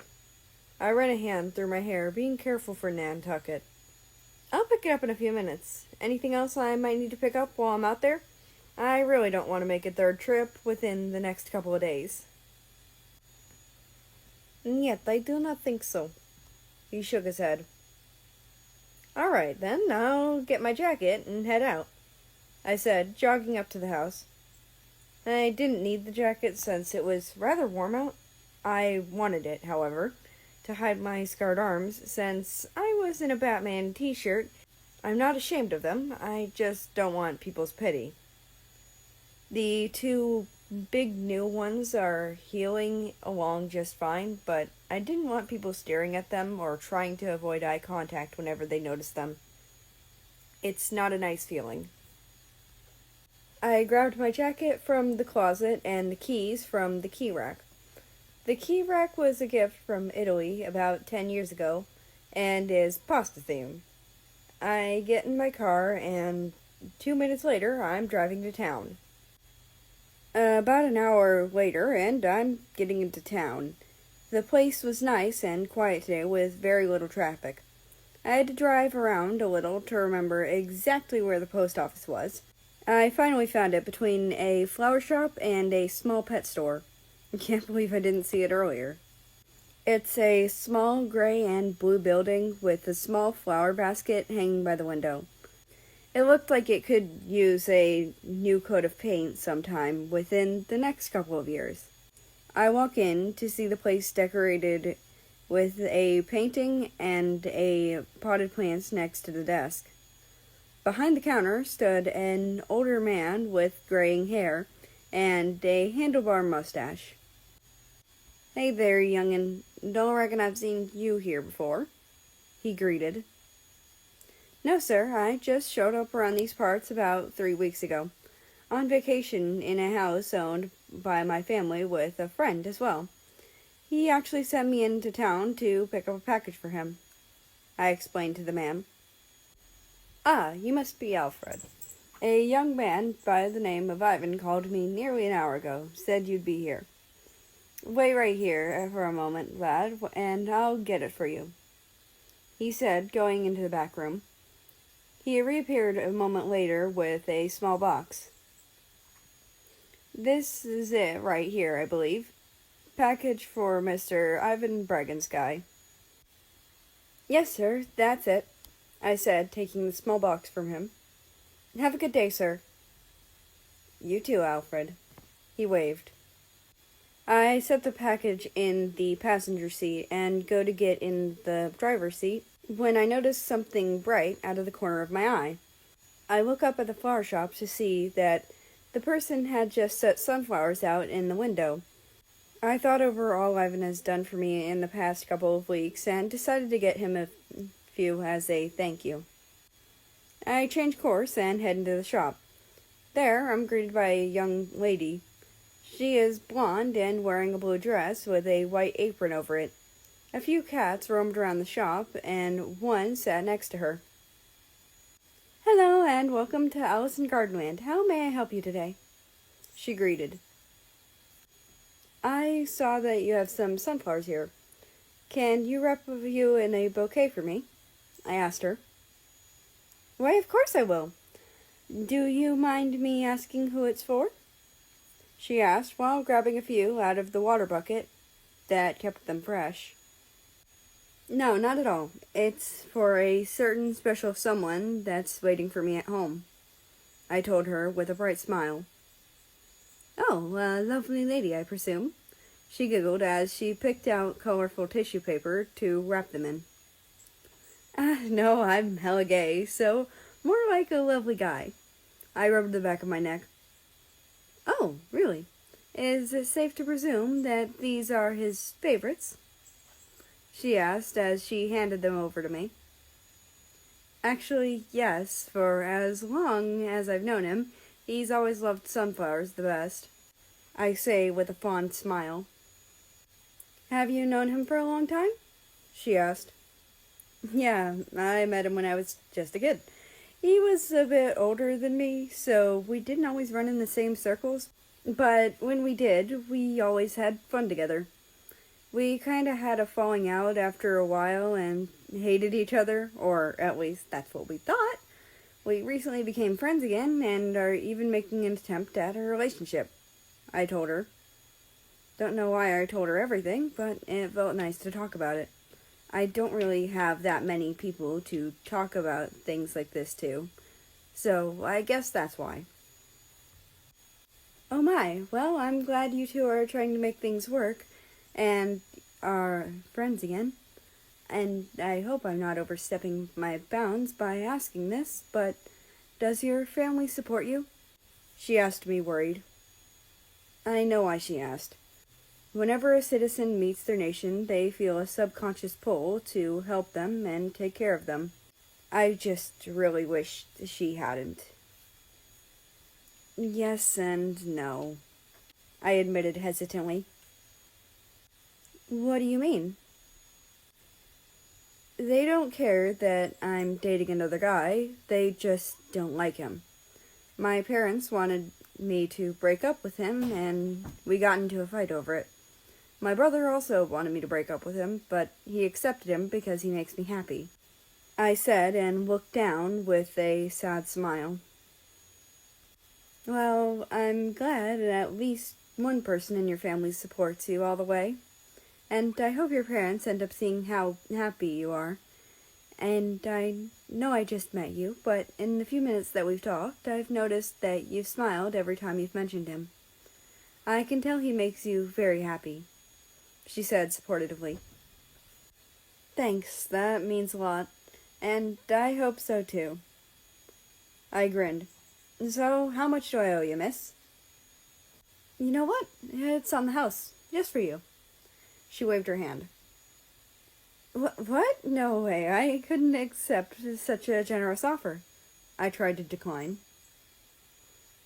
No, think of it as, thanks for relieving my boredom with an interesting story, she insisted.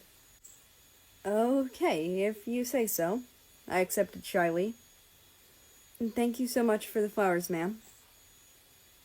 You can call me Alice, she told me as I left. Okay, see you later, Alice. I waved, and she waved back. I got into the car and carefully set the flowers down on the passenger side. I looked at them, and a big grin came to my face. I pulled out of the parking spot and headed for home. An hour later, I pulled up to the house and noticed that the living room lights weren't on, which was weird since they were always on when one of us was awake. I knew he wasn't asleep since it's only 6:13 by my phone. I stepped inside and announced my presence. The only source of light came from the kitchen and the fireplace in the living room. I was surprised there was actually a fire in it. I took my sneakers and jacket off with a plan to investigate why. Oh, Frederica, you're back sooner than I expected. Ivan appeared in the doorway. Change of plans? I'll ask him instead. What do you have there in your arms? He asked, approaching me. Oh, these are for you. To show my appreciation for all you've done for me lately, I got you some sunflowers, I said, holding out the bouquet. He took them and looked at them fondly. He turned to the side and put them in a tall vase I had on the table in the small hall. I put the box next to it on the floor. They are beautiful. Thank you, Frederica. You're welcome, big guy. I blushed and looked away shyly. Hey, why is the only light coming from the kitchen? I asked, trying to peer around him. He caught my chin and made me look at him. It came to my attention recently that we haven't gone on a real date yet, he said while walking backwards. I decided that wouldn't stand for long, so I organized this while you were in town. He turned to reveal the kitchen. It was transformed into a place that you would find at a high-end restaurant. Candles were lit to set the mood. Rose petals were littered about. A few roses stood in a vase in the center of the island. Delicious-looking food was on the table, and there were even bottles of what looked like wine. I also heard that you've never been on a date before, so I tried to do this right for you. I know you don't really want to be out in public right now too often, so I made this for you. Do you like it? He asked, nervousness clear in his voice. Vanya, this is beautiful, I said in awe. You did all of this for me? Nah. You shouldn't have. This must have been so much effort, especially to keep it a secret from me. I started off, but he cut me off with a kiss. You deserve to be shown that you're worth putting effort into. You deserve to be treated. Don't say that I shouldn't have done this, he told me. Now come and eat with me, Frederica. The main course will take a few more minutes to prepare, but I made an appetizer to start with. He took me by the hand and led me to my seat. He pulled the chair back for me and everything. It was so sweet. The whole time I'm blushing like crazy and looking away shyly. No one has ever put this much effort in for me. I don't mean a deal between America and another country. I don't mean someone fulfilling their end of the bargain. I mean someone going out of their way to do something grand for me, Alfred. This is amazing, I tell him as he puts something on my plate. I look down to see what it was, and it was a fruit salad with all my favorite fruits and Cool Whip. It was a common dish I ate a lot lately to keep my blood sugar levels in check. You're so sweet. Not as sweet as you, moja Lojbov. He gently brushed his knuckles against my cheek. I turn away with a big smile on my face. I pick up a fork and start eating my salad. It was sweet with a slight hint of sour. I enjoyed every bite of it. I had finished it within a matter of moments. Ivan chuckled fondly from where he sat across from me. I put my fork down and blushed again. Sorry if I mess up something. I've never been on a date before. I know he knows, but for some reason I felt the need to repeat it. Do not fret, Zoyabov. A date is meant to be relaxing and for us to enjoy each other's company. He reassured me. Right, I'll do that. What did you make for the main course anyway? I asked him as I glanced at the stove. I couldn't tell from my position, but it only needed to be cooked in a pan. It smelled delicious, though. Those steaks I insistedly buy yesterday. I'm not sure how you like yours, though, he said, getting up and walking over to the stove. I like it rare. That's how Vivika would cook our meals when I was little, I told him with a distant smile. In that case, they're done. He brought the pan over to me and put the chunk of meat on my plate. He put his on his plate and returned the pan to the stove. He grabbed a bowl that was sitting on the counter and brought it to me. It was filled with greasy green beans that had been fried and seasoned. Next, he put on my plate a loaded baked potato. Wow, Ivan, are you trying to make me fat? I laughed, a small blush being on my face from being catered to. Yet, this is supposed to be a nice dinner. I want you to enjoy it. He then picked up the bottle of red wine. I know you don't like drinking in your country because it is illegal for you to, but I think we can make an exception this one time, he said, pouring a glass for me. Just this once, I said playfully. Just this once, he agreed and sat down again. It all looks and smells good, I complimented. I cut off a piece to try it. I moaned when I tasted it. It's freaking delicious too. How'd you make it taste that good? Spasibo. I used a recipe that Franz taught me a few years ago, he told me with a slight blush. That explains the cooking skills. He grinned and laughed. Why were you taking a steak cooking lesson from him anyway? It was going to be my little sister's birthday in a few days, and I wanted to treat her. She really liked it. I thought you might as well. Well, you thought correct. I took another mouthful and groaned again. Is it really that good? he asked as he watched me dig into the steak. Oh, yeah. So, what was in the box you had me get? I asked as I pointed to the forgotten package. Actually, he started as he grabbed it. It is a gift for you. He handed me the box. I half-heartedly glared at him for a moment. You made me drive 2 hours to pick up my own gift. I needed you out of the house for a while. This is, as you Americans say, kill two birds with one stone. He shrugged with a small smile on his face. You're an asshole. I laughed. I used my no longer needed steak knife to open the package. I looked in to see a bunch of smaller boxes inside. As expected, I was curious, so I picked one of them up and opened it. Inside was a long leather glove that went up to my elbow. It looked like my normal gloves that I wore to meetings, only newer and longer. I put them down and pulled out another package. This one had black cloth gloves that had no fingers, so was held in place by a thin bridge between my thumb and my forefinger. It also went up to my elbow. One by one, I pulled out a total of 8 different types and styles of gloves with varying lengths. I've noticed that you prefer for anyone not to be able to see your scars, so I ordered you different kinds of gloves you could wear, so you don't always have to wear your jackets or long-sleeve shirts. The different styles allow you to wear them with almost any type of outfit, so you could have a selection. He explained shyly as he buried his face into his ever-present scarf. Do you like them? I looked at the different gloves and smiled.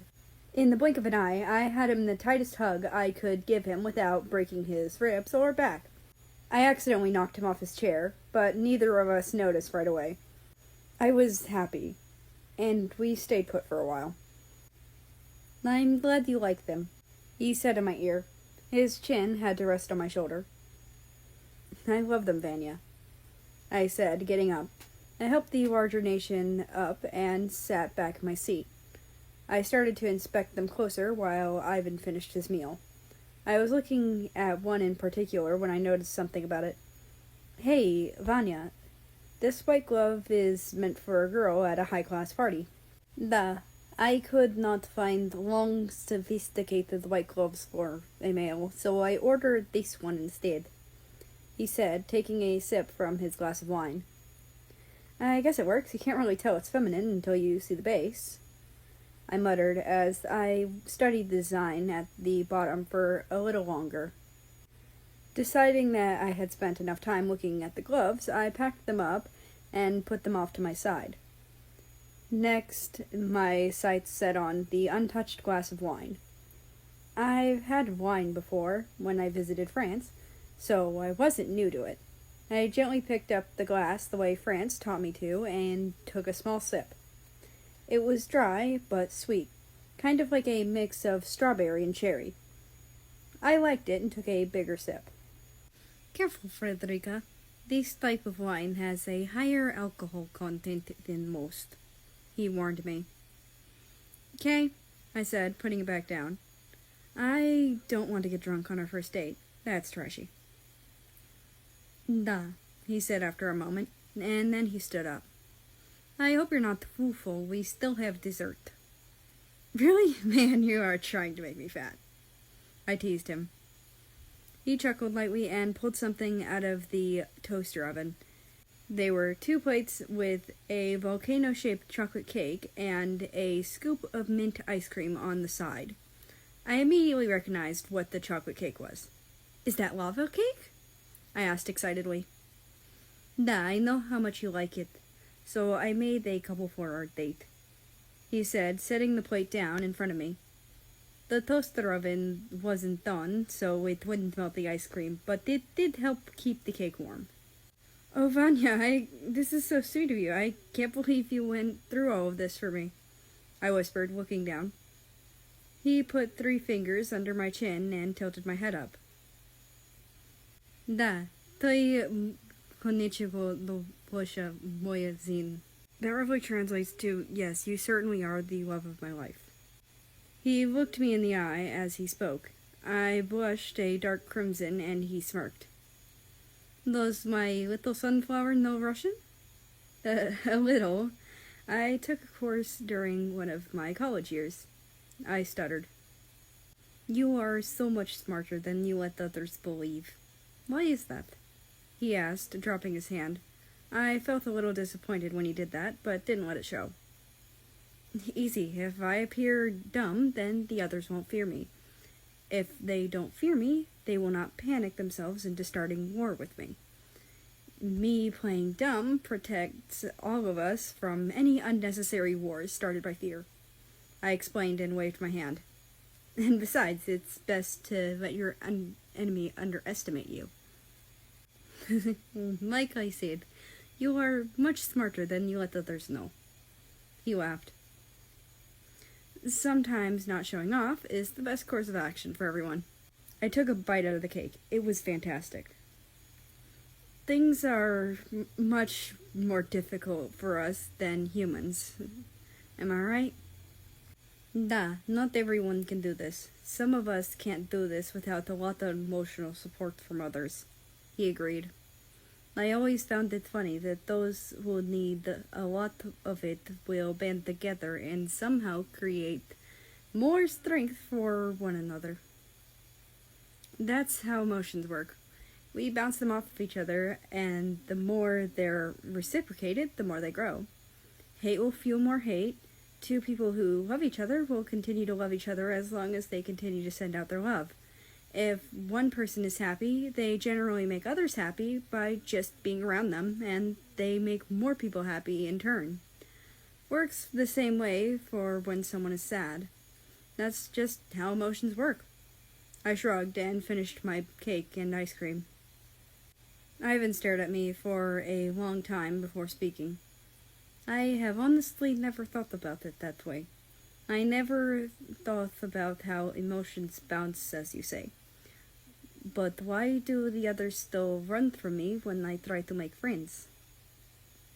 Well, that's because other emotions that were previously there can block out emotions if they're strong enough.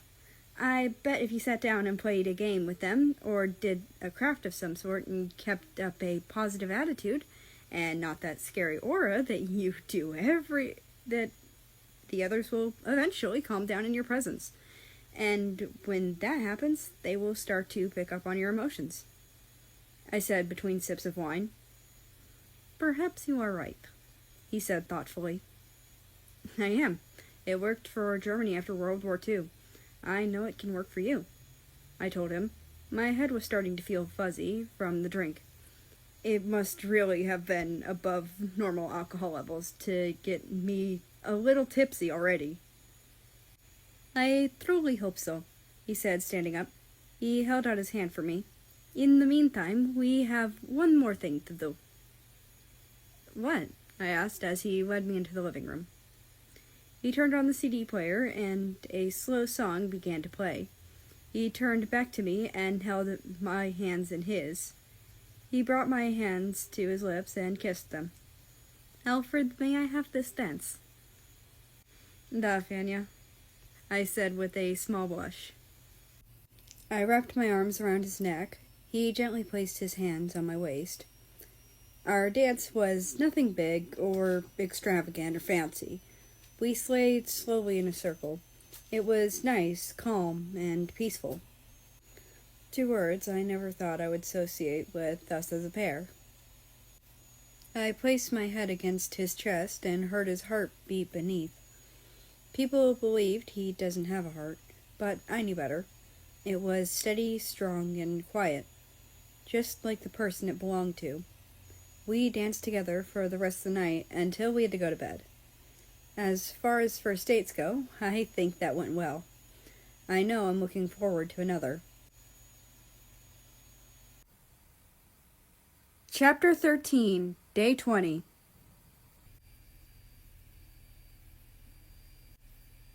I slowly stalked my prey across the house, hidden in shadows and behind objects. He doesn't see me or sense my presence. His back is turned, and he focuses on something on the table. I strike. Frederica, what are you doing? Ivan asked when I jumped on his back. Why are you dressed like that? A mask that looked like a deer skull that had big horns with many points sat on my face. I am a Wendigo. That's the answer to both questions. I took the mask off, smiled, and lightly bit his shoulder. Why? It's Halloween. You're supposed to dress up in a scary costume. I laughed. And yeah, this is what we're doing tonight. What are we doing? He asked, turning around. Apparently, a farm here does this haunted hayride that leads to a haunted house, and it's supposed to be super scary. So I thought that maybe we should dress up and go check the place out. I asked. That sounds fun, but I do not have a costume, he said. Don't worry, I made you one too. I giggled excitedly. I turned around and headed for my room. Is that what you've been up to all morning? He asked as he followed me up the stairs. Yep, I found my old sewing kit and some fabric, so I decided to make us some costumes. And I made you, I said, hopping to my desk, a devil costume complemented with its very own matching scarf. I held up the black and red fabric. The costume kind of looked like his two-piece outfit, with a few differences. One was that the boots and sleeves of the coat were armor-plated. Down the front and back of the coat were demonic symbols in writing. The gloves had sharp claw-like nails attached. Finally, attached to the headband, the color of his hair, were two black curled horns. Frederica, this is amazing. You made all of these by hand? He asked, taking the coat. Yeah, I've been working on them for the past couple of days, since right before we went to the meeting. I made a face when I mentioned that place. I kept it a secret so I could surprise you. I just finished up with the last editions this morning, I stated proudly. Well done, Frederica. You can hardly tell this is hand stitches, he said, examining the stitchwork more closely. Thanks, I've had years of practice, and black is easier to use anyway. I blushed slightly. So, when is the hayride? He asked. Oh, not until 7, I said as I checked the time. It was only 2:13. I get excited on this day. It's so much fun. I can tell, he chuckled as he placed the coat back on the bed. Oh, I was listening to the radio this morning. There is going to be a snowstorm starting tomorrow evening. It is said that it might turn into a blizzard by the time it reaches us, he informed me as we started walking back down the stairs. Okay, weird for this time of year, but not unheard of. We need to pick up a few things from the store then. And we need to chop some wood in case the power goes out. It did that a couple times over the years I've been here, I said as I thought about all the things that I needed to get. Maybe some hay for the bunnies as well. I can chop down some wood while you head into the store tomorrow. Get those things done at once, he offered. Cool, that makes things go by faster, I agreed as I started poking around in the kitchen and made a list of the things we're going to need.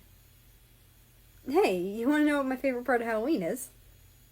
The 50% off on candy the next day. I grinned. You are a child. He shook his head fondly. I stuck out my tongue at him in response. Point proven. I rolled my eyes and turned around. Remember, you picked me. That I did. He hugged me from behind. He kissed my temple, and I cuddled into him. He held me for a long time while I enjoyed the embrace. I was so relaxed I almost fell over when he stepped back. Luckily, I caught myself. Sorry, Frederica, I did not realize you were leaning that much on me, he apologized. It's fine. Hey, do you think I need to pick up blankets while I'm at the store? We spent the next couple of hours going through the house to look for anything that I may need to get. We also checked to make sure the house could withstand a harsh storm. While I went about covering up the windows and walking down certain parts of the house, Ivan made us an early dinner. I walked into the kitchen and was welcomed with the smell of spaghetti. Pasta? Is Italy in the house? I joked. Yet, I thought that you would like something different tonight, he said as I got down a couple of plates. It smells good, I told him as I set the table. I heard a crunch from my left and looked to see Hiro eating. Hey, is it just me or is Hiro getting a little round? I don't mean fat, but her stomach is a little more circular. It is probably from all of the mice and squirrels that Lampushka keeps bringing her, Ivan said, glancing over. Wait, Lampushka keeps bringing her small rodents? Is that what all the red stuff I keep cleaning up is? I said, mortified. Every afternoon when I let him out.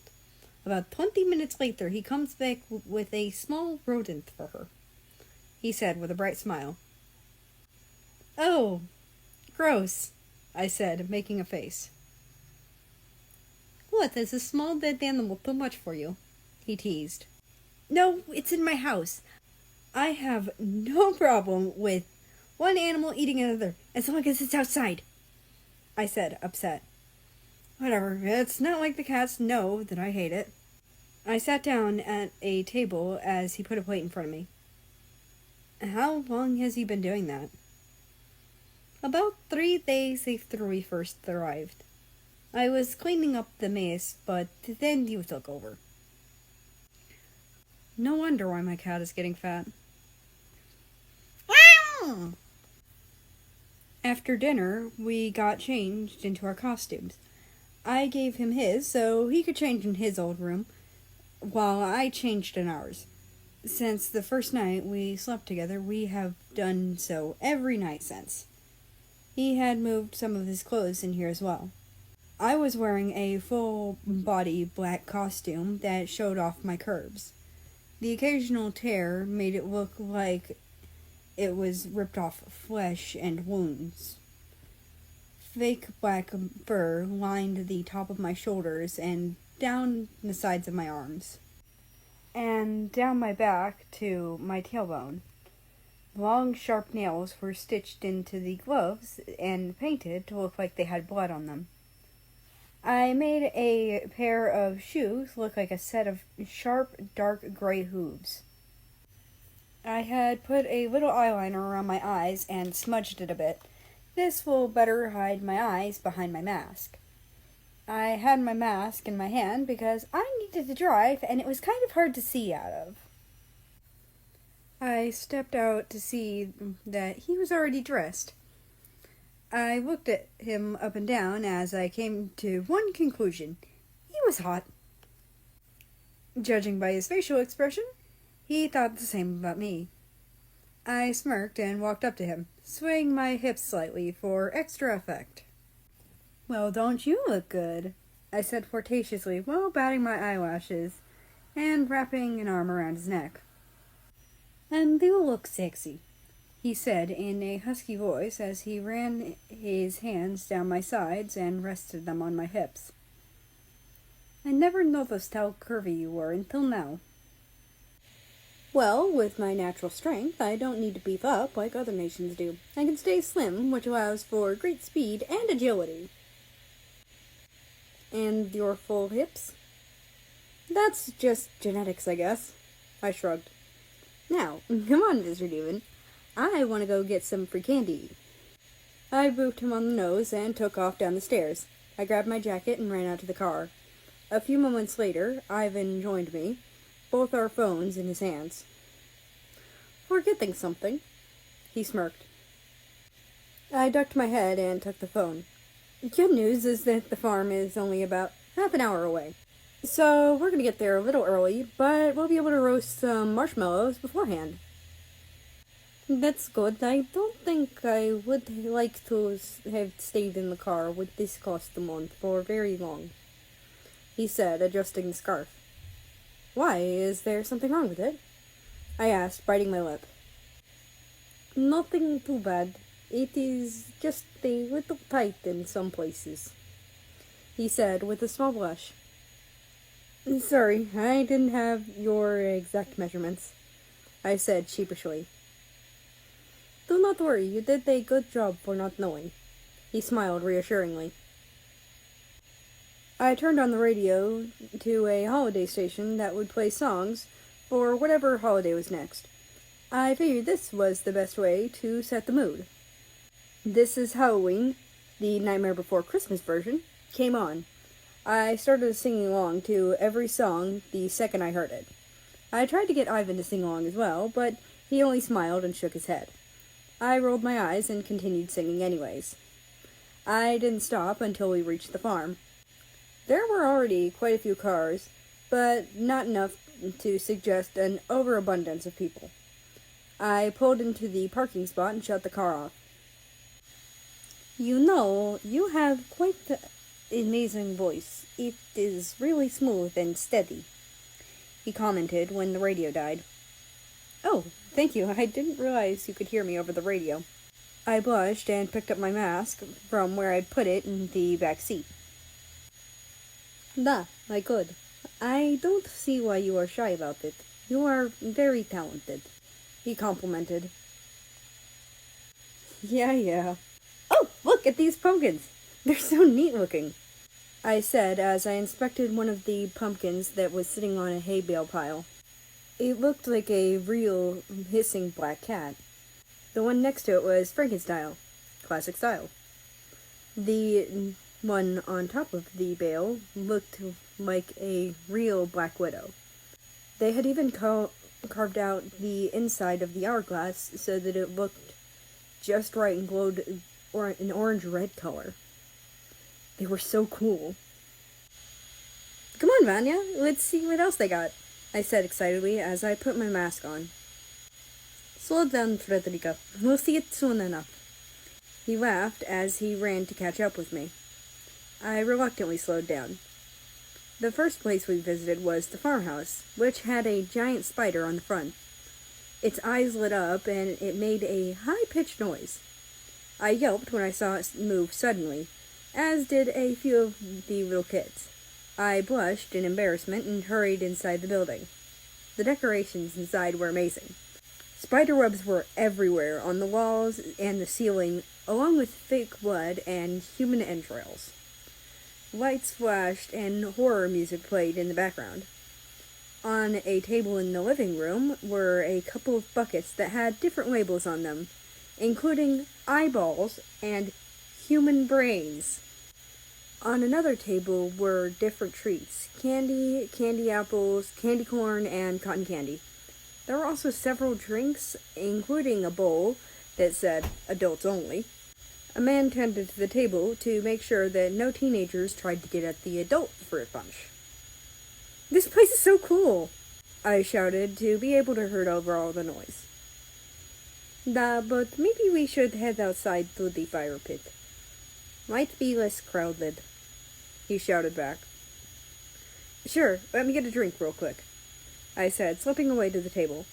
I grabbed a couple of Cokes, but I turned around and bumped into someone. Oh, sorry, miss. Hey, don't I know you? I asked the girl, dressed in an Alice in Wonderland costume. I took off my mask. I hooked the antlers on a little loop made specifically for it so that I can take it off and not have to hold on to it. Yeah, you met me at the flower shop, she said in the familiar voice.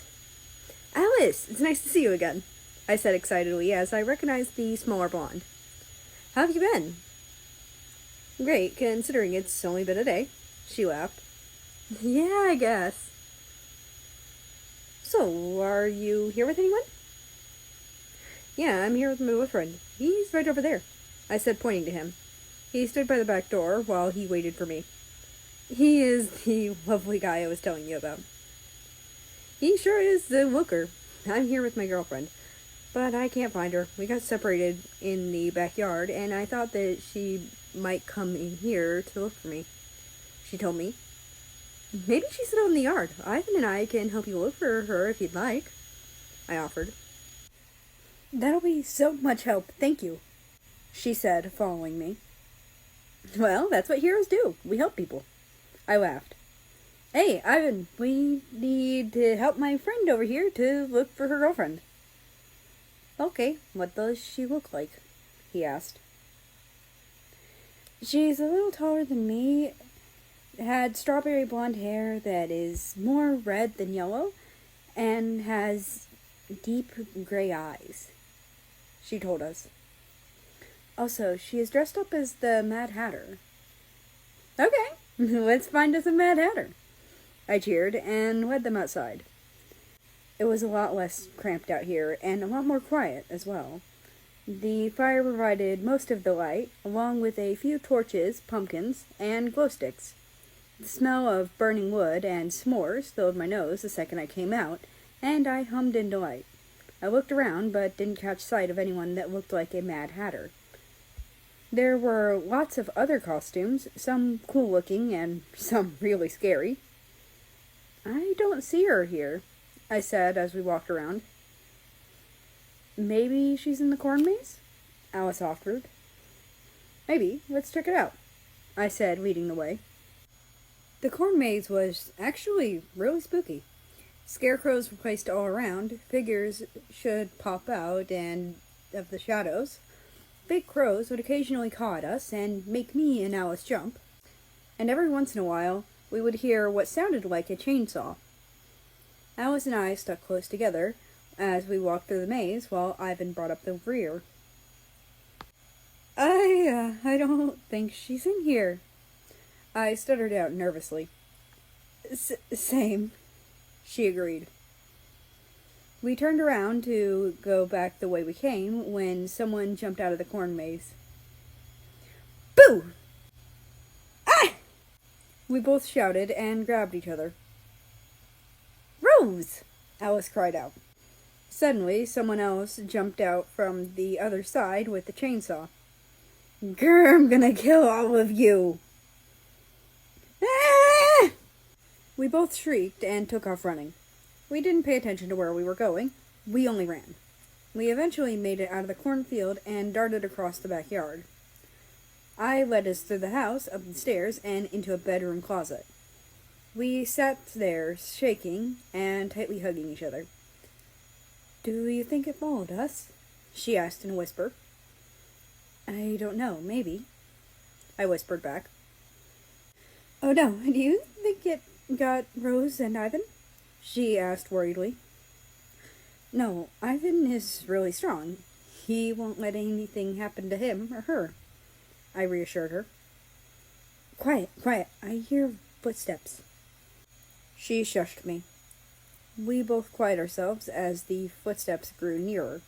There were 2 steps, one noticeably heavier than the other. They entered the room, and we held our breaths. Frederica, are you in here? I heard Ivan ask. Vanya!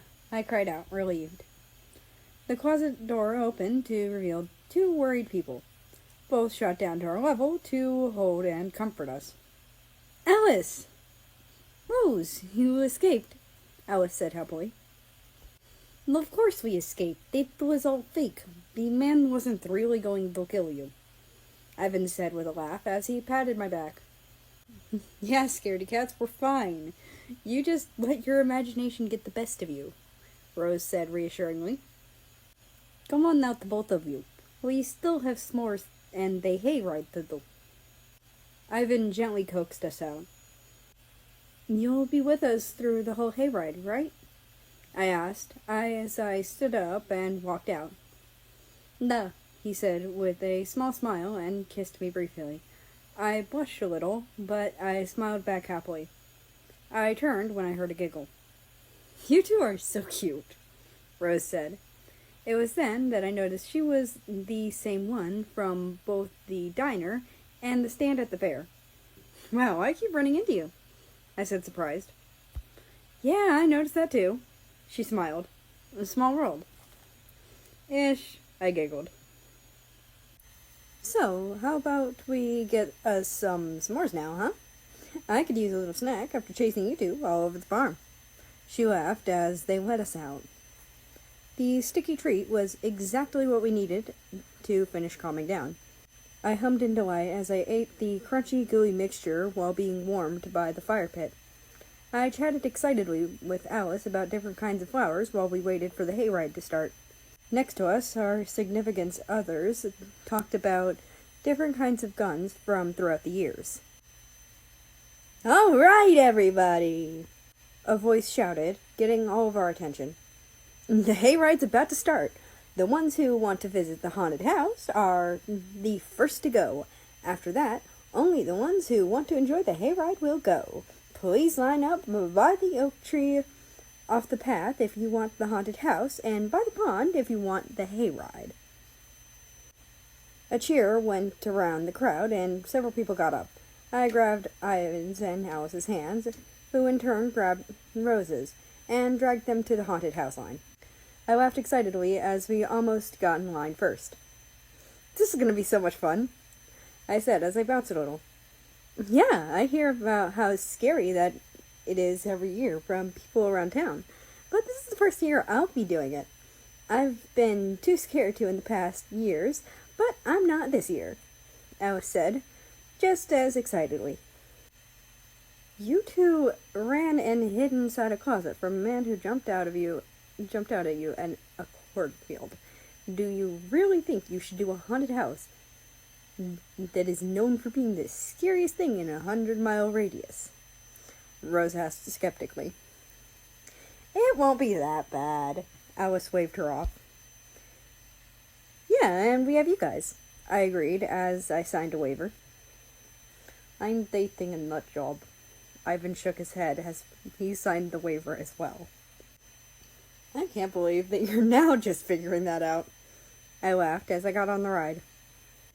"All right, people," the driver started as we all quieted down. "Please keep your hands and feet in the cart at all times. If you feel like you need to throw up, please use the bucket provided under each seat. If you need to get off the cart for any reason, just click the button closest to you. Please stay seated and enjoy the ride." I bounced to my spot in excitement. I got the end seat, so I was at the back of the cart. I noticed that the cart didn't have a tailgate or anything else to stop people or things from rolling off. A little weird, but whatever. Maybe it had broken off or something. The ride drove into a forest that had most of its leaves gone. This created claw-like branches that mixed with deep shadows, making it look extra spooky. The half-moon provided just enough light to put everyone on edge. At first, nothing happened, making the ride almost pleasant. That was until we heard demonic laughter. My heart rate started picking up speed at that. "What the hell is that?" I asked, looking behind me. "It's me," a demonic voice growled. I almost jumped out of my skin and shouted when the demon face popped up in front of me. It reached out to grab me, but missed when I pulled back. It and several others trotted along the side of the cart, hitting and grabbing at people. Once or twice, one would threaten to drag them to hell. Then they were all replaced with people with chainsaws. I recognized one as the person who jumped out at us earlier and pressed up against Ivan, who was busy laughing. That one noticed me and ran for me. He put the saw on the cart and swiped at my legs with a dark laugh. I screamed a little and raised my legs up. I noticed that it was fake, but it was still convincing enough to freak me out. I felt Ivan take my hand and hold me closer. I smiled up at him, but almost lost balance when something rammed into the cart. I looked over to see a bunch of people dressed in clothes from an insane asylum. Some ripped, others still in place, and a few not in any at all. A girl's face popped up in front of me and laughed hysterically. "Do you want to come play?" they asked in a twisted, childlike voice. "No, thank you," I said back. "Come play with us." She grabbed my shoulders and pulled a little. I had to brace myself against the side of the cart to not fall over and gave a shout. She laughed again and started trying to shake the cart along with several others. They eventually stopped following us and instead laughed at us from the other side of the invisible line. I stared wide-eyed at them. Next, I hear loud moans and groans from the woods. A horde of zombies came! At this point, I started to freak out a little. They surrounded the cart, banging on it and reaching in to try and grab people. In an attempt to get one away from me, I scooched over and my leg was grabbed by another hand. I shrieked as it pulled me off my seat. Ivan dove down and picked me up by my shoulders and pulled me away from the undead flesh eater. I wanted to scramble to free myself from it as well. Eventually they let go, and the horrid things following us in a slow shamble. "Frederica, are you all right?" he asked me as I sat back down in my seat. Yeah, I'm fine," I started out. "That was horrifying, but fun," I said, unconvincingly. And we're here, ladies and gentlemen. Please do not push to get off the ride and follow the guide. Have a nice evening and enjoy the house. It'll be the last one you ever go into," the driver said darkly. We got off the ride and followed the guide to the house. He was dressed up like a monster with razor-sharp teeth and blood dripping down his face. He stood up on the first step and faced the crowd. "To enter the house, you must be part of a group of 4 or more. If you are not part of a group, then please join one. Now, the rules are not to climb on anything, not to try to hit anything or anyone. Stick together and have fun. Now line up."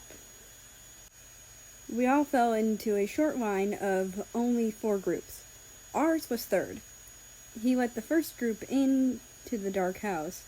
I took the opportunity to take a good look around at the outside of the house. A small fake cemetery stood in the front yard. The trees were all dead and covered in cobwebs.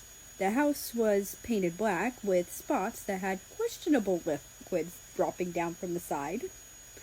Lights flickered from some of the rooms while others were completely dark. Now and then I would see a figure in the window before it moved away. From the inside, screams of terror were heard. People around town did not do this place justice. This place looks a lot scarier on the outside than I had imagined, Alice said nervously from next to me. "Yeah, it does. It probably has all sorts of horrible and terrifying things in there," I added with a slight nod. "Maybe like twisted up ghouls and monsters," she whispered. "Vampires and zombies that will try to eat us alive," I shuddered. "Spiders and scorpions with toxic venom, with slowly and painfully enough to kill you. Or maybe werewolves that will rip you apart piece by piece until you're nothing but a bloody mess." "Oh, you two are letting your imaginations get the best of you again. Nothing in there is real, except for the actors." Rose tried calming us. "I doubt it has anything too scary. Everything is fake and we will be fine," Ivan said in a reassuring tone. Just then, the group came running back out of the house, screaming, and they were being chased by a figure with a large machete.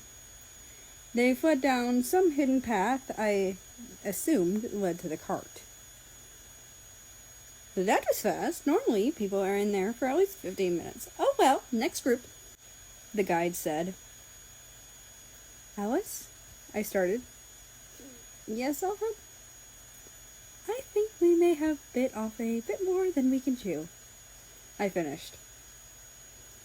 "So do I." As we waited for the next group to come out, we slowly got more and more nervous. Random screams would make us jump and huddle closer together. Ivan would try his best to calm me, but the tension was killing me. The other cart from behind us finally caught up, and the line grew. Finally, after 25 minutes, the group ran out being chased by several hooded figures. "Okay, next group," the guide said, waving us along. I swallowed nervously, but stepped forward anyway. I led the little group into the house, and the door slammed shut behind us. I gave a little jump at the loud bang, breathing to steady myself. I opened a different door. This one led to a hallway filled with dead bodies. Some were torn open, and others were completely torn apart. Guts hung from the ceiling, and the lights flashed. "This isn't so bad," I said, calming a little. "Oh, is it now?" a witch-like voice said before the lights went out. I heard running, and all of a sudden I'm being dragged across the next room. Next to me is Alice being carried. I screamed and struggled, but ended up being picked up as well. "Vanya!" I cried out in panic. My heart started beating faster as fear set in. "Frederica!" I heard him shout before I heard a loud bang and a lock click in place. I was dropped, and I heard the feet scatter. Then the lights came back on. The people were gone, and I'm not sure where they went. Next to me was Alice, where she was dropped as well. I looked around the room with 3 doors and 1 hanging light bulb and stood up. Each door had something on it. The one to our left had a bunch of creepy smiley face and creepy writing. "Come play with us," and "It always watches," were a few. On the door in front of us, it was covered in stab marks and blood. The door to our right had long claw marks down either side. On the small table in the middle was a note saying, "Pick your poison." I was officially creeped out. "Are you okay?" I asked her as I helped her up. "Yeah, I'm fine. I just didn't think they would grab us," she said shakily. "Come on, we need to find the others," I said, picking the door to our right. When we stepped through, the lock clicked behind us. I tested the door and found that we could not go back through that way. I gulped but turned around to face the new hall. It led to an area that had a blood trail that led around the corner. There were no lights except for the windows. Slowly, we followed the trail and peeked around the corner. I gasped quietly at what I saw and put my hand over my mouth. Sitting in the middle of the hall was a werewolf eating the body of a man. I looked away and down the hall. About 20 feet in front of the wolf was another door. I ducked back around and faced Alice, who looked pale. "Okay, this is what we're going to do," I whispered. "We're going to sneak around that thing and get to the door. We'll move when it's eating so it's harder for it to detect us, okay?" She nodded her head and followed me. I slowly walked out from behind the wall, keeping myself pressed up against the wall as best I could. We inched past the beast. Twice we stopped and held our breaths when it stopped eating.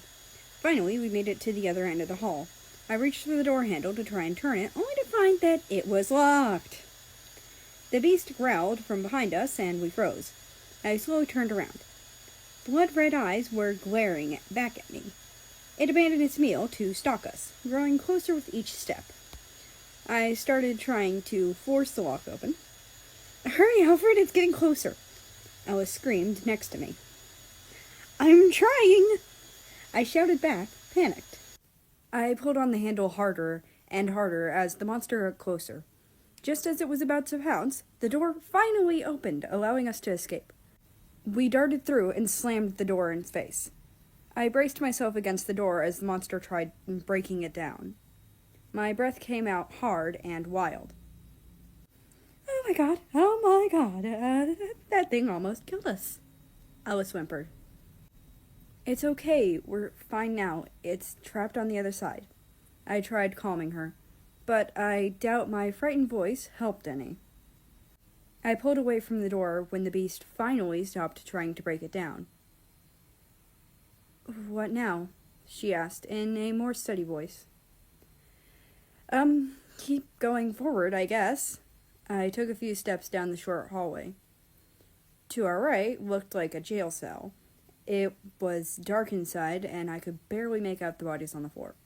I counted them, 5 in total. Alice came up next to me and peered inside as well. "Can you see what's in there?" she asked, voice barely above a whisper. "Yeah, 5 bodies, I think," I said, as one shot up and reached its hands through the bar. We jumped back in surprise, and gave a shout. Suddenly, more bloody, decayed-looking hands came through and tried to grab at us. Torn-up faces and wild eyes glared at us from the other side of the bars. Moans and growls sounded from the beings, identifying them as the undead. Zombies. "Zombies? This is my worst nightmare!" Alice shouted as she backed away. "Yeah, let's get out of here. Start trying the doors," I shouted in a panic when I noticed that the cell had started to fall down. "One of them has got to open." The cell fell down, letting loose the horde. They slowly shambled their way after us. We ran down the hall, trying every door. Some were locked and some wouldn't budge. Others opened to reveal a wall behind them. We made it to the end of the hall, and not a single door worked. "We're gonna die," Alice cried. I looked around and noticed an open vent under some boxes. "The hell we are!" I pulled her over and started pushing her up on the boxes. She got the hint and started to climb through the hole. The zombies were only a few feet away when I scrambled up the boxes. One grabbed my foot, and I screamed. I shook the foot hard, and it let go. I dove through the vent and fell onto a pile of clothes on the other side. From the other side, we could hear the enraged growls and screeches. "That was close," I said as Alice helped me up. "There's an open door down the hall. Maybe it'll lead us to the others," she said and pointed to the door. "Okay, let's try it." I started walking down the long, dark hall when I heard laughter from behind us. I turned to peer into the darkness and made out a big shape. It looked like it was holding something in its hands. It took a step forward, and we took one back. It slowly raised its arm, and a long blade gleamed in the faint light. My heartbeat quickened, and we let out a scream when it started charging at us. We turned tail and fled down the hall as fast as we could. I dove through first and got ready to shut the door. The second she saw it through, I slammed it shut, and it locked. I stared wide-eyed at the door, my heart pounding in my ears, and waited. I waited a few moments, but no noise came from the other side. It's like he just disappeared. "What the actual fuck?" I whispered. Alfred, look at where we are," Alice said, and I turned around. I looked around shocked and noticed that we had made a full circle. We were back in the starting room. "Oh, come on!" "The first door is still closed. We need to go through the last one," she said shakily. "Okay, you ready?" I said, steadying myself. "As I'll ever be," she nodded. I hesitantly opened the door to reveal what looked like some normal hallway.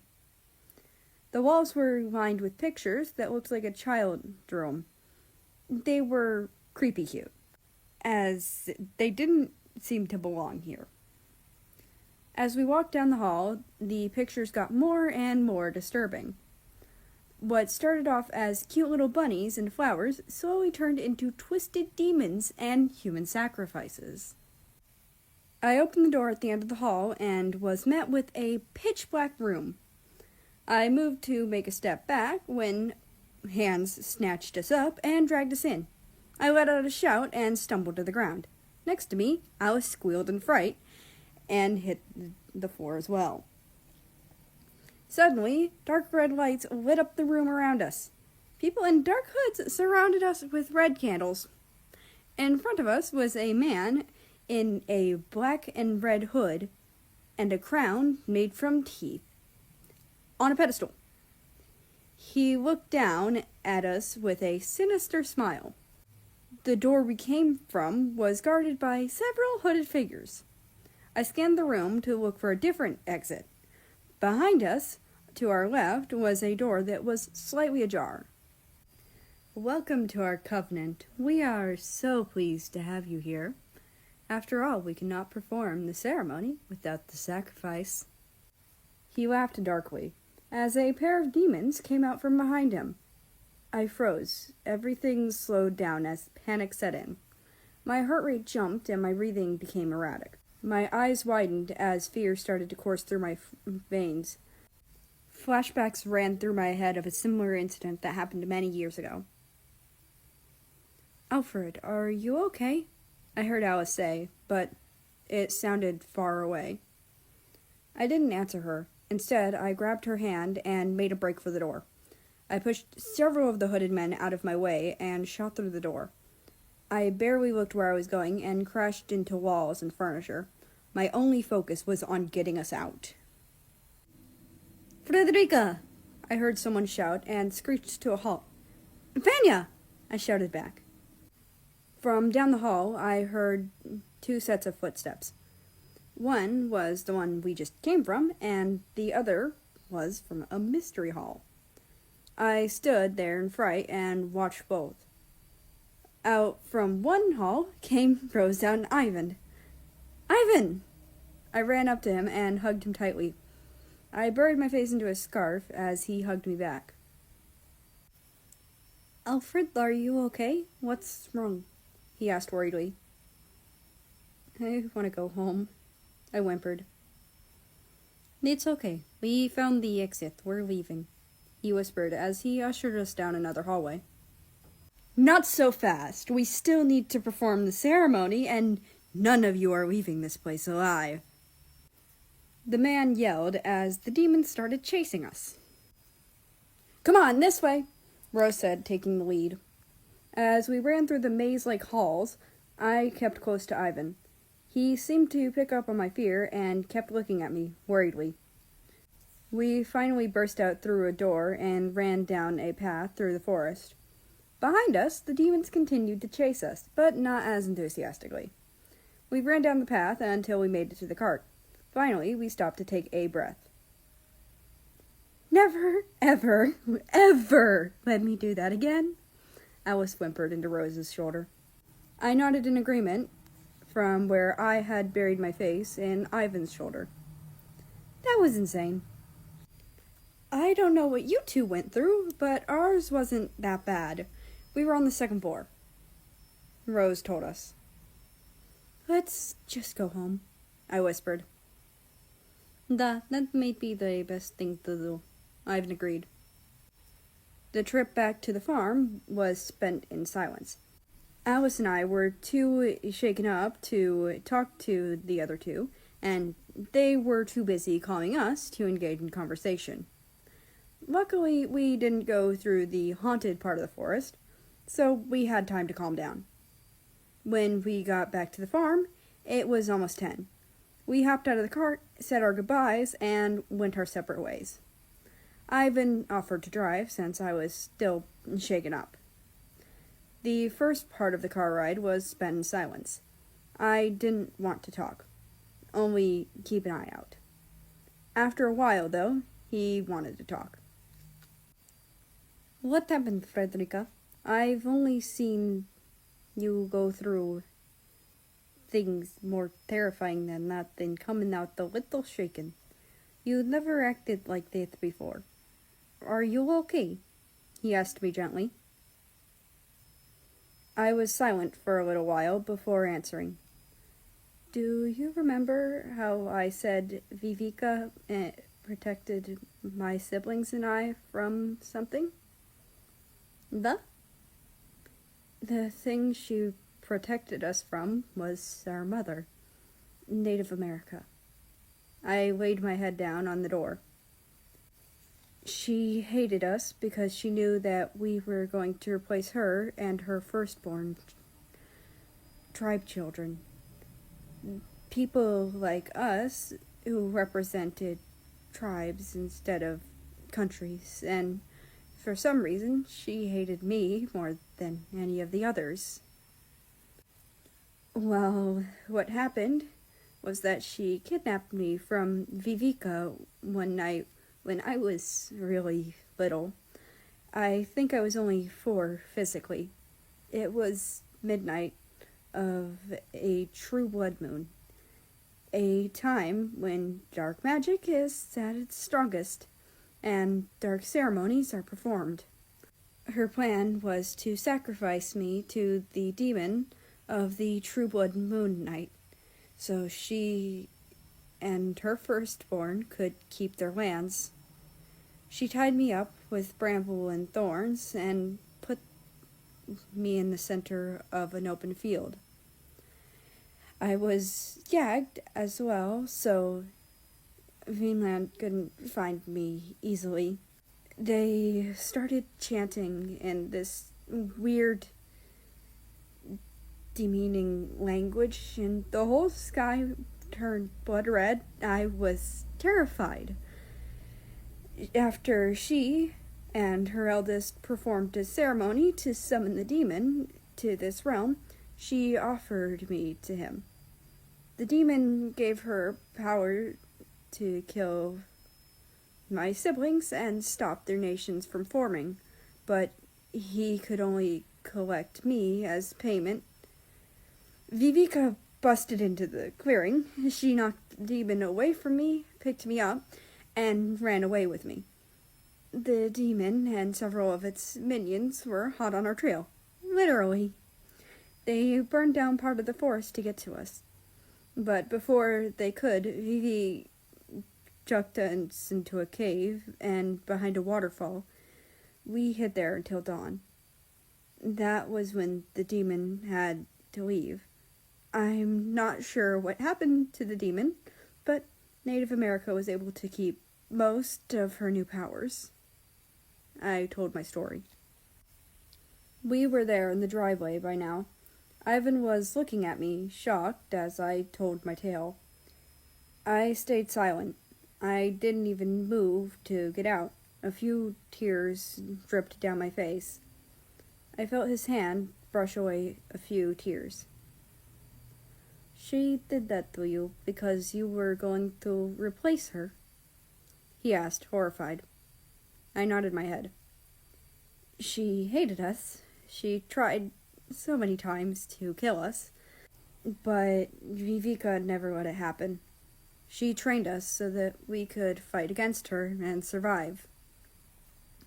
Native was strong, probably stronger than I am now. She did represent all of the Americas. It was a miracle that we survived. I laughed dryly. Well, in the haunted house, there was a part that was going to sacrifice Alice and I to a couple of demons, and I freaked out a little bit. It brought up the memories. Alfred looked at me, he said, and I turned to face him. I'm sorry that you had to go through something like that, especially while you were so young. No one should ever have to go through something like that, and I promise I will never let that happen to you again. You don't have to fear it anymore. He kissed me. I smiled when we broke apart. Thanks, big guy. Something else happened that night that I forgot to mention. What? He asked, worried. I can see ghosts because of it. I don't really know why. I told him as we got out of the car. Seriously? He asked, bewildered. Yeah, they mostly leave me alone, and I'll help where I can, but that's why I'm afraid of them. I know they exist, I said as we walked into the house. You are a box of infinite surprises, Frederica. I love you. He kissed my temple. I love you too. I hummed and finally relaxed. Chapter 14, Day 21.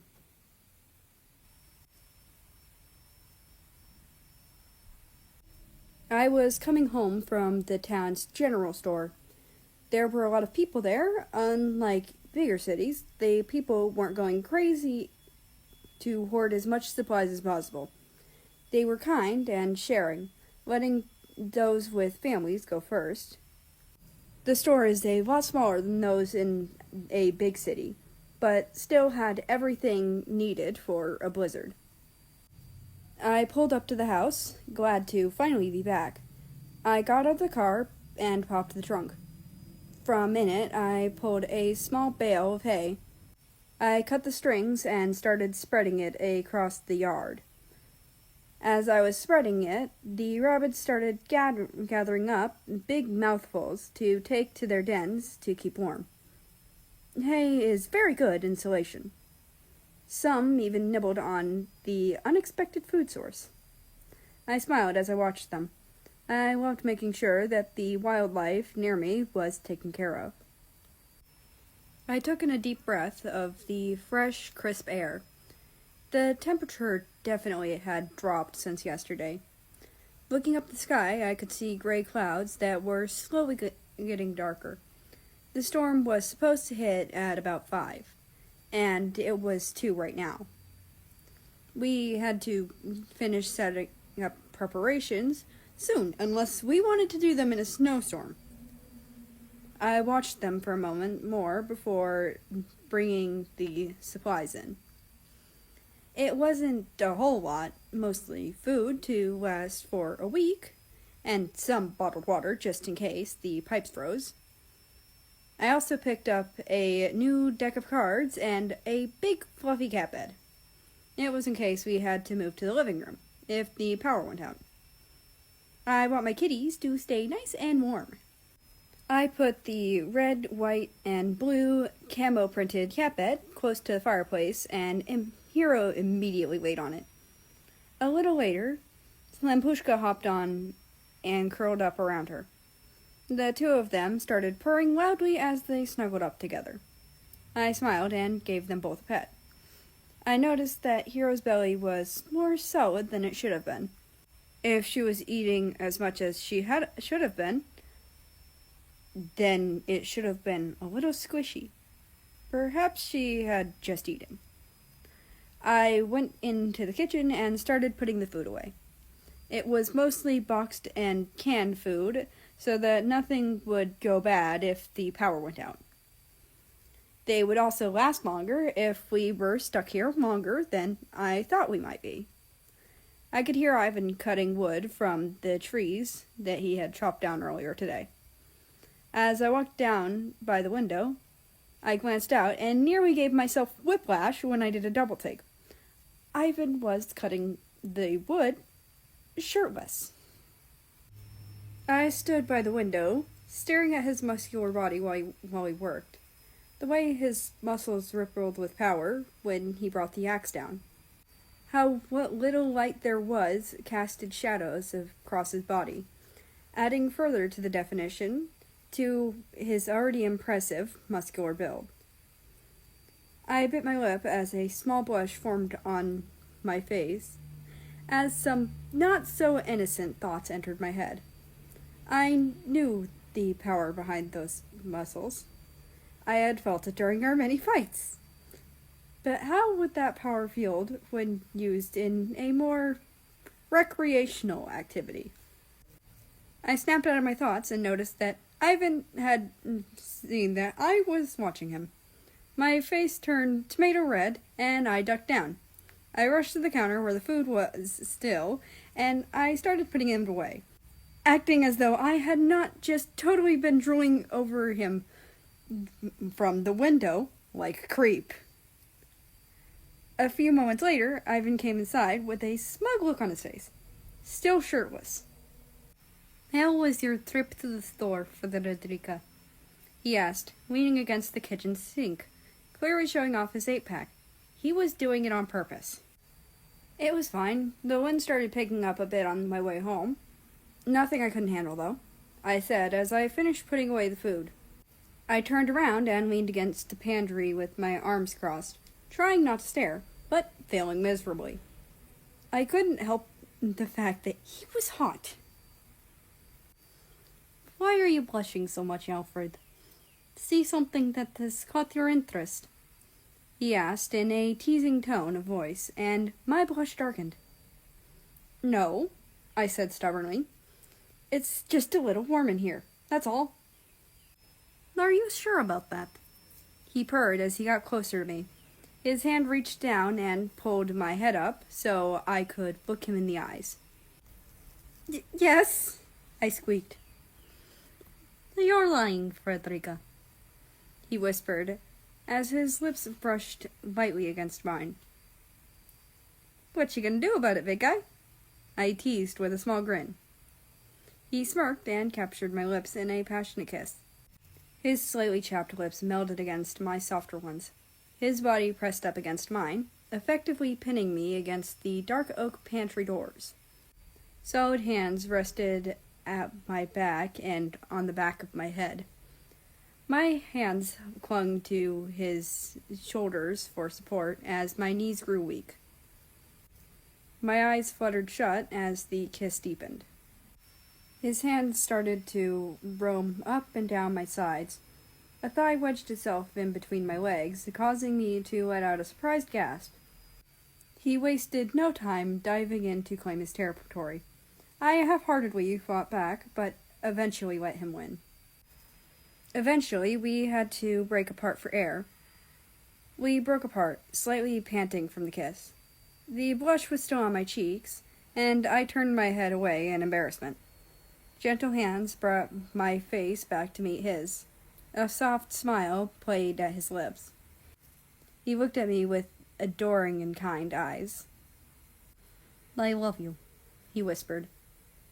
A large, bright smile broke across my face. I love you too. Good, no one else is allowed to have you, he said, slightly possessively as he held me closer. Oh, is that so? I teased. Nah, if anyone else tries to claim you, they will not live to tell about it. That is promise.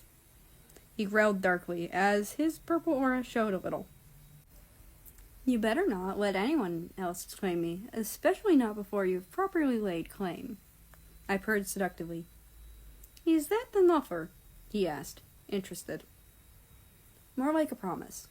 I know that as nations we don't get the luxury of long-term proper courtship, what with literally anything capable of happening at any minute, and us hardly ever being in the same country unless it's a meeting. However, I would like to bond a little longer before we take the next step. I'm not quite ready for something like that. I looked him in the eyes as I took his hands. I may be childish and don't always take things seriously as I should, and I may like to play like I'm 5. Sex, however, was something that I've always been completely serious about. I need my relationship to be solid and on stable grounds, made up of love and trust and mutual respect. I need to have feeling behind it to make it special, as something only lovers do. Which is why I have remained a virgin in all of my life. It's not something I was taught when I was with my sisters. It was a conclusion I came to myself. I need to know my partner and know that they respect me as a person, and not just as another body to warm his bed at night. I'm not a toy, and I respect myself too much to allow myself to be treated like one. And he needs to know that as well. Of course, my Frederica. I will never pressure you into doing something you are not comfortable doing. We can go at your pace. He kissed my temple softly. You're a big softie. I giggled. Da, but do not go telling the rest of the world. I still have reputation to keep. I am the scariest country after all, he said jokingly. Oh, of course, I can't have anyone else stealing affection from my switchy boo. I teased with a laugh, and he rolled his eyes. How far along have you gotten with the wood? I asked, trying to look out the window. I am almost done. I will stack them by the house when I am done, he told me. Good. How about we have an early dinner? I looked at the clock, and it was already 3. And then we watch a movie and have some popcorn later tonight. After you've had a shower. You stink, I said, pulling back a little. What do you expect? I was chopping wood all morning. he said, and rolled his eyes half-heartedly. Whatever, just scrim. I need to make dinner. I'll see you in a little. I shooed him out playfully, with a smile. He gave me a kiss on the cheek and headed outside. I hummed happily and got to work. I planned on making lasagna. While not too incredibly complicated, it did take some time to do. You have to cook the meat, boil the noodles, and make the sauce. That alone takes about half an hour, depending on skills, sauce type, and noodles. I, for one, like to let my sauce simmer for a while to really cook the flavor in. Once I got that part done, I could hear the stopped chopping of wood, meaning that he was now staking them by the house for easy access. I was carefully layering the lasagna, noodle, meat, sauce, cheese, repeat, when he came in, still shirtless. He grabbed a small glass of water and then headed upstairs for a shower. While he was down, I took a few sneak peeks at his godlike form and filed those images away for later use. I put the lasagna and some garlic bread in the oven to bake and set the timer. To help pass the time, I cleaned the kitchen. Since it was, for the most part, clean, I got that done relatively fast. Next, I moved on to the laundry. I grabbed the laundry basket out of our room and took it down to the basement. Switching out the loads, I took what was in the dryer, folded it up, and brought it up to our room, and then put it away. I then put the basket back down. On my way back to the kitchen, it dawned on me that somewhere in the back of my mind was I not only acting like the perfect housewife, I was pretty good at it too. Go big or go home, I guess. I pulled the food out of the oven and placed it on the stove. I immediately started to cut the lasagna while it was still hot. The bread came out pre-sliced. I pulled down some plates and started to serve the food, just as Ivan came down from his shower. He was wearing a red t-shirt and jeans that I had just folded. He took a seat at the table and waited for me. Feel refreshed? I smiled as I set the plate down in front of him. The temperature was starting to go down when I came in. The storm will start soon, he told me as he took a bite. Okay, I'll bring in a couple logs and set them by the fireplace after dinner. Then I need a shower and we can start our movie. You can pick if you want. I have a ton of movies here, I chattered. We finished our meal with some talk, but we were mostly busy filling our stomach with the delicious meal. I can cook really well, actually, despite having been raised by England. I popped outside really quickly, just to get enough wood to last a couple of hours. A light dusting of snow had already started covering everything, and it was only going to get worse. I stuck my tongue out and giggled happily when a flake landed on my tongue. Smiling, I went back inside and dropped off my load to head up and take a shower. I purred contentedly as the warm spray washed over my body. A nice hot shower was always good for relaxation. As I was washing my body, I noticed something. I was actually starting to fill out a little now that I was gaining weight. Where skin and bone once dominated, muscle had joined. I bit my lip nervously and stepped out. After drying myself off really quickly and putting on some clothes, I stepped onto the scale. I was now at 143.2 pounds. I put my hand on my stomach and faced the mirror. Anxiety reared its ugly head as I looked at myself. All the progress I made was gone. The weight I had lost was back, and with it, the fear of others tormenting me for being fat. I hated it when they did it before, but now they can say that I'll be even bigger at the next meeting, whenever that is. They will call me mean names and bully me. And what can I say in defense this time? That I'm trying to gain weight? That will only lead to more bullying. I looked at the toilet in contemplation. I knelt by it and moved to stick my fingers down my throat, but stopped. I thought of all the work Ivan has put into making me healthy again. All the progress we made to take me back from death's door, where I'm at now. All the reassurance that I was not fat and the others were wrong. Did I really want to throw that all away? I thought for a moment longer before steeling myself. I picked myself back up and got out of the bathroom. I grabbed the big comforter off the bed and headed downstairs. There, Ivan had a bowl of popcorn and the movie in. I smiled and snuggled close to him. He grinned and held me close. How are you feeling? A moment ago, before I came down, I almost made myself puke up my dinner, but I stopped myself before I could. I got a little anxious when I realized that I was actually gaining weight, and now it shows. But then I thought of all we've been through, and I decided I didn't want to ruin that, so I came down here instead. Frederica, I am so proud of you, he said proudly. Huh? Why? I asked, with a tilt of my head. Because you almost gave in to your past self and all the fears you had. But instead, you persisted through them. It would have been so easy for you to cave in, but instead you proved you are stronger than that.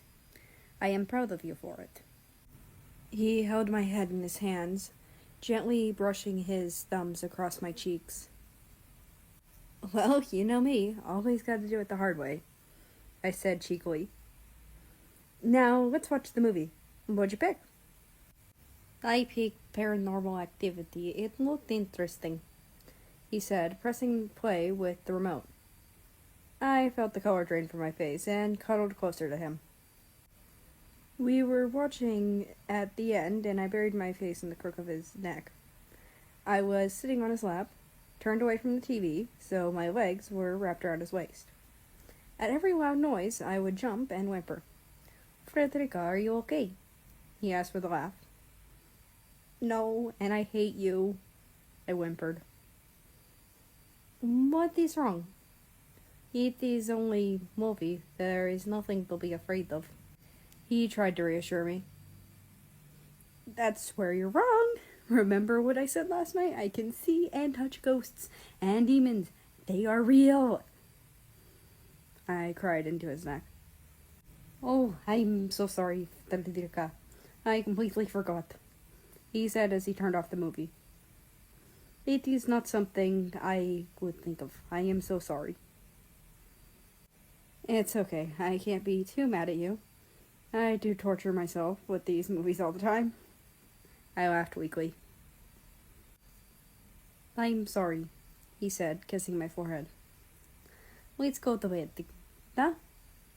Might make you feel better. Carry me? I asked, taking my head out for the first time in the last 20 minutes. He laughed and nodded.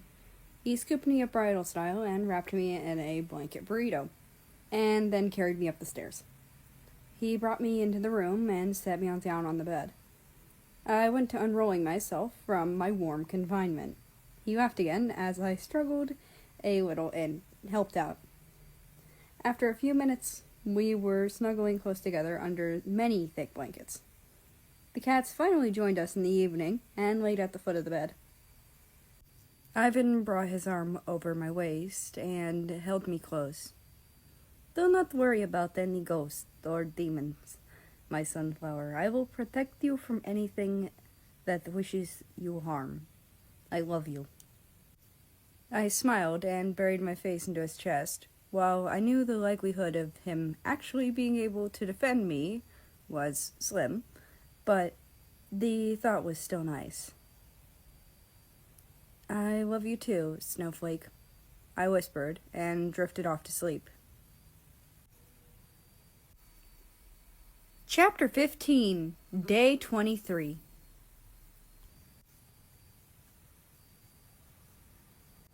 It snowed all of the evening before and all of yesterday. The storm finally slowed down last night, and the snow was 2 feet deep. To pass the time, I cleaned up the house and watched more movies. We started a fire to help keep the house warm. The cats loved sleeping by it. It was pretty calm yesterday. We stayed up late and watched all of the Lord of the Rings movies, or at least as many as we could before getting too tired. I woke up this morning to a cold house. I poked my head out from the covers and immediately pulled my head back under. The house was freezing. I cuddled closer to Ivan for warmth. For being such a cold country, he was surprisingly really warm. Most likely because of his size. "Ivan?" I said, poking him. "Hmm?" he asked sleepily. "The house is freezing." Power must have gone out last night. Probably not long after we went to bed," he muttered, sitting up. "Yeah, I'll go start the fireplace." I yawned. "Niet, stay in bed. I'll go start it." He bent over and kissed my forehead. "Thanks, babe." I yawned again and snuggled deeper into the bed. I was about to fall asleep again when he came back up and shook me awake. "What's up?" "It is probably best if you move to the couch. The warmth will not reach this far easily," he said, pulling me up. I groaned, but followed him down anyways. With all the blankets wrapped around me, of course. Even with the fire only being lit for a few minutes, there was a noticeable difference in temperature. I sat back on the couch and closed my eyes. "The stove is not working," Ivan called from the kitchen. "Yeah, it's a gas stove with an electric light, so you gotta use a match or a lighter to light the gas," I said, getting up and walking into the kitchen. "I have a lighter in the junk drawer. It's meant for this exact purpose." I grabbed the lighter out of the drawer and flicked it. A small flame sprung up, indicating that it still worked. I put it up against the gas and lit the stove. With a smile, I put the lighter back. "There you go, big guy. Try not to accidentally turn off the stove. It sucks to have to keep relighting it," I said playfully. "What you making anyways?" "Oatmeal. It is good solid meal. Great for keeping warm," he told me as he started cooking. "Good, I'm freezing," I said, cuddling up to his side. "So, what do you want to do today?" "Not much we can do with the power out with such deep snow. Do you have any board games we could play, perhaps?" he asked me. "No, but I have a deck of cards. I don't really keep board games. I have no one to play with, generally," I said, checking the time on my phone. We had slept until 11:19. Not surprising, since we stayed up until about 2:37 a.m. "Your phone still works?"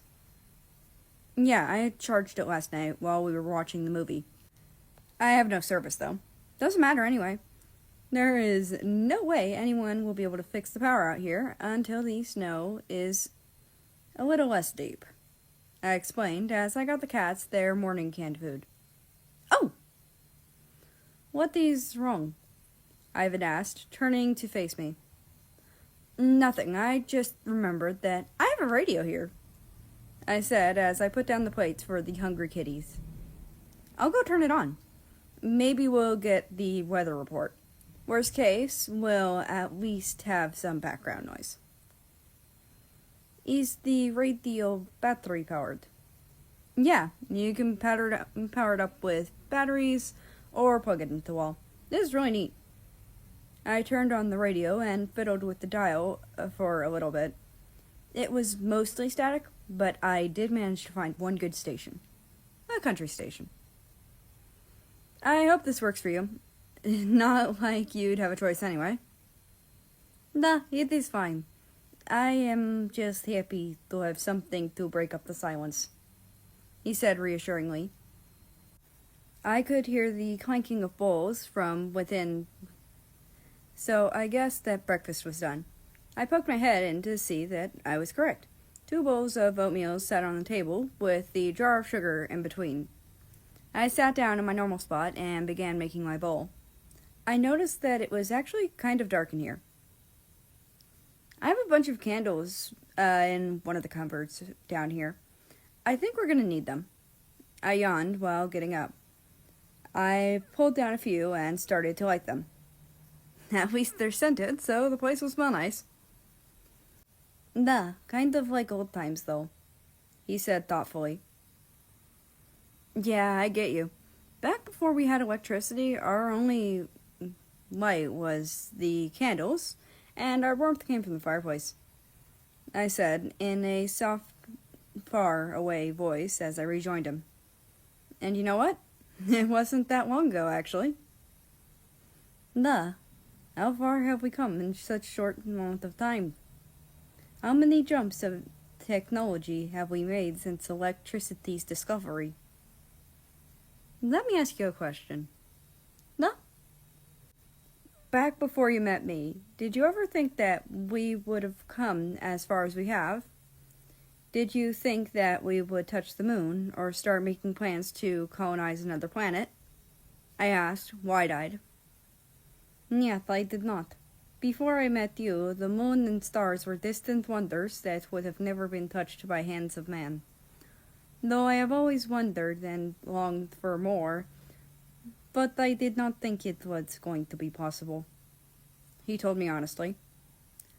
But look at where we are now. All because you took what everyone thought was impossible and made it possible.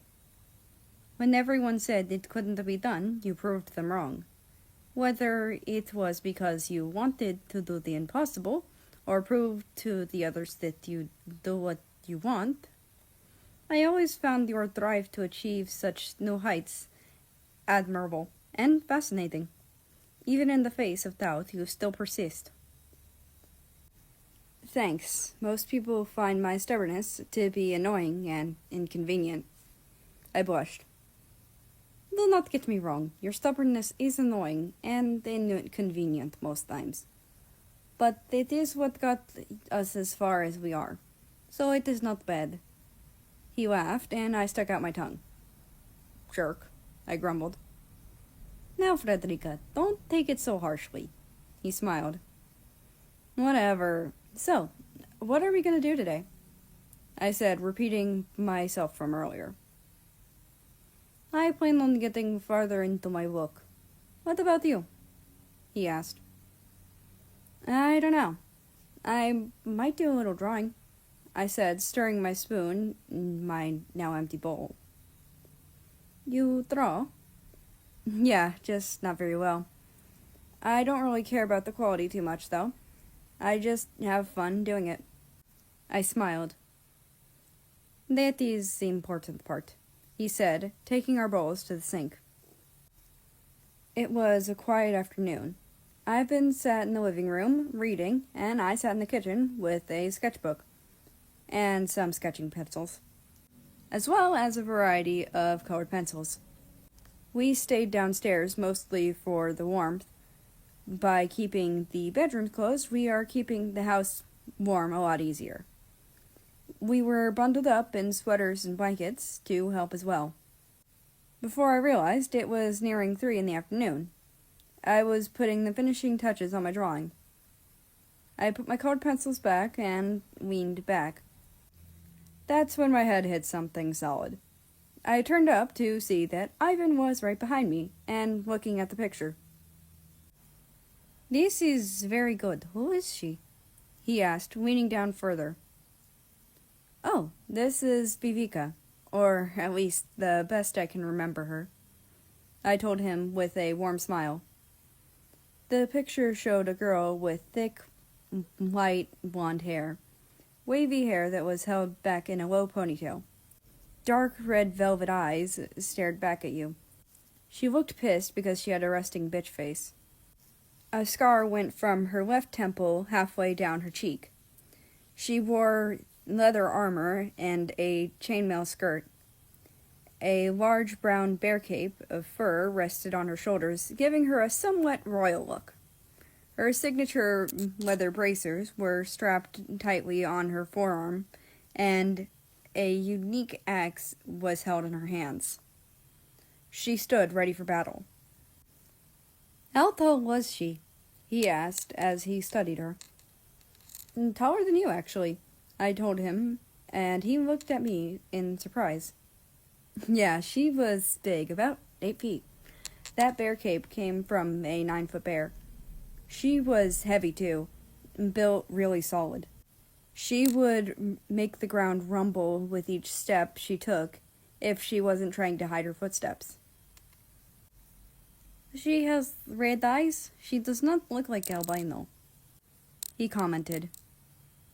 She actually had violet eyes that were more red than blue. You know, now that I think about it, she looked a lot like you. Same build. Both of you are tall. Violet eyes. Kind of weird in a way. I laughed. He hummed thoughtfully. "You told me what she was like overall.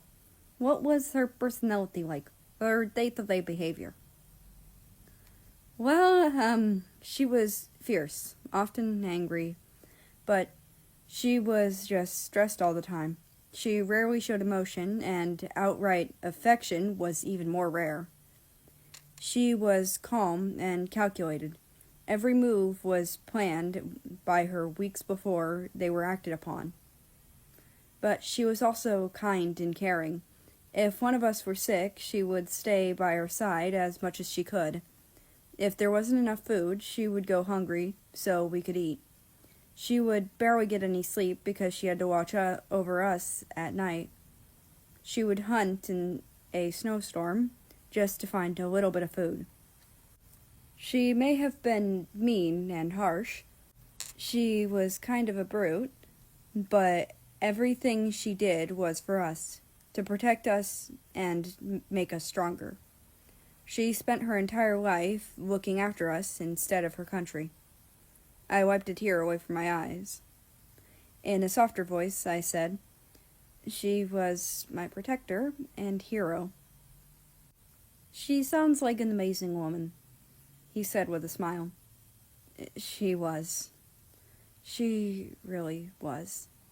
My smile turned into a frown. "I miss her so much." "I know, Frederica," he said, giving me a hug. "You sound like you were close to her."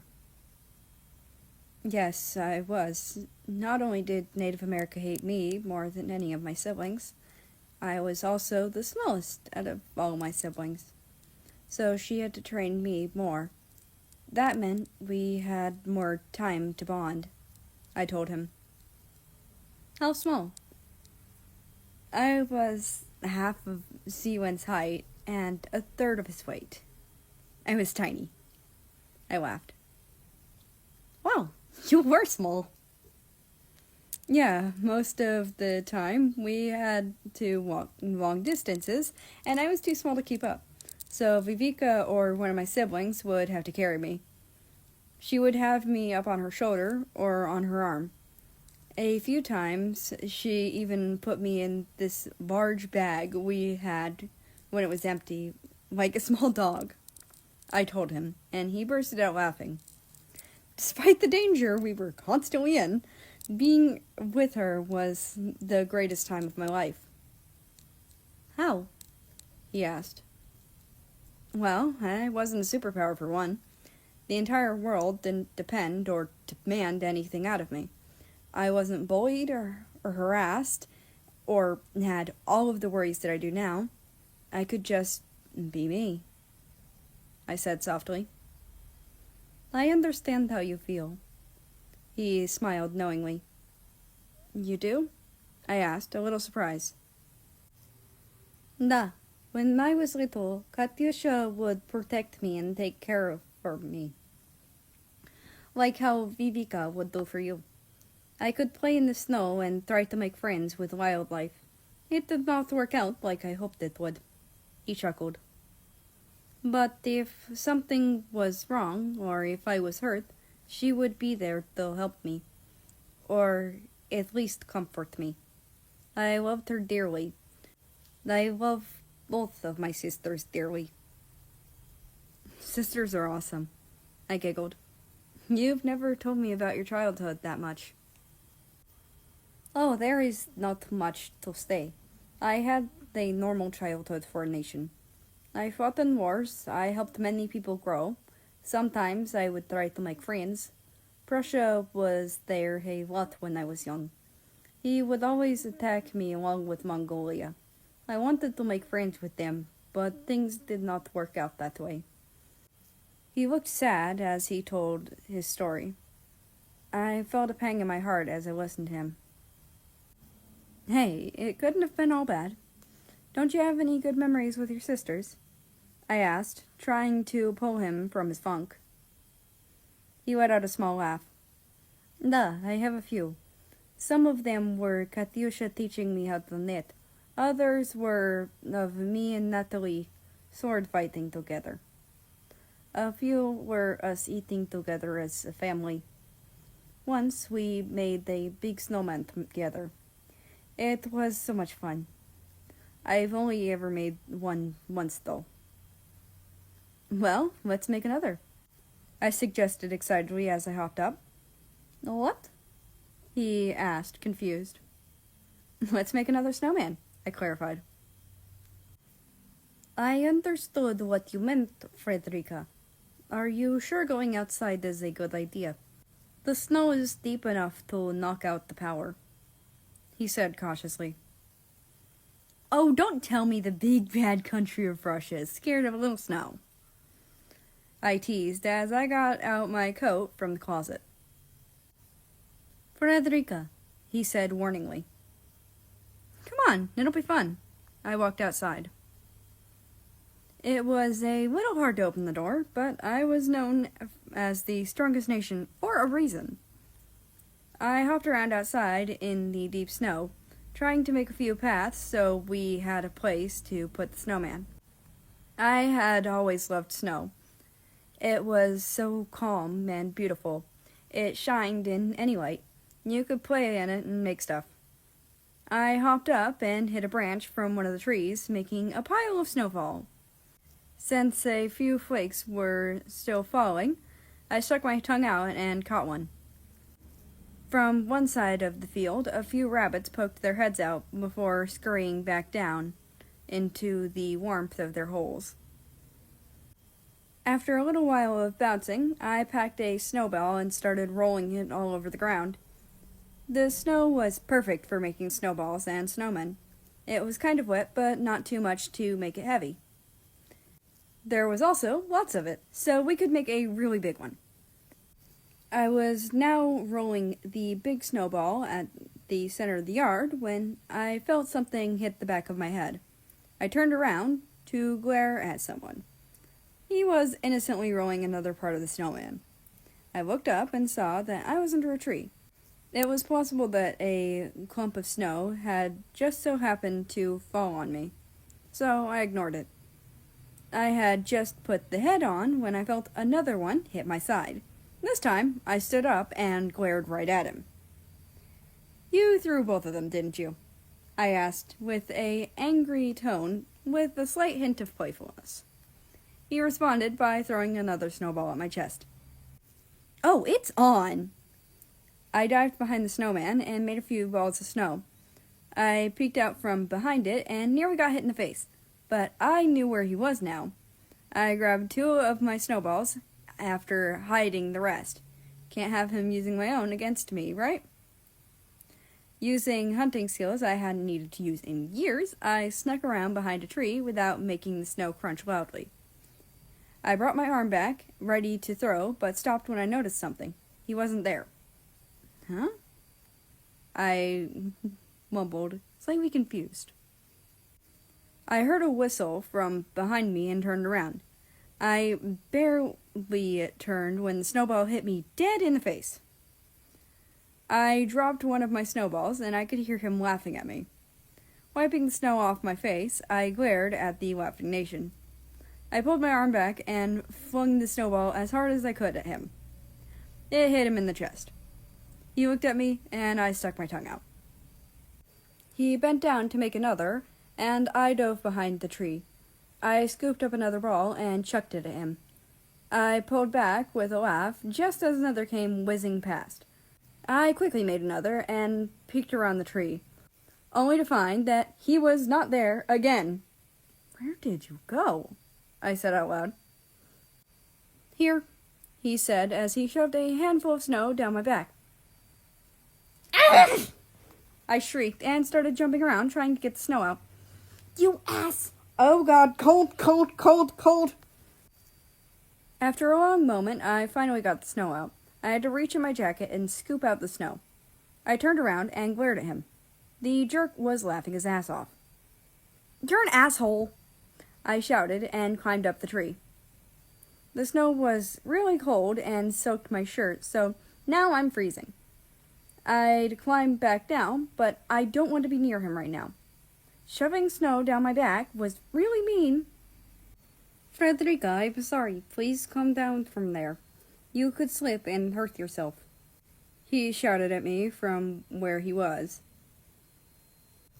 "Why, so you can shove more snow down my back again?" I snapped angrily. That got his attention. He figured out I was actually upset about this. "Frederica, that was really rude, you know.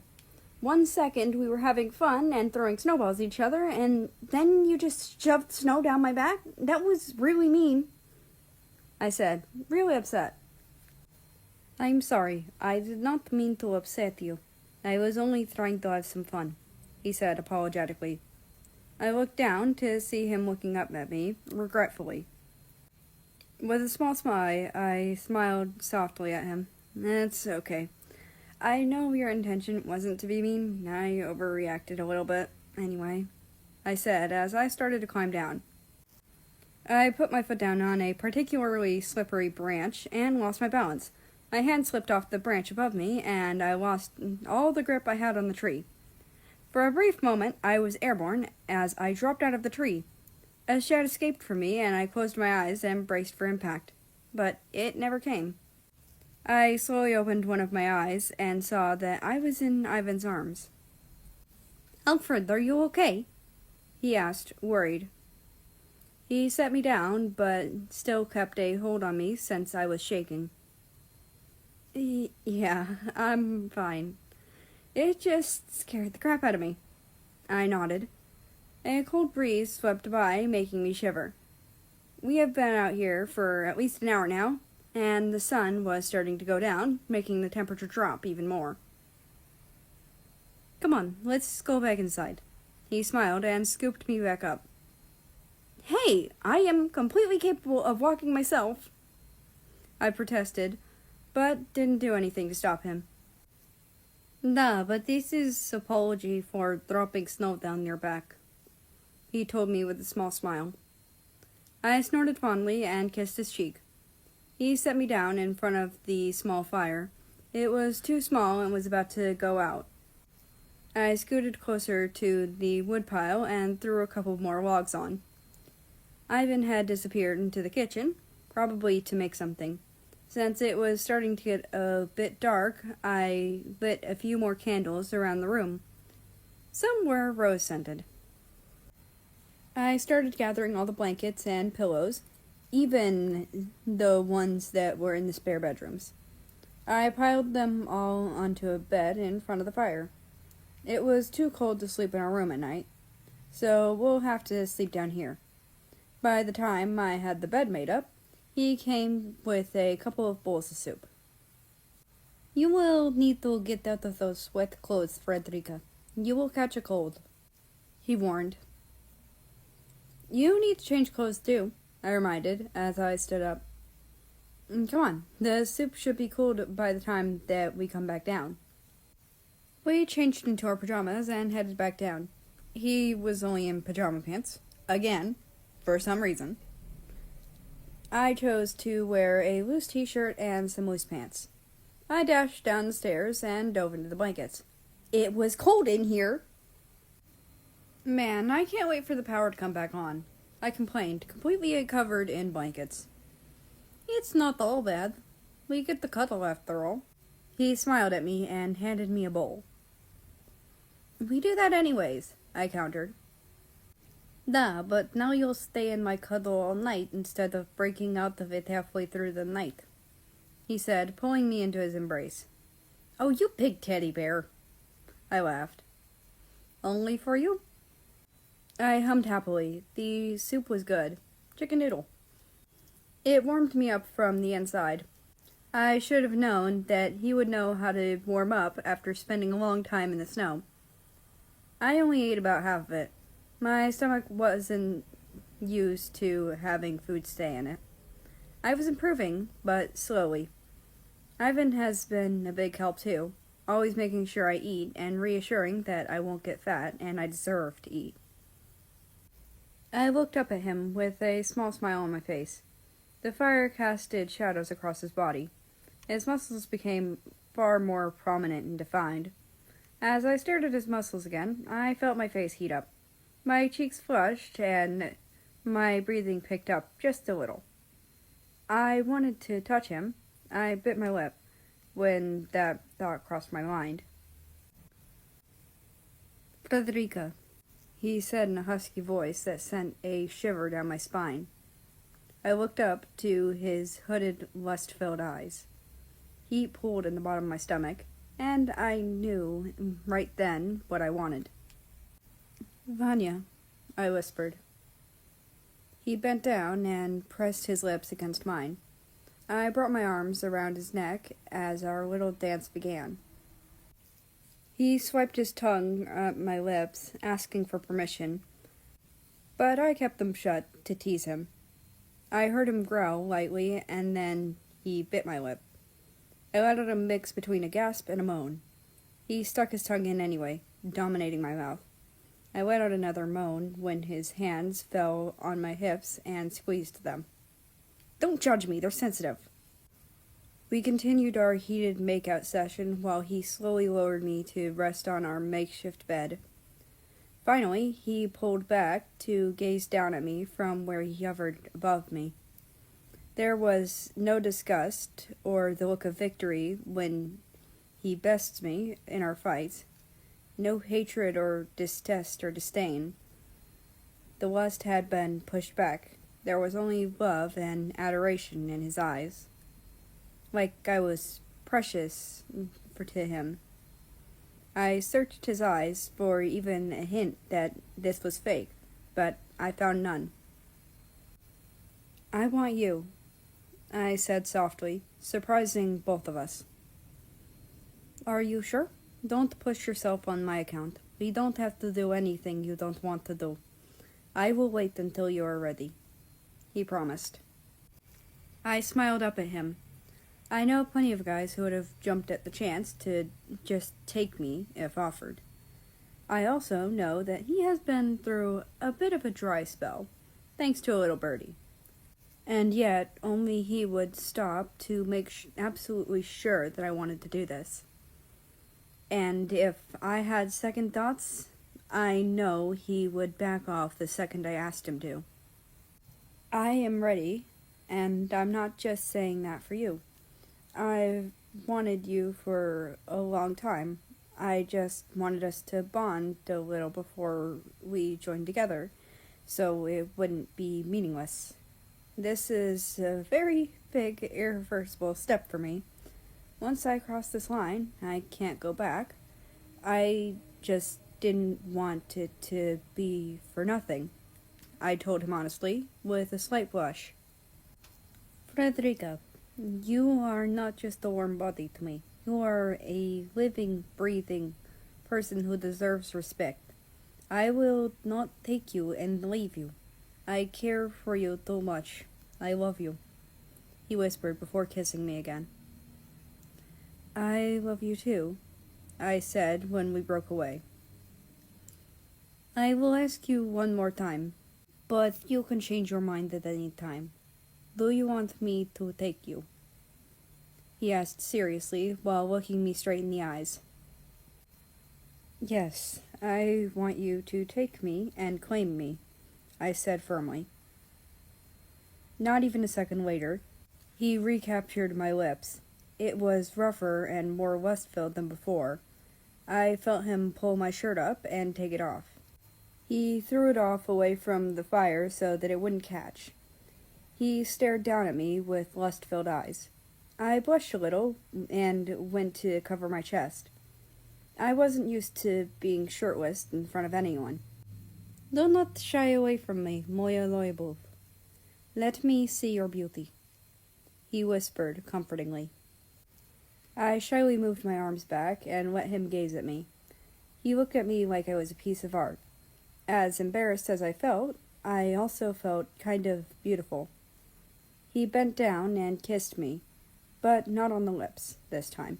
Instead, he started at my jaw and moved down. He kissed and mouthed around my neck like he was looking for something. He found it when I let out a loud gasp and groaned. I felt him smirk against my neck before he started attacking that spot. I turned my head to give him better access. Little gasps and groans left my lips, while he left his mark on my neck. After a long moment of him kissing, sucking, and biting my neck, he pulled back to admire his handiwork. There, now everyone who looks at you will know you are claimed. No other nation will dare to look twice, he said smugly, if not a little possessively. He continued kissing down my chest until he got to one of my nipples. He took it in his mouth and started playing with it, while his hand came up to play with the other. I groaned a little louder at his ministrations. Vanya! I gasped when he nipped at one. I felt like I was heating up even more. Something was building in the bottom of my stomach. Slowly but steadily. He switched nipples and pressed one into his warm mouth. I was writhing around when I felt something hard pressed against my thigh. I let out a small squeak when I figured out it was his dick that I could feel through our thin pajamas. He looked up and made eye contact with me before grinding down on me. I let out a loud moan as pleasure went through me. He smirked and did it again. I let out another moan and threw my head back. He continued his actions for a few more minutes before stopping. I picked my head back up to see what was wrong. His hands were on my hips, just at the edge of my pants. He looked at me, and I nodded. In one swift movement, he pulled both my pants and boxers off, and I laid bare before him. I blushed heavily and bit my lip again. His gaze swept across me from top to bottom. I crossed my legs a little, trying to hide. What is wrong, Dorogoya? He asked when he noticed my discomfort. I'm the only one naked, I whined. It was unfair and had me at a disadvantage. If you wanted me undressed, all you had to do was ask. He smirked as he pulled down his pants. My blush deepened, and my mouth fell open when I saw the size of his package. It was huge. I have never seen one that big before. I used to have a bad habit of walking in on people in the bathroom. Both a feeling of dread and a shiver of excitement hit me as I looked at it. It took me a moment to realize I was staring. I looked up to his face to see he was looking down at me with a smirk. Like what you see, Frederica, he said smugly. I blushed and looked away, but nodded. He chuckled and stood up. Where are you going? I asked him as I watched his naked ass leave the room. Not a half-bad sight, might I add. To get something that'll help me enter you, huh? He said bluntly. I don't have any lube, I admitted, sitting up. We do not need store-bought lubrication, he said from the kitchen. Then what are you going to use? The same thing people have been using for years before man-made lubricants. Oil. He returned with a small cup. Oil? Da, vegetable oil is healthiest and the best type of lubrication to use. Very natural.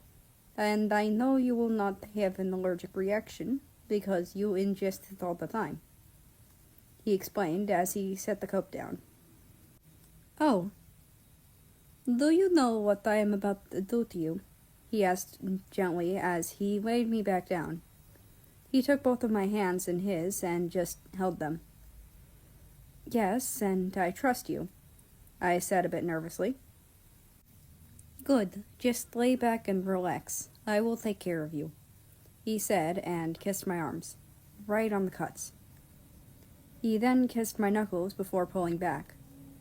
He dipped 2 fingers into the cup and spread the oils around on his fingers. He brought his hand to my entrance and looked at me. I nodded my head and relaxed. He slowly pressed one in to let me adjust. It didn't hurt, just felt a little weird. He wiggled it around a little, seeing I wasn't in any discomfort, and then slid in a second finger. This one burned a little, and I whimpered. "Shh, it is okay, just relax, Dorogoya," he gently soothed. I nodded and relaxed again. He slowly moved them in and out, causing friction, while also scissoring me. I moaned a little at the small amount of pleasure building. He put a third in while I was distracted, which made a moan of pleasure turn into a hiss of pain. I tensed up again, and he stopped.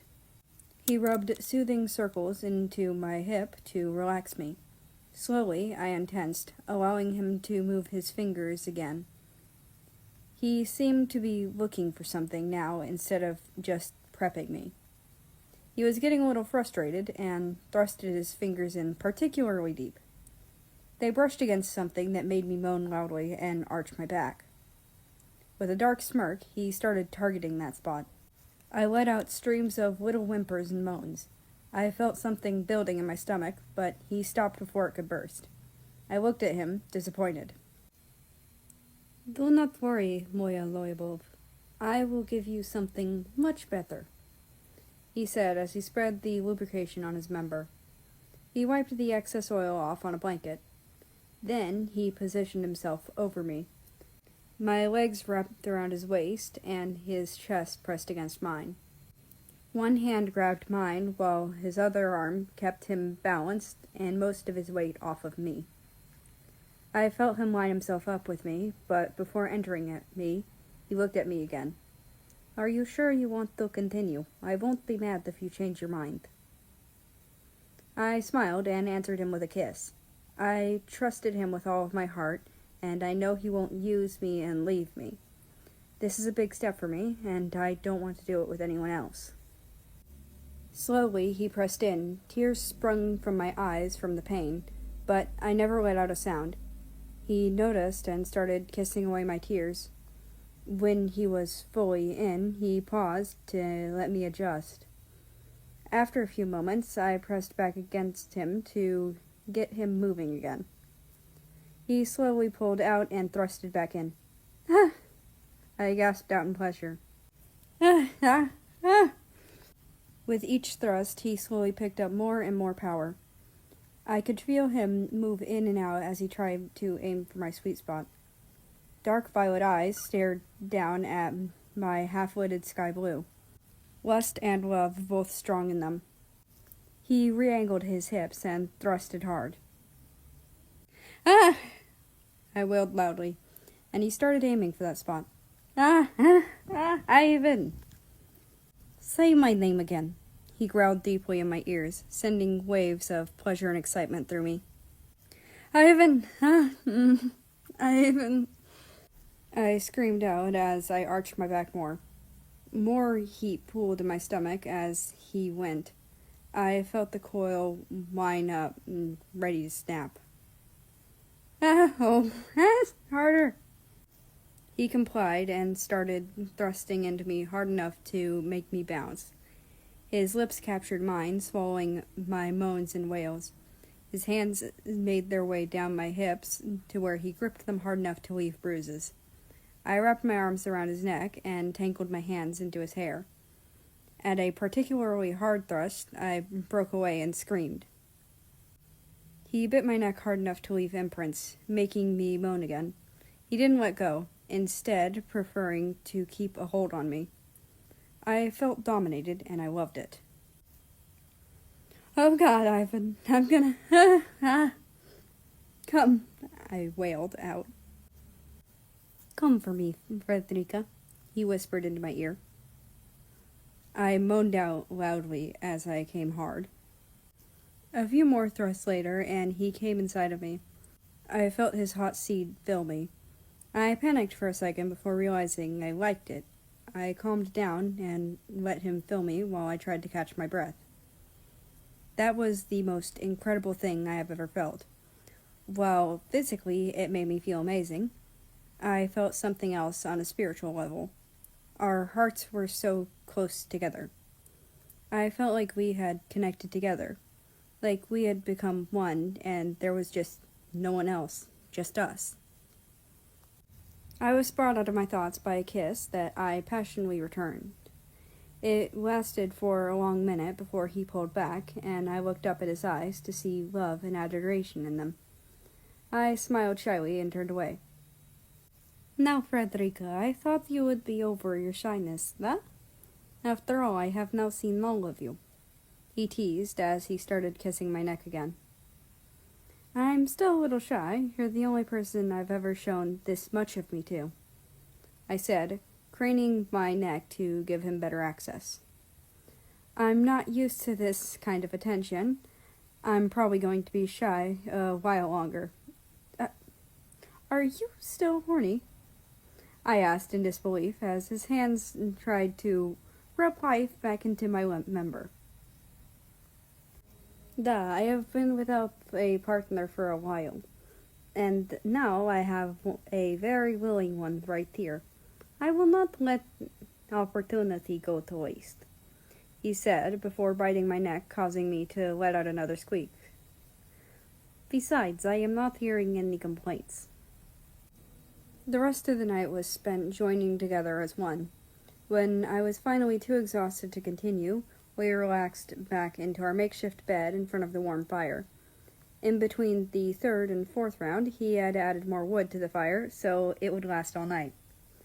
I laid with my head pressed against his chest, just over the heart. I listened to the steady beating of his heart as it lulled me into sleep. I felt him reach down and kiss the top of my head just before I fell asleep. Chapter 16, Day 24. I woke with a yawn the next morning.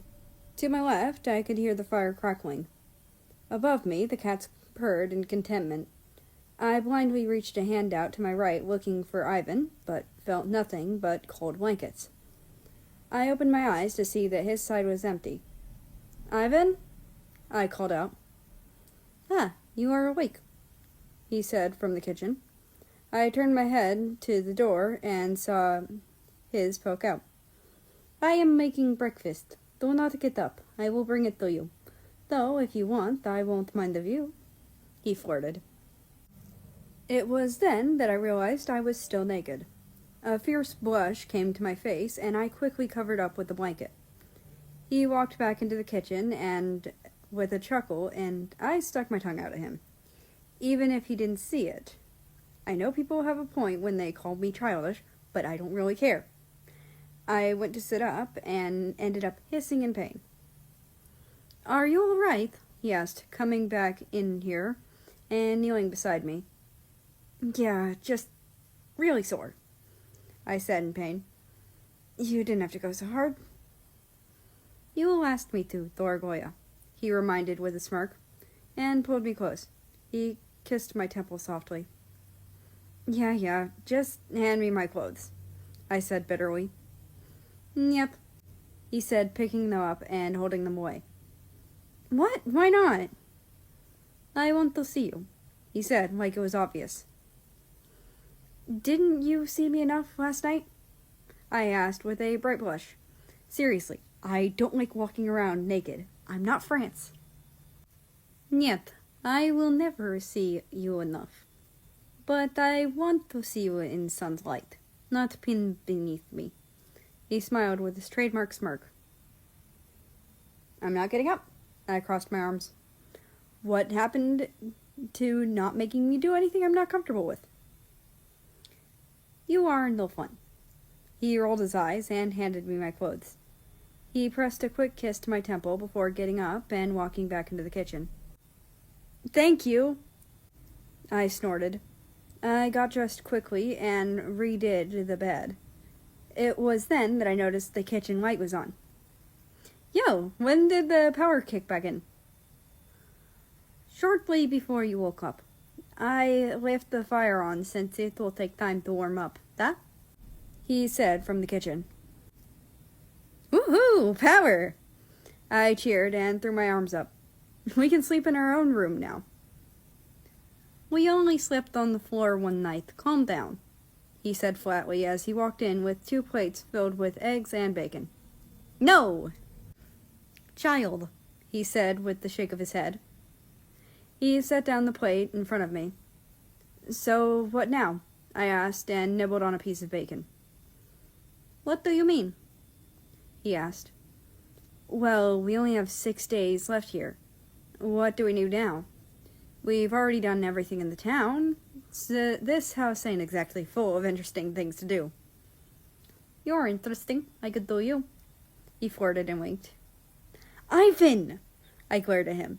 That is not what I meant. I wanted to have a bonfire, but the snow ruined that for a few days. We already watched almost all of the movies here. You could model for me. I'm being serious, I deadpanned. So am I. You are not the only one who draws. I just prefer to draw still life instead of making up scenery. Drawing people are my favorite. It is more challenging, but more worth it, he told me. Alright, got nothing else to do, I said, slowly standing up. Where do you want me? Laying down on the window seat. Perhaps half propped up? He suggested as he got out my drawing set. You got it. I'm gonna go get changed first. Is there any particular style you want me to wear? I asked on my way up. Nothing would be best, he smirked. Ivan! Time skip to later. Oh my god, how long is this gonna take? My back is killing me, I complained from the position I had taken. My torso was propped up by my right arm. My left rested across my side with my hand on my hip. My legs were slightly closed with my right leg over my left. I was facing Ivan with my back to the window. I had been stuck in it for at least an hour, so my back ached from the position. Oh, hush, love, I'm nearly done, he said, sitting on the chair that he had brought in. Hurry up, then. Of course, that's not real art, I said. Come on, Alfred, we've been through this 1,000,000 times. Art is a broad term. He looked up from his sketch. Yeah, it's too broad, to the point of being indefinable. It's a fucking anti-definition, I said with a roll of my eyes. Now, a day's crap on the pavement is art. Go to a gallery and you will find entire canvases of absolutely nothing worth millions, I said, waving my hand. Perhaps that is the artistry of it, selling for that hyper scratch. The art businesses, you know, he suggested. Well, I don't agree with it, I snorted. Laziness shouldn't be rewarded. Cutting corners and scheming, sure, it's good business, but it ain't art, though. Because not once is the imagination implied. It's all about the concept for me. Like, what are you drawing? You. Right, so at what point are you using your imagination? I exist. Nature has done all the hard work for you. You're just copying, I said with a sly smile. I'm just learning my skills, he said, exasperated. Right, see, I'm not saying drawing hyper-realistic version of me isn't skilled or impressive, but it doesn't make use of your imagination, I pointed out. You might as well take a picture. A freaking mindless camera can do what you're doing 1,000,000,000 times better. I like it when you're like this, you know, he told me. Like what? I asked. Pointing out the things that you see, regardless of the consequences of doing so. You have your opinion, and you make sure to let everyone else know it, he told me as he went back to his sketch. It's an amazing thing in its own right, being able to freely give your opinion. For centuries it was unheard of. Then you came along and changed all of that.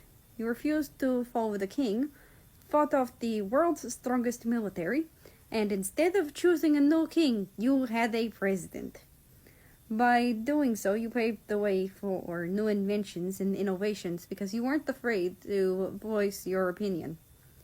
The world would probably have never gotten as far as it has now if you had never spoken up. I just call them as I see them, I said with a wave of my hand and a blush. Right, you allow nothing to stop you either. If there is something wrong or not right in your eyes, you make sure to let others know. If no one else is willing to listen, you take matters into your own hands. Sometimes you make things better, sometimes you make things worse. But at least you tried to change what was wrong for the better. That is more than what most countries can say, he said, putting down the pencil. He looked up at me with a smirk. That was nice for implying imagination. He turned the picture around. Ivan, you jerk! I shouted with a fierce blush. The drawing of me had a loose, lingering blush on my face. At the top of the page, he wrote to make it look like I was saying, "Use your imagination, Daddy." Don't you ever show this to anyone, I shouted, getting up. Well, of course not. It will be going into my own personal collection, he told me. Personal collection? You have more drawings of me? I asked, surprised, if not a little mortified. Nah, just a few I've made over the years, he confirmed. You creep. I shook my head. Whatever, get dressed. As much as I love seeing your well-defined abs, we're going into town, and I don't want anyone else looking. Easily made jealous? He asked with a sly smirk. No, I don't get jealous. I'm territorial. Jealousy is wanting what someone else has. You're already mine. Territorial is defending what's already yours, I corrected with a toothy grin. Okay, but why do you want to go back? You haven't been there since you picked up the package, he asked, getting up. I want to go out to eat. I want to head back to the same diner we first went to on our way here. Then I want to pick up some rabbit food for the bunny house outside. We're going to be leaving soon. I just want to make sure they're taken care of, I said, following him up the stairs and into our room. I should have guessed that you would want to do something for those rabbits. You are very kind-hearted, he chuckled fondly as we stepped into our room. I'm going to have to put the blankets back on the bed later, after I clean them. Yeah, you get change. I'll feed the cats, I told him after grabbing my black fingerless gloves. You do that, he said, stopping to give me a kiss. With a big smile, I bounced down the stairs. I don't know why, but I love his kisses. Maybe it's because they're always so gentle and sweet, or because he kisses me like I'm something precious he wants to keep. Whatever the reason is, it makes me feel worthwhile, and I don't want him to stop anytime soon. Hey babies, I'm sorry we forgot to give you your treats this morning, I said apologetically to the two of them. They laid curled up on the kitchen chairs. Hero cried up to me sadly. I'm sorry, I repeated as I got down a couple of plates. They hopped off the chairs when they saw that I was getting their treats. Hero hopped down slower and heavier than Lampushka. She waddled to the food bowl where Lampushka waited for her. I looked at her in thought before quickly finishing putting the food on their plates. I put them down, and once again, he didn't go for it yet. I started to pet Hero, and she purred loudly in contentment. I slowly moved my hand to the bottom side of her belly. I noticed that she was getting fatter, but chopped it up to her taking Lampushka's food and him catching things for her. I think it might be something else. Her stomach is too hard for fat. I was feeling around when I felt something move. My eyes widened and I looked down at her. She stared back at me with calm blue eyes that held a trace of joy. A big grin spread across my face, and I carefully scooped her up. "Oh my God, Hero, I can't believe this!" I laughed happily, snuggling into her fur. "What is going on, Fredrika?" Ivan asked, walking into the room. "Hero's pregnant." I laughed with joy. His eyes widened for a second, then a big smile crossed his face. "The little lady is going to have a few babies soon, huh?" "Yep, my little girl," I squealed excitedly. I turned my attention to Lampushka and glared slightly. "Don't think I've forgotten about you, mister. You got my girl knocked up. You will take responsibility. We will expect kitten support." He mewed at me. "Really, Fredrika?" "Yes, really. He will be a father to these kittens, and he will support Hero through this. She can't back out of pregnancy, so neither can he." I huffed and crossed my arms. "I do not think it will be a problem," he said, pointing. I looked down to see him affectionately grooming Hero while she ate his food. Again. "I suppose you're right. I just don't want him to be one of those dads that knocks up a girl and then leaves," I said, petting them both. "Lord knows we have enough of those."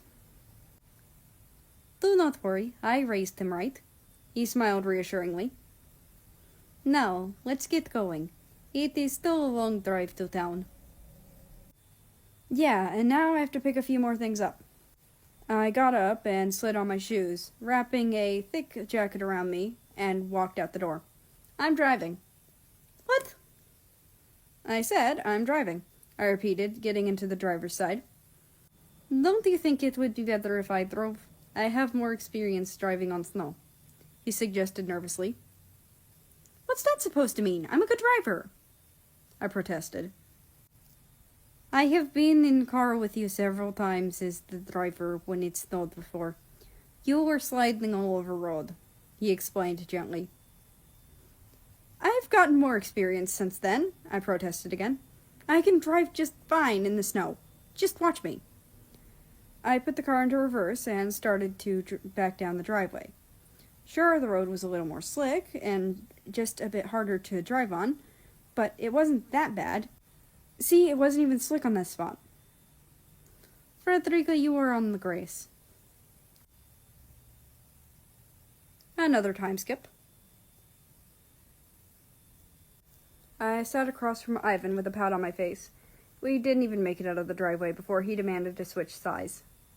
So, I drove on the grass a little bit. No big deal. Sure, I accidentally hit the accelerator and a bit too much when I tried to get back onto the driveway and almost crashed into a tree. At least I didn't. "Borogoya, don't be like this. I know you are a great driver during any other type of weather." He tried to comfort me. "I didn't even get out of the driveway. You gotta at least let me get my sea legs before you take the car from me," I said, still pouting. "Hey guys, what'll it be?" Rose asked. "Hi Rose, it's been a few days." "I'll take the chicken tender basket with a Coke," I requested. "Sure thing, sugar." She winked at me. "And you, big fella?" "I'll have the steak with water," he told her. "You got it. I'll have your food out in a jiffy, boys." She smiled and left. "I forgot she worked here," I told him when she was out of earshot. "Anyway, I figure now is a good time to talk about Thanksgiving. It's in a few weeks, after all. You let your sisters know they were invited, right?" "Da, big sister Ukraine might have a little trouble getting here, however," he told me. "How come?" "She is a very poor country, and getting a plane ticket may not come easily to her," he explained. "Tell her not to worry about it. I got her covered. I'll reimburse her for expenses it takes to get here. Also, be sure to tell her we'll all be staying at my house. I have enough room for everyone, I said with a smile and a wink. I'm sure she will love that. It is not often that the three of us get to spend time together in one house, he said with a bright smile. His smile turned into a frown when a thought crossed his mind. You're not inviting France and England, are you? No, not this year. What do you mean? Well, I invite them every year, but they never show up. England usually makes a few comments, and France at least pretends to have made other plans. I always wanted to get the family back together for dinner, and I would try every year, I told him sadly, while playing with the straw. But not this year. After what they did a week or so ago, I really don't want anything to do with them. I do not blame you. Anyone who makes you cry or drives you to do what you did, he said while brushing the underside of my arm, does not deserve to have you in their life. I know that includes me as well. Vanya, niet Frederica. I know that what I did was bad. I bullied and harassed you for years. There is no excuse for me, he said, looking me in the eye. Well, at least you admit it. And you try your hardest to make every day make up for it. That's more than what most of the others can say, I said just as seriously, a small smile on my face. Besides, it's not like I haven't done my fair share to you. Only after I instigate. It's a two-way street. We both did our damage, now it's time to fix it. It's not going to be easy, and some things may not be able to be fixed, but if we work every day, if we try our best to mend things and make them right, then one day maybe we'll find that all we've done is good enough.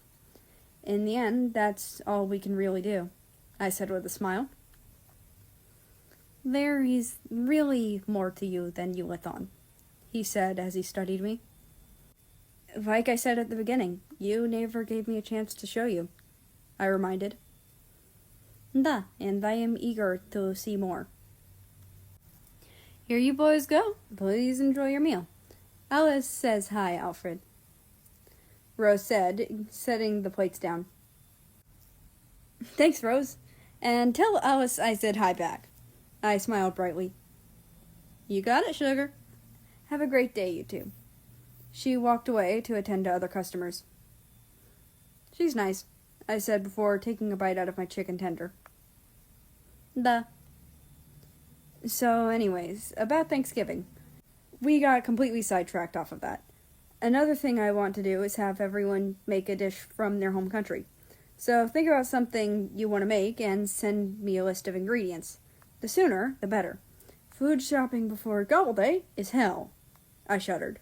Don't worry, I'll be sure to let everyone let you know ahead of time, he reassured me. Good. Now on to our next order of business. What are we going to do about the cats? They're clearly in love.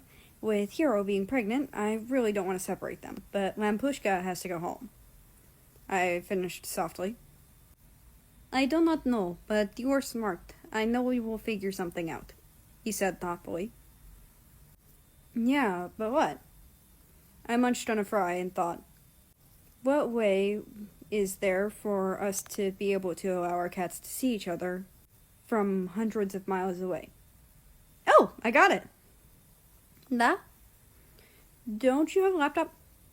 Da, but how does that help? He asked uncertainly. We could use Skype.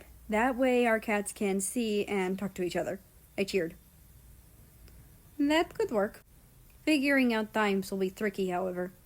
You are asleep when I am awake and vice versa. We both also have lots of paperwork we will need to catch up on, he pointed out. Yeah, I suppose that will be something we'll have to play by ear. At least we got a plan. I'm not going to enjoy having to hear a broken-hearted hero, though. I frowned. Having a sad hero will be heartbreaking for me. I've had her since she was just a little kitten. Do not worry, we will be back for Thanksgiving. She will be able to see him for a whole week then, he reminded me with a smile. Yeah, she's gonna love that. I agreed happily. I looked out the window at the white-covered ground. Just 3 weeks ago, it looked like fall, and there were leaves on the tree. Now it looked like winter, and all the trees were bare. The animals were gone or hiding. All of nature is quiet while it waits for warmer weather. You are staring off again. What are you thinking about now? He asked, breaking through my thoughts. I'm just amazed at how things can change if given time. Like us. Say, 1 year ago, someone said we'd be sitting in a diner while in a relationship and not fighting. I would have thought they'd be mad. And yet, here we are. Time does change everything, sometimes drastically, I said, deep in thought. Duh, I have been around for a long time. And I can say you are right. Time will change everything eventually. For better or for worse. Whether we want it to or not. Yeah, time is funny in that way. I nodded. Are you done yet? No, we can leave soon. You said you needed to pick things up for my pet store. Yep, rabbit food and a big bed for Hero. Her fat butt is getting too big for her current one, and she'll need room for when she gets to birth. I also need to pick up a few more harnesses and leashes, I said, making a list. You will train them to walk on leash as well, then? He asked. Yep. Can't have them running off during a walk, now can we? I smiled. Come on, let's get going. Oh, and I'm paying this time. If you insist. He rolled his eyes playfully. The pet store wasn't too far from the diner. When we pulled up, I hopped out and poked my head in Alice's shop to say hi. She waved at me, and I ducked back out. The pet shop was small, but full of things for pets. I stopped at a rabbit enclosure to pet them. They were so cute and fluffy. One, with white and brown spots, seemed to like me. I gave them a few quick pats before gathering up the stuff I needed. A big bag of bunny food, a new cat bed, and half a dozen of kitten-sized harnesses and leashes, each a different color. I walked up to the counter and dropped off the stuff. Hello? I called out. I'll be right there, a voice called out. It sounded familiar. He came around a corner and stopped. Hey, I know you. You're Tom. You had the record around here for best pie for years. I smiled. And you're Alfred, the man who stole my title. He deadpanned. Yeah, sorry about that. I didn't mean to take your title. I mean, I did want to win, but... That's good. Just a pie competition. Nothing more. He cut me off with a small smile. There's always next year anyway. Yeah, and I won't be here to beat you this time. I smiled playfully. Yeah, I guess. Your total is $34.47, he said, handing me the bags. Sure thing. Here you go. I handed over the money. Well, I guess I'll see you later. I turned away and started walking. Hey, Alfred. I stopped and looked back. When you beat me at the contest, it was the first time I ever lost anything. I was told by my dad that I needed to win at everything I do. To be the best. To do everything and anything else was unacceptable. I was always under pressure too. I always wanted to be a baker when I was younger. I would spend hours making different goods, but my dad would always disapprove. He always thought that I should be doing something else, sharpening some skill or another. He didn't think I could do much with baking. He only backed down when I started entering them in competitions. What I'm trying to get at is no matter how many competition I won or how many of my baked goods, I never even had the confidence to try to follow my dreams. I was always too scared of failing. But now that I lost, at baking no less, I'm no longer scared. I mean, I failed, but the world is still spinning. I guess what I'm trying to say is thank you for giving me the courage to try, for humbling me, and most of all, for making me no longer scared to fail. Thank you. He finished with a blush. I smiled brightly back at him. Anytime, buddy. I'll leave my recipe with Alice, just for you. I waved and walked out. Frederica, what took you so long? Ivan asked, from where he stood by the car. The guy I beat was in there. I just stopped to take a minute to talk with him to make sure there were no hard feelings, I said, putting the bags in the back seat. I turned around and saw he was right behind me. Yo, what's up? From behind his back, he pulled out a bundle of roses. My eyes lit up, and he handed them to me. I saw these and remembered that they are your favorite. Dude, I told you that back in the 1700s. How did you still remember? I asked, amazed, and he gently took the flowers. I never forgot, he smiled. Ready to go home? Yep, I just need to do one thing first, I said, taking a piece of paper out of the glove compartment. I put my roses down and started back into Alice's store. Hey, can you do something for me? Sure, what do you need? She asked. Give this to Tom, please. It's my recipe, I told her, handing her the paper. You got it. See ya. Bye. I walked out and got in the car, my roses on my lap. I looked at him with a smile. What was that? He asked, referring to the paper. My pie recipe, I told him. You gave Alice your pie recipe. Nope, it was for Tom. Duh? I heard from around here that he is very arrogant and proud, he said with distaste. Hey, there's more to people than what is rumored about them, I lightly scolded. You should know. Yet another time skip. When we went home, I immediately put the bed and leashes inside.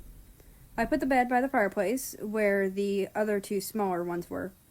I then darted back out and grabbed Ivan by the hand. Frederica? Come on, you're gonna help me feed the bunnies, I said excitedly. Alfred, I don't know if you've noticed, but small animals do not like me. He tried protesting. Lampushka loves you, I pointed out as I dragged him through the yard. He is the exception. I tried making friends with a hamster and he bit me. He huffed. Well, these aren't hamsters. I dropped his hand, ripped open the end of the bag of alfalfa. I'm going to show you how to make friends. I pulled out about half and threw it around the yard. It was spread over a large area. I squatted down and waited. A few moments later, a small brown head popped out of the melting snow. It sniffed around before the rest came out. It hopped a few feet forward and sniffed the alfalfa. Within seconds, it was nibbling away at the unexpected food source. About 1 minute later, the rest of the field was filled with rabbits. I held a hand out to one that was hopping around close to me. It stopped and sniffed me. It came up and sniffed my fingers. It nibbled a little, and I giggled. Slowly more started coming to me. I reached around and pet as many as I could. I picked one up and held it close to my chest, and it sniffed my lips. I gave it a kiss and stood up. Making friends with wild things is easy. You just have to have patience to allow them to come to you. You have to let them know that you won't hurt them, ever, I said, walking up to him. A small trail of bunnies followed close behind me. Now, hold your hand out. He stretched his hand out to me. I gave the bunny room to move around in my grasp. For a long time, I didn't show any interest in him. I could tell he was starting to lose his patience. Finally, the little fella sniffed in his direction. Then I held him out and let them slowly get closer. Slowly, they stepped one paw on his hand, then another, until one by one it had walked off of my hands and onto his. He stared wide-eyed at the little fuzzball. He lifted his other hand and so very gently pet the small thing. It sniffed his fingers and nuzzled up to him. A large grin broke across his face. Frederica, it likes me. Not just him, I said, pointing down with a smile. He looked down in amazement. All around us, the rabbits had hopped and started playing. Some had gotten into the bag and were pulling out mouthfuls of alfalfa. Not one ran from either of us in fear. Oh. If you are kind and gentle to the one you want to hold, then the others will see this and trust you as well. It works the other way as well. If you are cruel and forceful, then they will all avoid you. Show them that you can be trusted, and they will love you, I told him. You are amazing, Frederica, he said with a voice full of wonder. I know. Chapter 17, Day 29.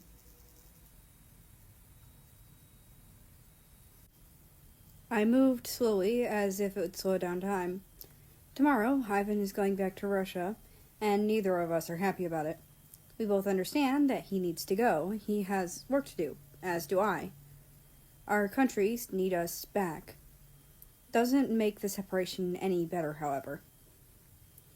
Come on, Frederica. If you move any slower, you will burn your hamburgers.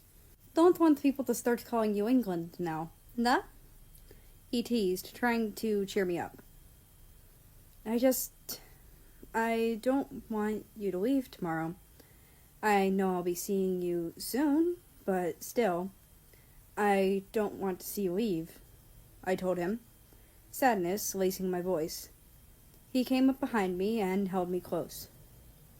I know, Dorogoya. I do not want to leave either, but I have to. I need to be with my country. You know this as well as I do. He lectured softly as he pressed a kiss to my cheek. Doesn't make it any easier, I said, flipping the burgers. I sighed heavily. What is wrong, Frederica? He asked, concerned.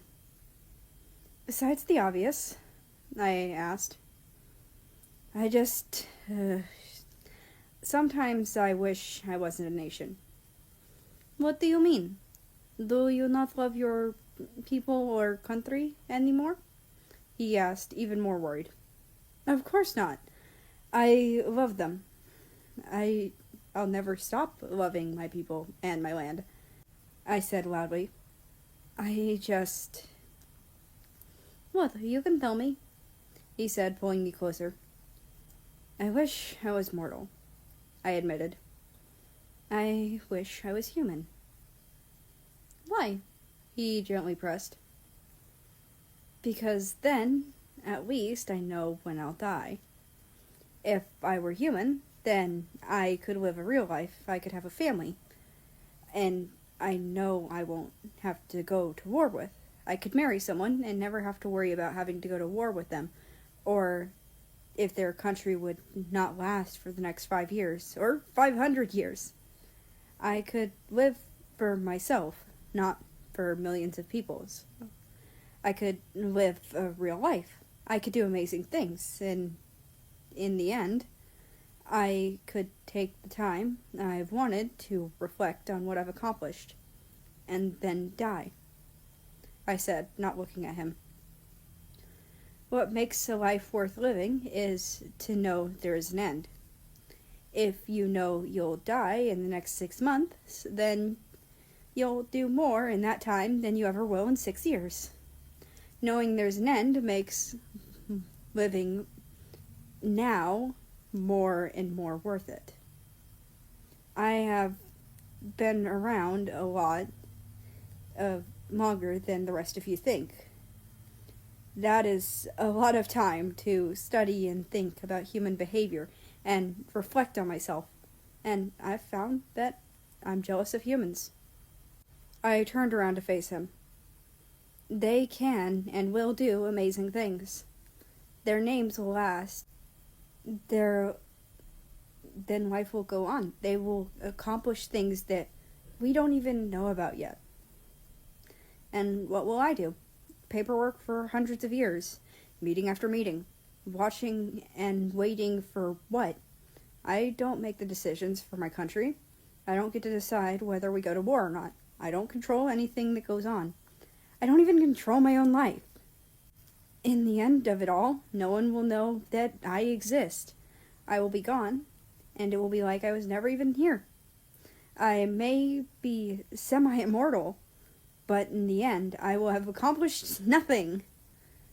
I finished with a few tears rolling down my face. I am jealous of humans because they will live more in their 80 years than I will in my nearly 1,000. Alfred, he shouted, causing me to jump. Don't you dare say anything like that. You control more than you think. You may not make the decisions for your country, but your decisions affect your country. If at any time during your revolution your spirit broke, your country would not have lasted. You would have lost. During both world wars, if you gave up, your people would have too. If you yielded to me during the Cold War, your country would be mine now. You may not be in the front doing anything any person will ever notice, but what you do in the background changes the fate of your country. And it doesn't stop there. You have done more than you realize in life. For yourself and others. When you were just a colony, you made me your friend. You were my first real friend. You took care of the Mexicos when you were just a child. Your revolution gave others hope they needed to try for a better future. When the Berlin Wall went up, you made sure people were fed and had all the supplies they needed. I watched you hop over that wall and deliver letters to families on both sides, including Prussia and Germany. You know about that? I asked, amazed. I had thought that I made sure no one had ever seen me. Duh, I saw you. I never said anything, though, he confirmed. I know a lot more about you than you think. Like how during the Cold War you would sneak over to check on the people in my house, just to make sure that they were okay. I know that after late night meetings, you will follow other nations to bars. When they come back out too drunk, you will walk them and take them back to their hotel room, or a hotel room. I know that you contribute most of the food to potlucks, so there will always be enough for everyone. Especially the poorer nations who always don't get to eat. You do more than you think. You are an amazing nation and an amazing person, no matter what anyone else says. He said firmly, but gently. New tears sprang from my face. I shot up and kissed him. I felt light, like everything that I let hold me back was gone. Hearing him say those things was just what I needed, and to be reminded that I was more than just what the others called me, that I actually have made a difference here other than just existing. I'm more than just a lightning rod for the others to let off some steam. Thank you. I feel much better. I never realized how much I needed to hear that until just now. I told him happily. I am glad. Frederica? He said, looking behind me. Yeah? The food is on fire. I turned around and let out a shout. I darted out of his embrace and grabbed the fire extinguisher from under the cabinet. I pulled the pin and squeezed the handle. White foam came out and covered the pan, immediately putting out the flame. I put the extinguisher down and stared wide-eyed at the pan. So, pizza? I asked, still looking at the pan. Are you going to set that on fire too, England? He asked with a teasing smile. No, and this is the first time I have set food on fire in nearly 20 years. And the only reason is because you distracted me. So, this is your fault. I crossed my arms, a playful smile on my face. Whatever you say, Alfred. He shook his head, and I pulled a large pizza from the freezer. Yes, it's whatever I say. My house. I laughed. I put the pizza in the oven and set the timer. Okay, the food will be ready in about 20 minutes. In the meantime, help me clean up? I thought this was your house, he reminded with a smile. You distracted me, so this is as much your fault as it is mine. I glared playfully. Or whatever, I'll clean it up, I said, picking up the pan. I put it in the sink to cool before I had to scrape everything out of it. If I don't, it'll melt the bag. I saw a hand come around and grab a washcloth. I smiled back at him. It took most of 20 minutes to get the kitchen cleaned up. When we were done, we had a few minutes left, so I started digging through my junk drawer. What are you looking for? He asked. New batteries. The one in the smoke detector are obviously bad. Beep. The pizza is done. He grabbed the oven mitts and took it out. Thanks. Just give me a second. And there, I said proudly, and put the detector back. All right, let's eat. You are excited to eat tonight? He asked curiously. Not that I blame him. I haven't exactly been that excited to eat in the past few weeks. I was still really worried about getting fat, despite his many reassurances that I wasn't. What can I say? Old habits die hard. I'm not going to change overnight just because he said I wasn't fat. Yeah, kind of. I'm still not at all there quite yet, but I'm getting there, I told him honestly. What are you going to do when I leave? Will you go back to purging, or will you stay on Trek? He asked me seriously. All playfulness had left. Now was the time for seriousness. I honestly don't know. There have been many times where I wanted to throw up all that I had just eaten, and a few times when I wanted to cut. Sometimes the only thing that stopped me was the fact that you were in the next room. When you leave, I have to go back to my other house, and I'm not sure what I'm going to do. I will have to try my hardest to stay on track, but I can't promise I won't relapse. I'm sorry, I told him honestly and ducked my head. It wasn't something I was proud to admit, but I knew he needed to know the truth. It is okay. Huh? I looked up, confused. I understand that this is not something that can be cured overnight. You have been suffering from depression, anorexia, and anxiety for years. Expecting something like that to go away would be unfair of me. This is something that can take months or even years to fix. You will have relapses, and there will be times where all our progress gets thrown out the window. All I ask is that when you feel like you might cut, try to call us, day or night. Your brother or I would much prefer you calling us than cutting or purging, he reassured me. We will be here. We both love you very much, and we want to see you get better. All I ask is that you call. Can you do that for me? Yeah, I think I can do that, I told him with a small smile. Good. He pulled me into a tight embrace. I tucked my head under his chin and kept my arms pressed close to his chest, fully encircled around me. You ever get hugged so good that you don't want it to stop? Well, this was one of those times. He held me for a very long time. When he tried to pull back, I scooched closer. He chuckled and kept his hold on me. I was content and happy. Everything was all right with me at this exact moment. Come on, Frederica. You still need to eat. I have a little surprise for you when we are done, da? He said, smiling down at me. All right, but I want cuddles tonight. For some reason, I feel really clingy today, I told him with my own smile. I've noticed, he chuckled fondly. Small chit-chat filled the silence as we ate dinner.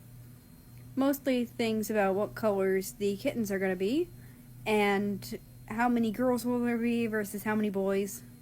We also talked about when and where everyone should show up for Thanksgiving. I want everyone to be at my house for a week so we can bond as family. The event was obviously going to take place at the house Maddie and Vanya found me in. It's my biggest house and has plenty of room for everyone. I was turning on the dishwasher when I felt Ivan put a blindfold across my eyes. I tensed for a moment for relaxing. I never liked not having my eyes, but I trusted him. He helped me get my coat and shoes on and dragged me out the back door. From here, I could hear the crackle of fire and smell its smoke. "What's on fire?" I asked him, worried. "Look." He took off the blindfold to show me what looked like a picnic by a fire pit. A big, thick blanket was spread out next to the fire. Several smaller blankets were folded on top. A couple of wine glasses and what looked like a wine bottle set next to them in a basket. The basket was filled with some stuff for s'mores in the center.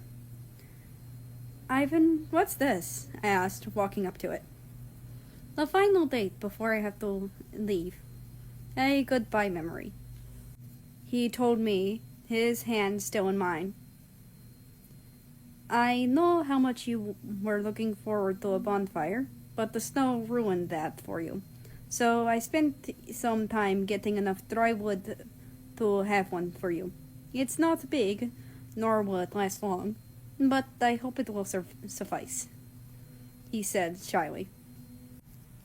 "You big teddy bear, this is amazing," I chirped happily. I pulled him down for a tight hug. "Thanks, Vanya." "Anytime, Frederica." He kissed my cheek. "Come and lay down. Fire won't last for long.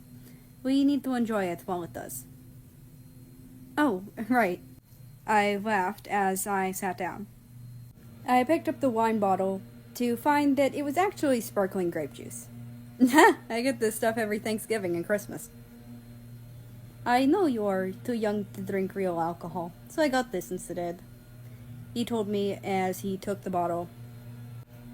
"You are so sweet. I can't believe that I used to think that you were just a crazy asshole." I laughed. "There's more to everyone than what we know," he agreed.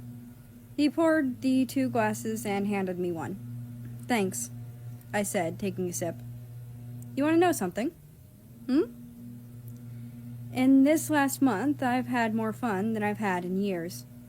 Life just isn't as fun if you don't have someone to complain to." I giggled. He let out a chuckle and pulled me close to his side. I reached up and gave him a sweet kiss. It lasted a long time until we needed air. "I love you." "I love you too," he said, giving me another kiss.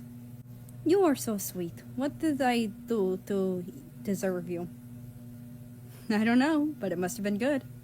I laughed. He chuckled and shook his head. Then a small frown came to his face. "Hey, what's wrong?" "I'm just wondering why you chose me over all the other nations. I'm not the sanest or most romantic.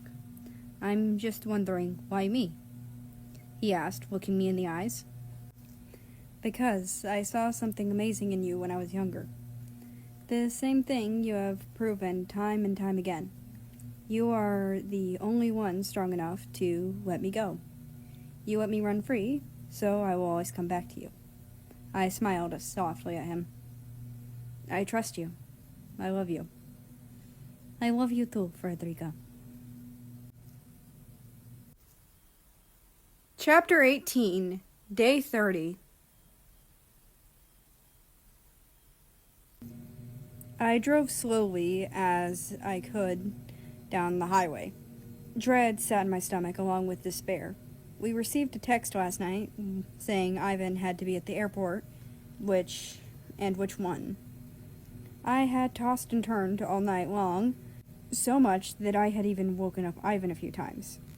As much as he tried to comfort me and soothe me, My anxiety won over, resulting in me getting little sleep. I glanced at Ivan. He looked just as tired as I was, but he tried to hide it. He wanted to stay strong for me.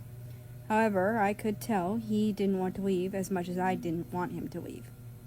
It wasn't in his facial expression, but rather in his eyes.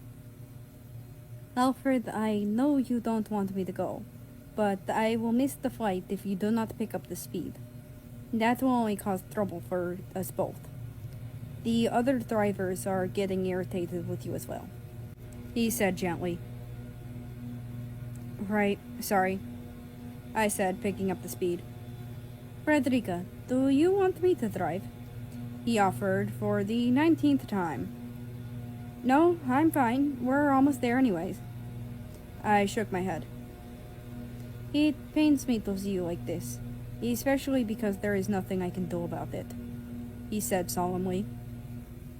Like what? Upset, in pain, filled with anxiety, scared, he listed. It's just, I have gotten you and now you're leaving again. It has never been easy for me to let go of the people I care most about.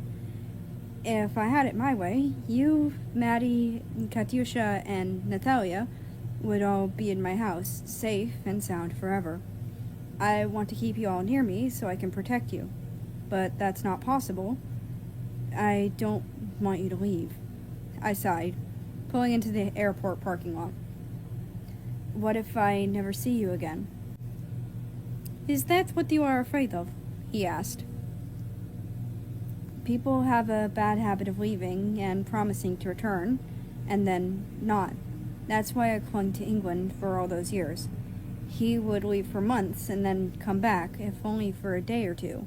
But everyone else never came back. If I let you go, will you come back?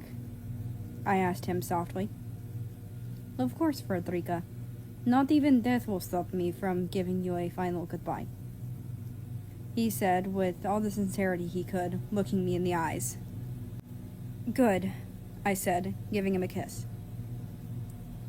Come now, Frederica. Do you wish to see us off? He asked, getting out and picking up Lampushka's carrier. Yeah, Hero would hate me if I didn't let her say goodbye. I got out and grabbed the cats. I popped open the trunk and pulled out his bag. He took it from me since I had both of the fluffy kitties. The walk inside was quiet. We got to the luggage place where Lampushka would be placed. Sirs, all pets must be in their carriers, the lady told us, pointing to the 2 cats and 1 carrier. This one isn't leaving. She's just saying goodbye, I told her. Okay, just give Arnold the carrier when you're done, she told us before going to help someone else. Ivan put his bag down and helped me put Lampushka in his carrier. When we closed the door, he looked up at us completely heartbroken. He switched between Ivan, me, and finally Hero, before letting out the saddest meow I have ever heard.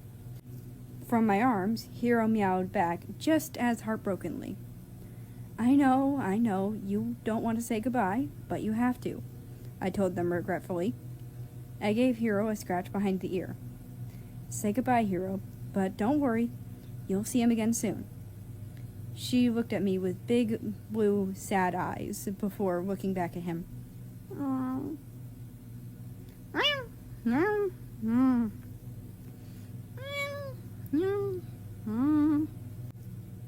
Bye, Lampushka. I loved having you around, little buddy. I reached in between the bars and gave him a scratch under the chin. Here, make sure he gets on safe. I don't want him going somewhere he shouldn't. Ivan smiled at the guy. Sure thing, sir. He stuttered out nervously, gently taking the cat carrier. Flight 3 for Moscow, Russia will be leaving in 10 minutes. Please make your way to the Flight 3. Now, thank you. That's my flight, Frederica, Ivan said softly. I know. I looked down. Don't say goodbye. Everyone who does never comes back. I won't. So how about they kiss instead? He reached down and captured my lips in the most passionate kiss yet. My eyes fluttered shut, and I pressed close to him as I could with a cat in my arms. He wrapped his arms around my waist, and one of mine went around his neck. It wasn't chaste or lust-filled. It wasn't small or filled with clashing tongues. It was long, sweet, and with silent promises. When he pulled back, it left me filled with both love and hope. I'll see you in about 1 week with my sisters. He kissed my cheek. You better bring them. I want to see my new big sisters, I said with a bright smile. My sapphire eyes then took on a mischievous look. See you later, commie bastard. Capitalistic fig. He grinned, deep amethyst eyes brightening. Then he left. I watched him disappear into the crowd. It took a minute since he was taller than most, but soon he was out of sight. I stood there for a minute before turning around and leaving. In my arms, I still held my sweet little hero. I put her in the passenger seat and started the car. Well, hero, looks like it's just you and me again. I smiled down at her. Meow! Oh, right. You, me, and the unborn kittens. My mistake. I laughed out and pulled out. For the first time in a very long time, I'm heading back home with hope and love in my heart. Time is an amazing thing. If given enough of it, things will change for better or for worse. They always change whether we want them to or not. 1 month was all that was needed to not completely change my life, but save it as well, to make it even better than I had hoped for. Now, that doesn't mean with more time, things won't go back down. There will always be things that we can't predict or control. We can't change the past either when horrible things go wrong. However, things could pick back up. Things could get much better than we ever thought when we're stuck in the dark. That alone is enough to keep us moving forward. 1 month was all I needed to get my life back together. I'm getting help for my depression and anxiety. At last, I got my brother back. I gained a brand new family with 2 new big sisters. And most importantly, I have finally got the love of my life and my best friend back. All it took was 1 month, 1 flight, and the courage to finally let my real feelings show and speak up. When they all come to my house for a week, I wonder what else time will change. And that's the end of the whole book. I hope you enjoyed it. Anyway, we have a Discord which you can join. It's linked down in the description. And since you've managed to listen to me for this long, well, I think you might have just earned to hear what's going on next. The plan is I'm going to read a few one-shots from my books. Not sure exactly which ones I'm going to go with, but we'll see. I have a few more coming on that, and then I'm probably going to start sticky notes and trinkets since I'm actually in the final few chapters of it. I just don't have them all posted. That being said, I hope you have a nice rest of your day, night, or whatever it is for you. Just enjoy your time. And I will see you tomorrow.